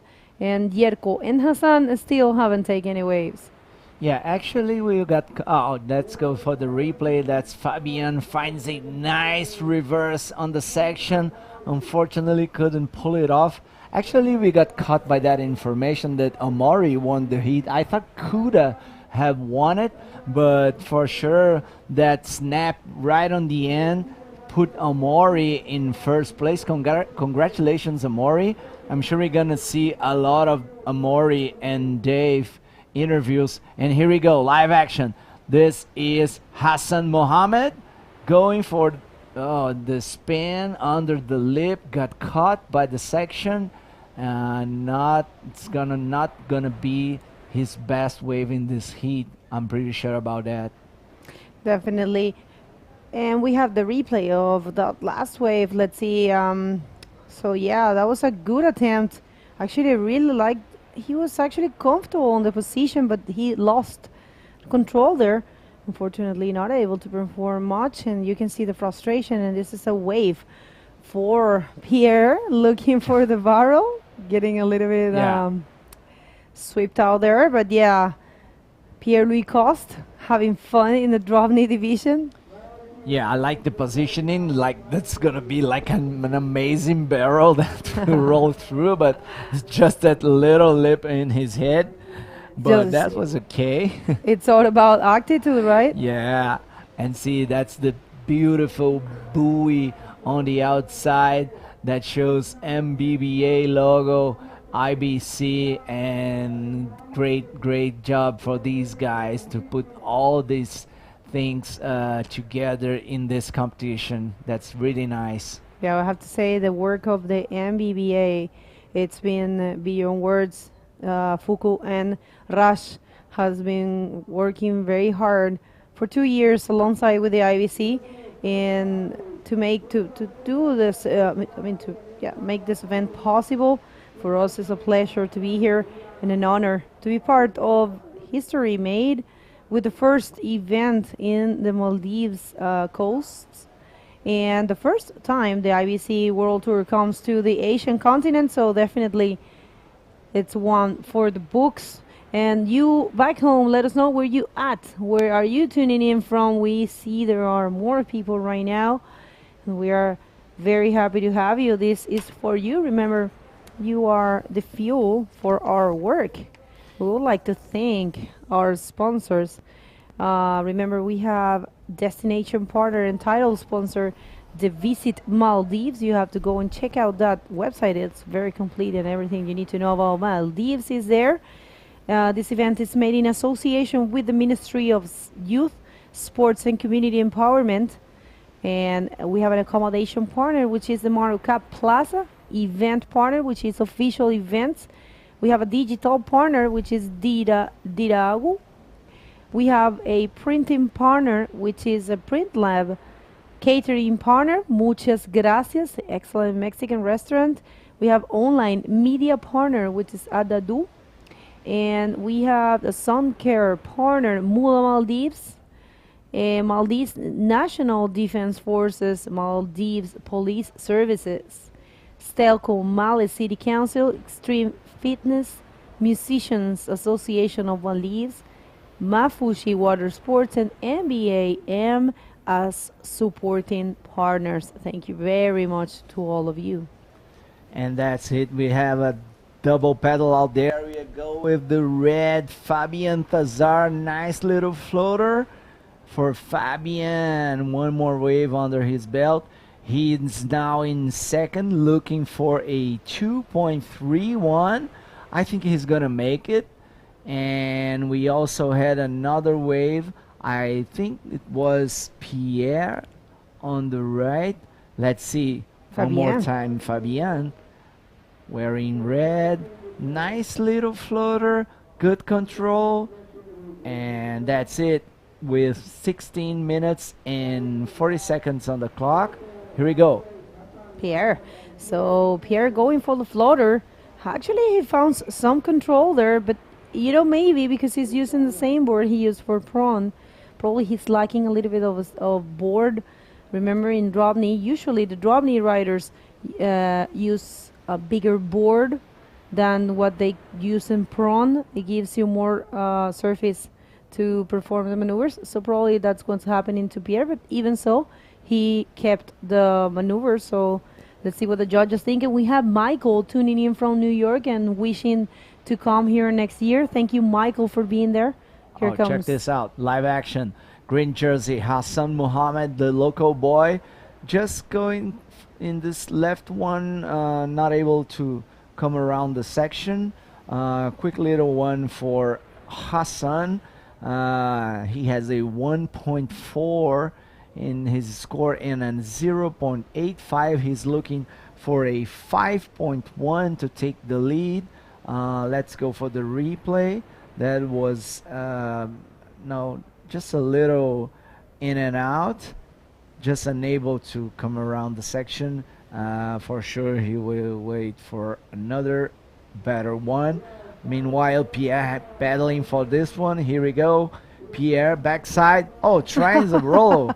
Oh, that was nice. Yeah, that's a DROPKNEE to prawn roll. Very cool.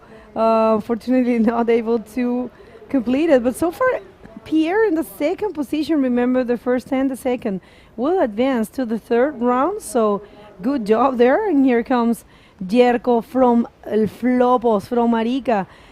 Jerko, one of the best photographers, water photographers that we have, and he also charges El Flopos, or El Gringo, as you know, some people know it. And look at this backwash for Fabian.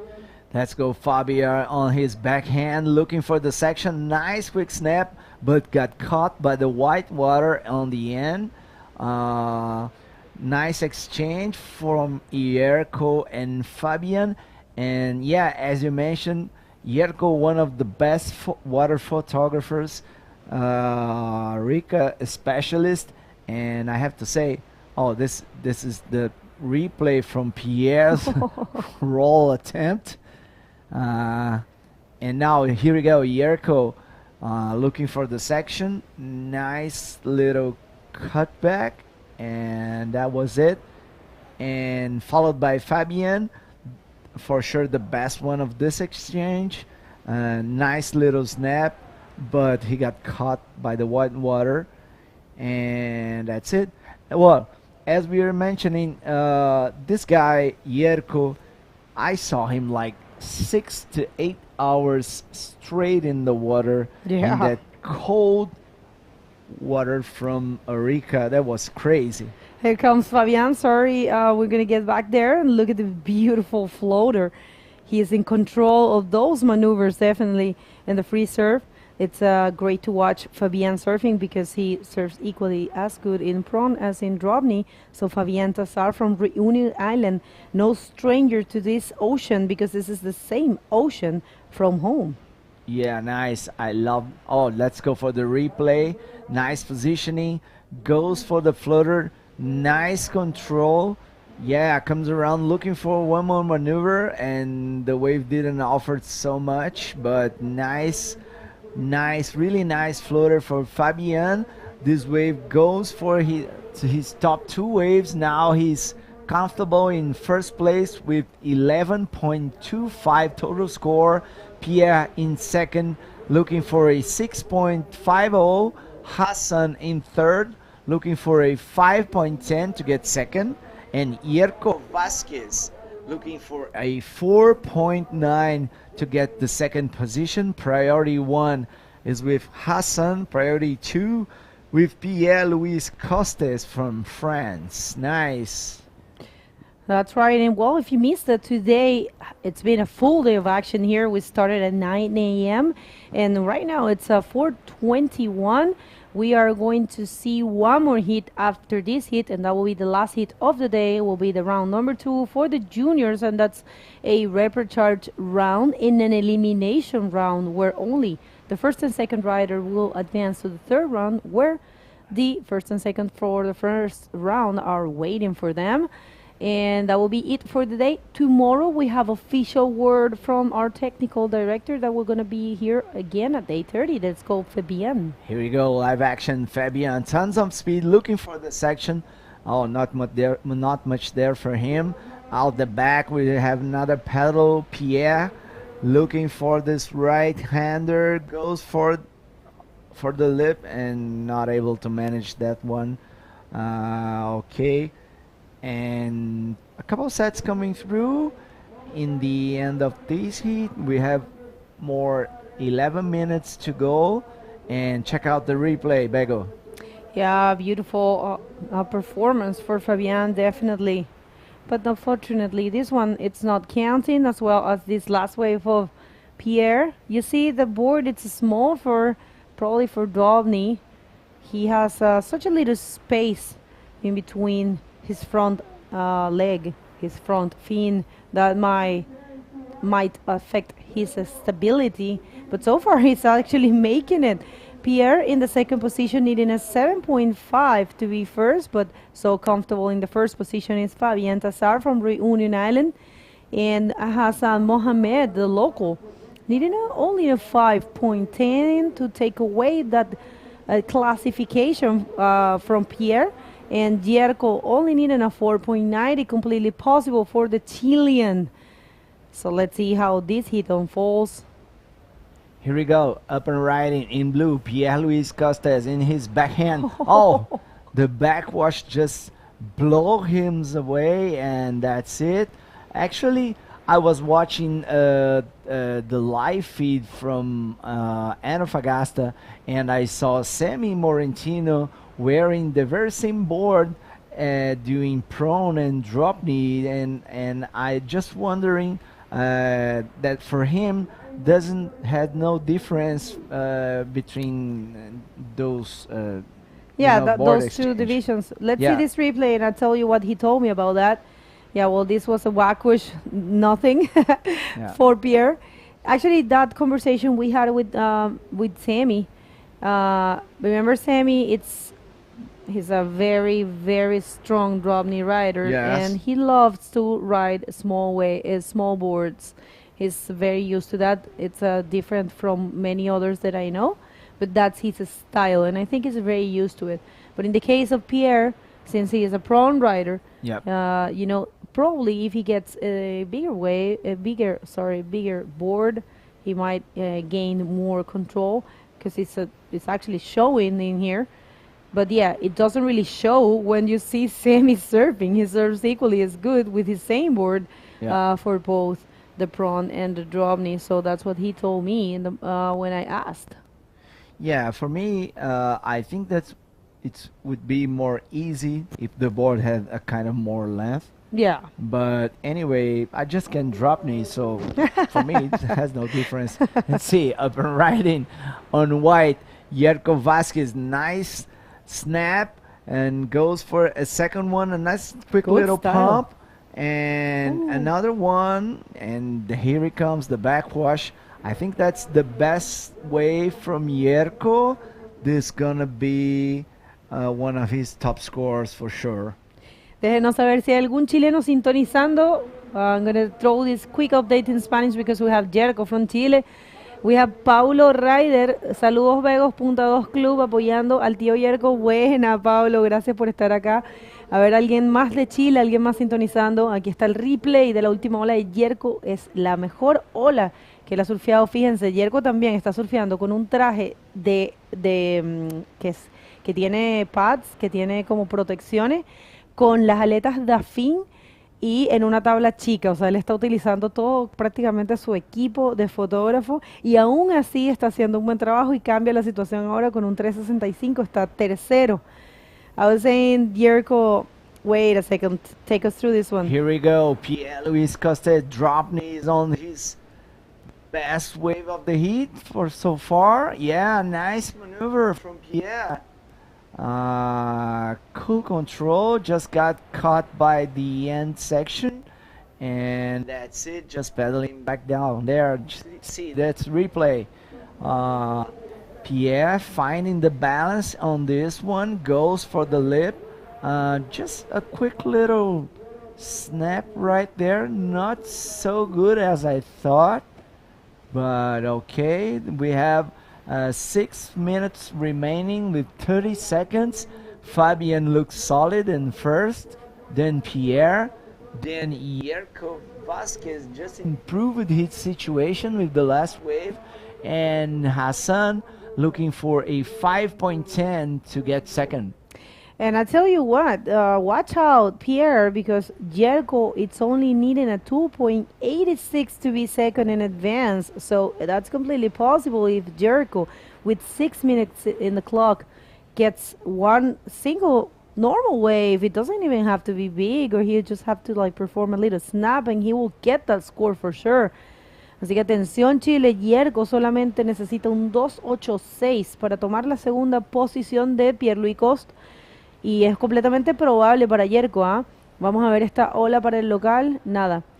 Jerko, les cuento que esta ronda es una ronda de no eliminación. Entonces el primero y el segundo van a avanzar directamente a la ronda número 3. Oh. Y esto es algo bueno, ¿eh? Vamos a ver Pierre en esta ola. Yeah, check this out. That's Pierre up and riding on this one, coming around the section. That was it. Just a quick close out. And followed by Fabian on this left-hander. Good speed. Nice maneuver from Fabian one more time. And here we go. Nice little invert off the top by Fabian. Unable to pull that off, but really comfortable lead for Fabian, followed by Pierre. And Jerko looking now for a 2.86. Let's see this one. I have to say his control in those floaters are amazing. And he completes with a reverse of the leap there. And that's another great wave. And I dare to say he might change that 5-point ride and increase the distance for Pierre-Louis and the rest of the competitors. Let's see if Jerko can find the 2.86 or Hassan can find the 5.10. The local haven't been too lucky so far, but definitely he can show us a lesson because they are from here. This is his wave, Barunula Ralugandu.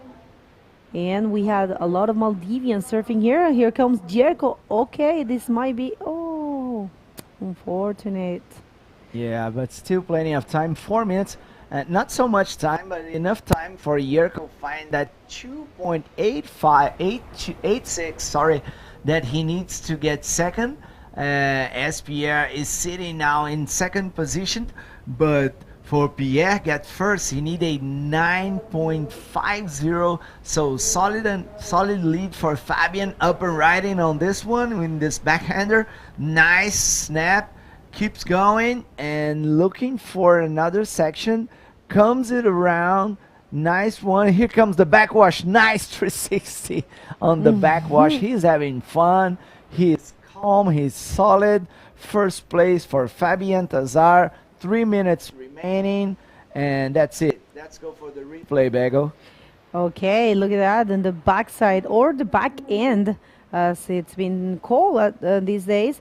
Beautiful snap and keeps going. And he was not, that was not enough for this great rider. He kept going and went for that very, very radical maneuver. Kind of like an air spin there, but unfortunately not able to complete. And here comes the local.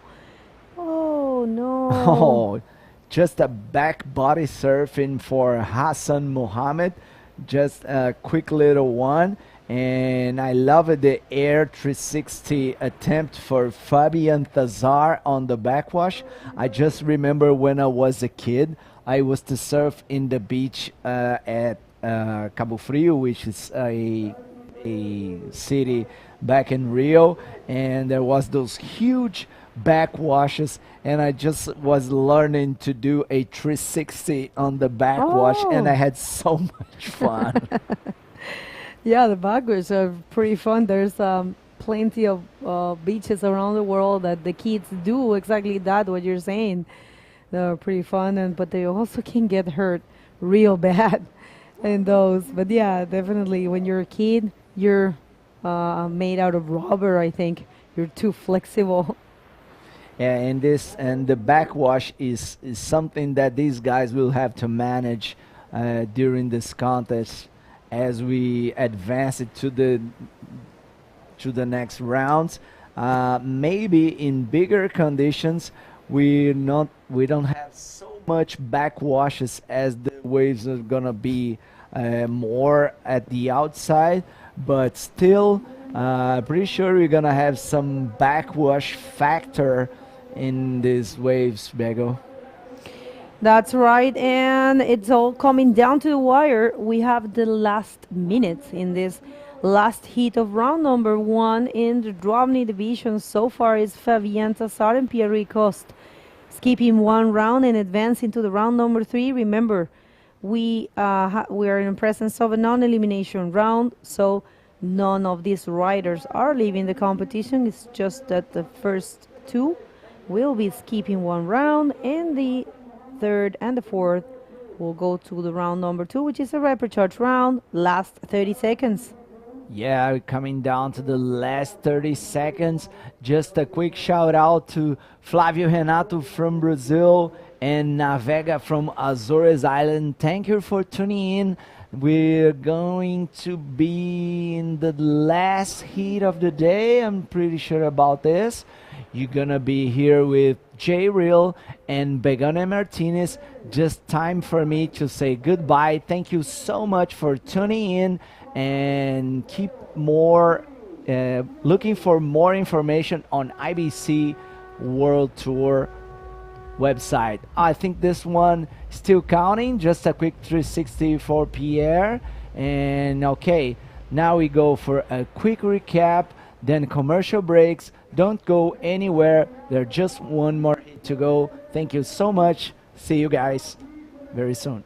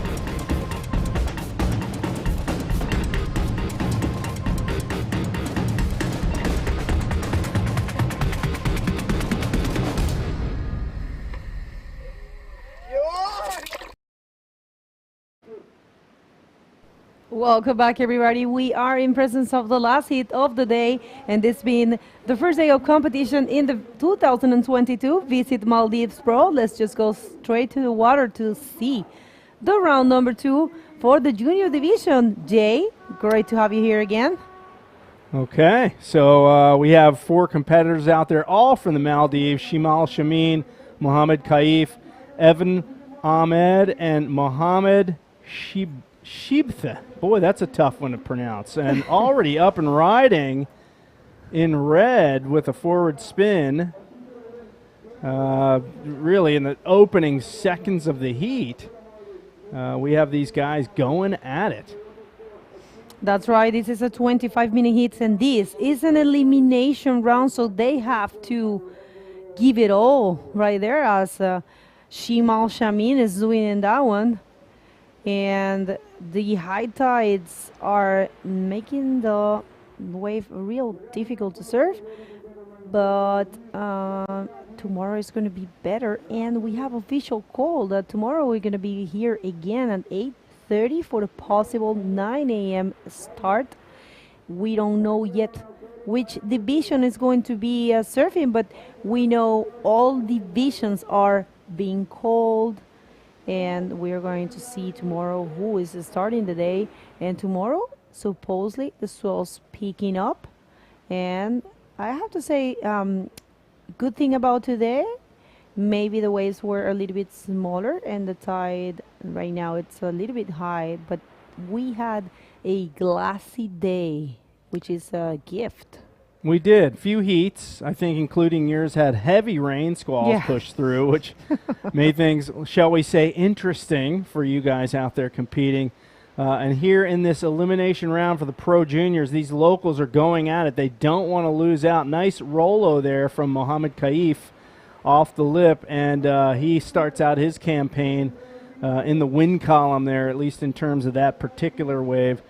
So in this round, let's talk about the elimination round here. Top two advance, bottom two, it's end game for them. So this is, you know, pressure is now on for these competitors. And Red taking off on the outside. Shimal Shamin throws the reverse spin. This lightweight kid is going to make the best out of this wedging right-hander, ramps it off the oncoming foam ball. And I love the kick out, the bunny hop kick out. Very effective in that case. Very good wave there for Shimal. Ian and Mohamed Shibit haven't been taking any waves so far, but this is a replay of the first wave of White.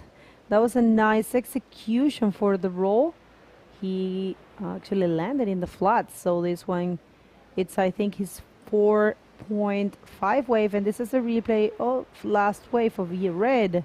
Really enjoy the combo in this one. So a spin combined with the roll, and that was pretty fun to watch. And we are waiting for that score for Shimal Shamin, and there it dropped. It's a 5-point ride. Right now he's in the first position with a total of 7, and Mohammed Kaif is in second. So we have the interview ready with the winner of the last heat in Alexandra. Please take it away. Thank you, guys. And we're here with the winner of the last heat, Stoke Fabian Tassar, making it through the next round. You've been competing in a few contests of this tour. You've been in Chile with really good results in Antofagasta. How do you feel? Do you feel strong? You seem to be strong. Yes, I feel good. A lot of motivation, and yes, I'm so happy to be here to the contest. Yes. Nice. We've seen in the prom division also, and in DROPKNEE, you read this wave really good. Is it kind of the same wave like back home? Yes, sure. It's like 2 waves, the same to my home, Saint-Lô and Boucan. And yes, it's super fun, yes. Well, congratulations and good luck for the next heat. Back to you guys. Félicitations pour Fabien de La Réunion. He had surfed so good. Did you watch that heat from outside? I sure did. You know, he dominated the heat. He had a couple, I'll almost call them drop knee airs. He air dropped from the roof, landed in the flat, and continued down the line. Meanwhile, in this Pro Junior elimination heat here, this rider goes up to the lip, doesn't really throw, so he looks for the throw section on the inside and doesn't quite time it correctly. Ayan Ahmed gets that wave. Currently sitting in third place, needs a 3.01. We're waiting for the scores to come in for a couple waves, but Shimal Shamin thoroughly dominating, I should say, this heat with a 7-point heat total. And White taking off in this wave. Mohammed Kaif throws a nice little snapback and double hand paddles to get back under the power of that wave, goes for the reverse.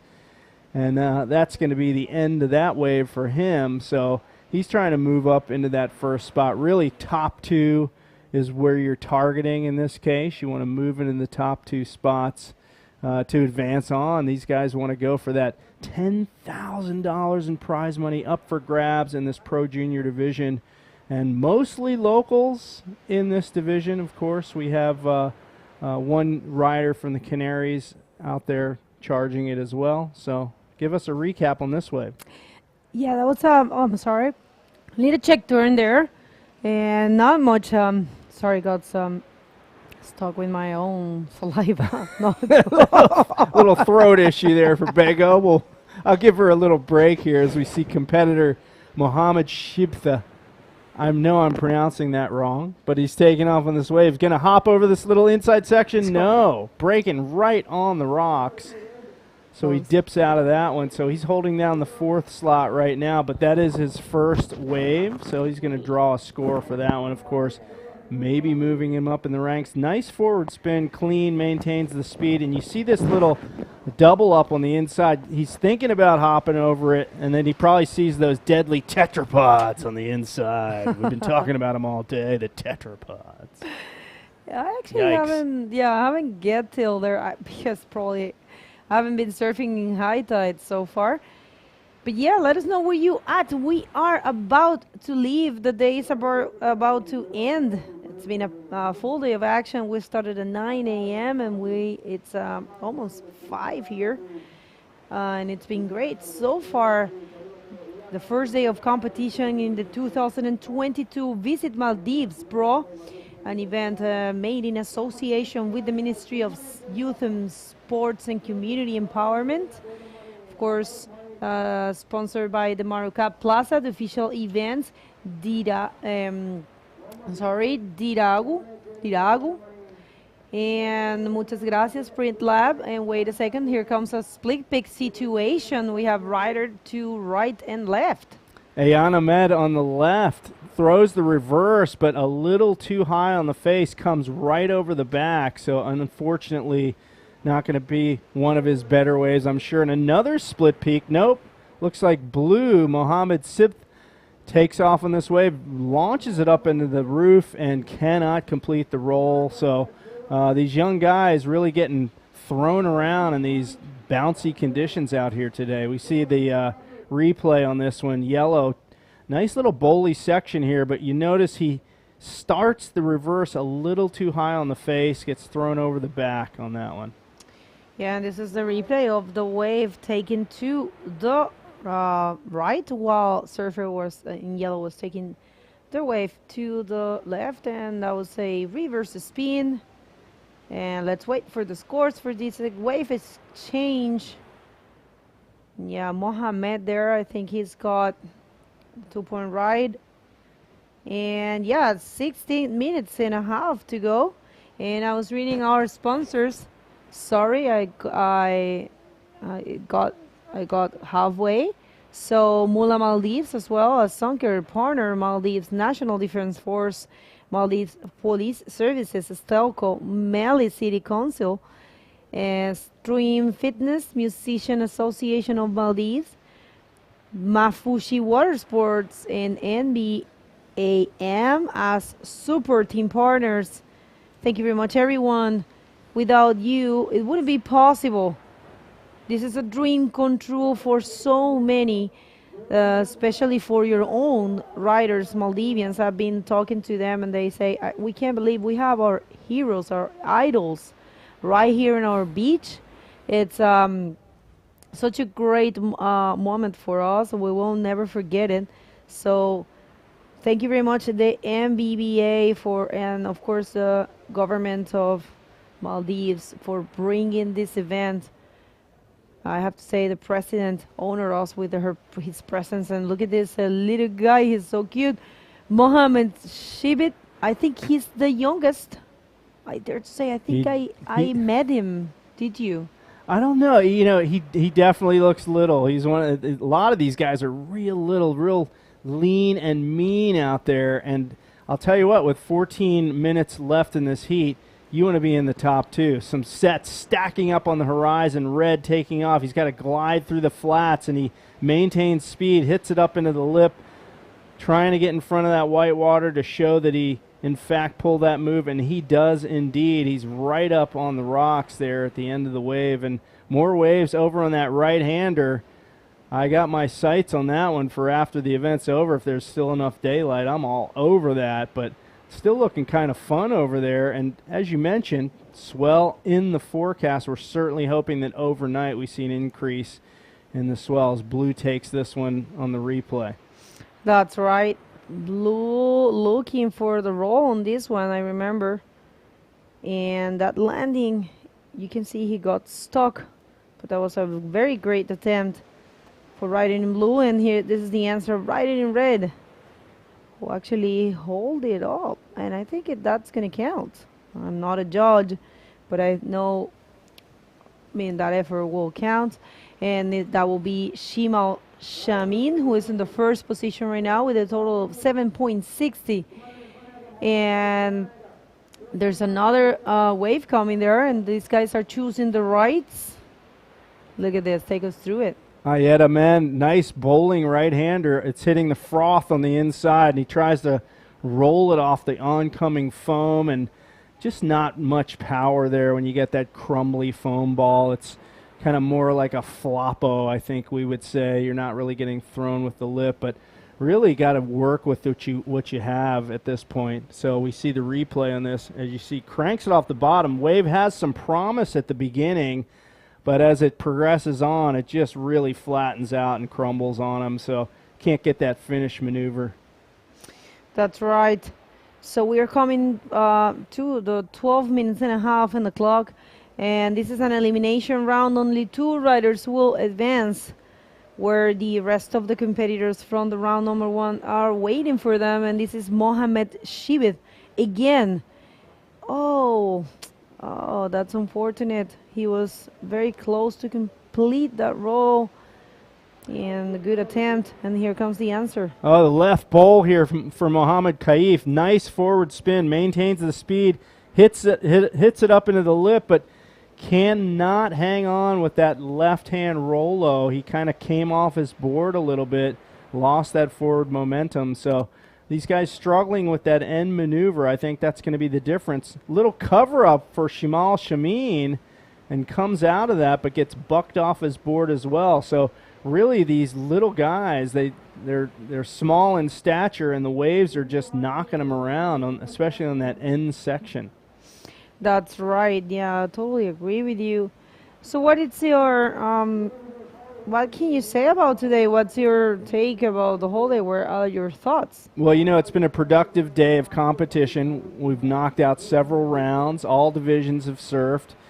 Really, there's been contestable waves all day. Granted, the later heats have been a bit of a struggle in terms of the backwash, a little bit smaller swell, but I'll tell you, man, there were some moments in those morning heats. We saw Tanner McDaniel blasting, Dave Hubbard, just a host of competitors really putting on a world-class display, especially in the morning heats. So it's good to progress through so that when the swell does hit, we can get down to the nitty-gritty and really, show what can be done on a bodyboard in world-class conditions, and hopefully culminate with a final in the best conditions of the entire waiting period for this event.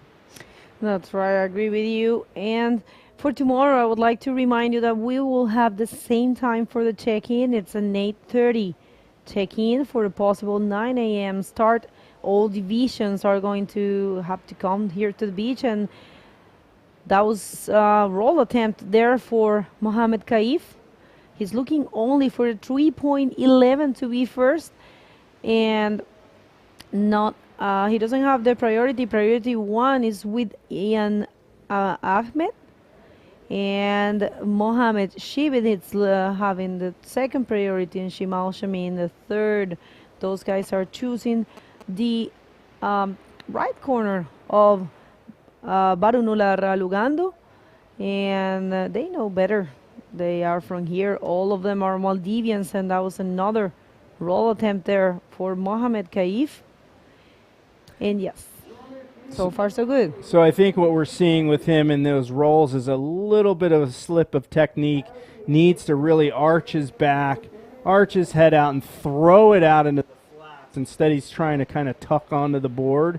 And when the wave does not throw you out, you have to throw your own body and board out. And I think that would serve him well if he adopts that technique. Yellow taking off on this one. Ayan Ahmed, bottom turns, hits the lip, goes for that roll, pulls it off nicely, and gets out of there before disaster strikes.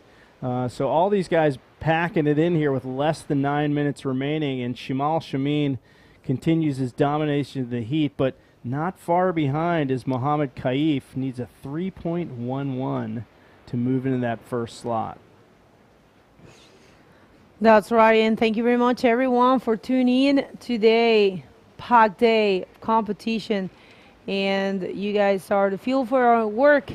And here comes Mohammed Kaif to this nice looking left, beautiful reverse spin. Not much there. Let's see if he can get. He's looking for 3.11. Well, wait a second. Answer for the heat leader, Shimal Shamin. Looking for a roll, not able to complete it. Yeah, this is the junior division, people, the future of Maldivian bodyboarding. And look at this nice explosive roll. Unfortunately, uncompleted for Mohammed Shibit. Yeah, this is the, what I was saying, the future of the Maldivian bodyboarding. Very important. Yeah, so let's take another look at that left for our competitor in white. Nice reverse spin, maintains his speed. Doesn't dig a rail, but that's pretty much the end of that wave. There wasn't anything else happening there, so he ended that one a bit early, but Shimal Shamin continues to lead the heat. Mohammed Kaif needs a 3.11. Not really out of the question here with 7.5 minutes remaining to get a 3.11. Not that hard of a score to get. The judges have been holding back. I think they're really waiting for that big lip maneuver, and we mentioned time and time again, double lip maneuvers on the same wave. And Shimal Shamin, nice roll in the bowl, actually goes for the ARS and pulls it off, and that pretty much punctuates why he is dominating this heat, as his fellow competitor in yellow out the back, Ayan Ahmed, gets upended by that wave, tries to hang on to it, but Shamin really throwing it down there. I hope we can take another look at that one. Definitely we'll get that replay. Shimal Shamin. It was very funny because you were talking about the judges holding up for maybe more explosive maneuvers, and Shimal right away give you that. Yeah. Like I called it. Yeah, you called it. Actually, he was like, it looks like he heard you. He was like, okay, you want to see more radicality? There you have it. So that was a nice execution for that ARS. We're waiting for that replay, but meanwhile, it's Rider in blue, Mohammed Shibit, taking this nice right. Actually completing 2 spins, and he's looking for a 5.10 to advance and keep going in this competition. Please keep in mind this is an elimination round, and the last 2 riders, 3rd and 4th, are leaving the competition, so they have to leave everything there and the field. So it's now or never. I think Shimal Shamin, once his score comes through for that ARS wave, we're going to see the other riders deeper in the hole there in terms of their campaign to try to catch Shimal Shamin. Little cover up there for Shamin on that left-hander that he had earlier, and comes out of that looking for something and finds it with a little roll off the foam ball. So, yeah. That was a previous wave. There is one wave, one right, that Shimal Shamin, the rider in red, took with an ARS. And let's see, you guys can also follow the scores in the IBC World Tour official website, which is the ibcworldtour.com. It's the live feed, the live streaming alongside with the scoring system, and it's pretty cool to have both things together, and I fully recommend it. All right, yellow up and riding, Ayan Ahmed. Nice carving reverse in the critical section. The wave pulls up under the lip, and I think he considered busting a roll on that one, but really wasn't able to once it got covered up by the whitewash. Okay, well, let me check here. You guys can also do the same thing. Yeah, last wave of Shimal Shamin hasn't dropped yet. The judges are heavily qualifying that one, and look at that. This guy is on fire. Heat leader Shimal Shamin taking a nice, decent size wave and performing a roll. So more work for the judges. You guys can see they're still analyzing, and this is the wave I was talking about, is the ARS. He had a little bit of a trouble to flip that last part, but he actually managed to do it. So that one, I think it's counting. Yeah, really White up and riding, a little snap on the shoulder here with the forward spin to follow. Kicks out, but really Shamin gaining momentum just as this heat goes on. He's just getting better and better. Meanwhile, oh, look at this bowly right-hander for Mohammed Shibth. The wave closes out on him on the inside, and he's going to be staying there in third place. Mohammed Kaif in second place. Shamin, we're still waiting for that score to drop on the ARS at this point, at least on our screen, and it's looking like he's going to win. I mean, just his domination in this heat is pretty profound at this point. 2 minutes, 50 seconds remain in this elimination round, and Mohammed Shibith and Ayan Ahmed are going to have to really pull something out of the bag, and Ayan has first priority, so maybe this is his shot right here. That's right. I can see the judges still thinking about and working for those scores. Actually, they are working in 4 riders' scores. We don't have the results so far. 2 minutes and 18 seconds in the clock. And we don't know what's going to happen, but definitely Shimal Shamin, it's showing lots of dominance in this heat. Here comes again. Not even tired. Yeah, he's just on a tear. I think he's going to be eating a big dinner tonight. He's got like 10, 15 waves in this heat. I've lost count. Just really putting a button on this whole victory here in this heat as we wind down. And you'll see him bottom turn into the lip, roll. Nice technique for a wave that really doesn't have a lot of guts to it, and ducks out right in the shallows there. And he continues to, dominate this heat with just 1:30 to remain before this heat's over. And Shibith and Ahmed have to step up their game here as they run out of time. Just 1:20 to go.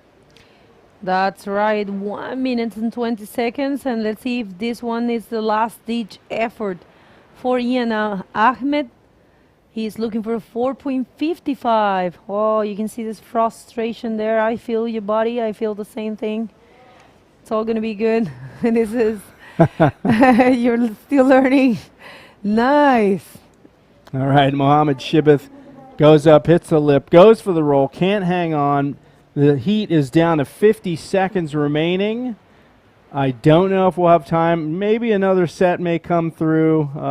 Scores are dropping in, and the current standings really pretty much staying the same. So I don't think we're going to see a heat change at this point unless a miracle occurs. Well, I really enjoyed to watch a full Maldivian heats in the junior division with 26 seconds. Look at that. Mohammed Kaif actually changed the situation with a 9.50. And now he's in the first position, but of course Shimal Shamin is still but we're still waiting for scores. And look at that, it looks like the swell's picking up. I almost feel like I want to go back to the water. I do, that's for sure. And that ends the heat, and our current standings show Shimal Shamin, that's a tongue twister, in the lead. Mohammed Kaif taking up the second spot. Those two will advance on in the competition, and the other two, unfortunately, that's going to be the end of their day and their competition. But wow, what a great day of competition we've had here today. That's right. We're going to see a quick heat recap and a commercial break, and then we're going to come back to say bye to you. Don't go anywhere.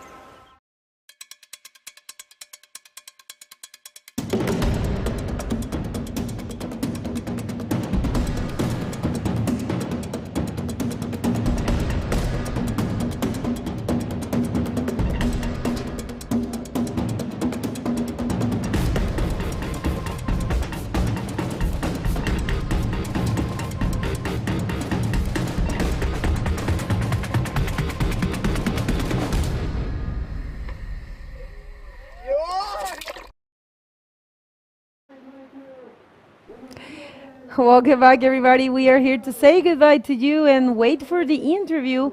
And so far, so good. Today we have a full day of action. We saw all the divisions. This is a 4-division event. So we got to see one round, non-elimination round of all the divisions, and it's been great. And we also saw one last round, which had one heat for the junior division, and it was amazing. I would like to ask you for your personal highlights of the day. Yeah, so I think we had the best waves in the first half of the day. The men's division was mind-blowing what these guys can do with really kind of mediocre waves. In particular, Tanner McDaniel really blew my mind. I think he had probably the highest heat score of the day. He was throwing down all the state-of-the-art moves, linking maneuvers together, multiple maneuvers on the same wave. So Tanner's efforts were just phenomenal to me. We also saw one of the local riders win a heat too. That was fantastic for the local community. We had Dave Hubbard in the DROPKNEE division. Again, mind-blowing. I don't want to sound like I'm, pulling for the USA riders, but I mean, their efforts spoke for themselves, to be honest with you. Phenomenal performances from all 3 of those riders I just mentioned, but some really cool action from the junior division, too. I loved watching the local guys get out there, these little grommets, and charging these waves and trying to beat each other. That was fun to watch that rivalry take place. And the women's division had some great stuff, too, Bego. What do you think? Yeah, definitely. We'll have to say I stand out. Sadi's performance was amazing to watch her surf. Actually, in the beginning of the heat, she was a little bit not too comfy, but she actually only took 2 waves and won the heat with great scores. Love to watch also Joanna winning, and Isabella for sure. She surfed amazing. And all of the ladies, actually, because the conditions were a little bit tough today and they surfed really good. I loved to watch the Maldivians because no matter how much I try to study them over the social media, I didn't have the chance to see them compete in live, only in a few events that you can find in YouTube. But it was really good to watch Kuda Aya, and he's really good and really versatile. He surfed equally as good in Prawn and in DROPKNEE. Amaury Laverne taking both divisions first places in their heats, I'm sorry. And I think it was a it's one day for the books, the first day of the first event of the IBC World Tour in the Asian continent. So I have to say, in the name of the IBC, we are very happy and very honored with this first day, and congratulate all the team that has been working, especially on our side, our fellow directors, the team, the streaming team. It's been great, so I would like to stand out that. And of course the local organizers and everyone that's had made this event possible.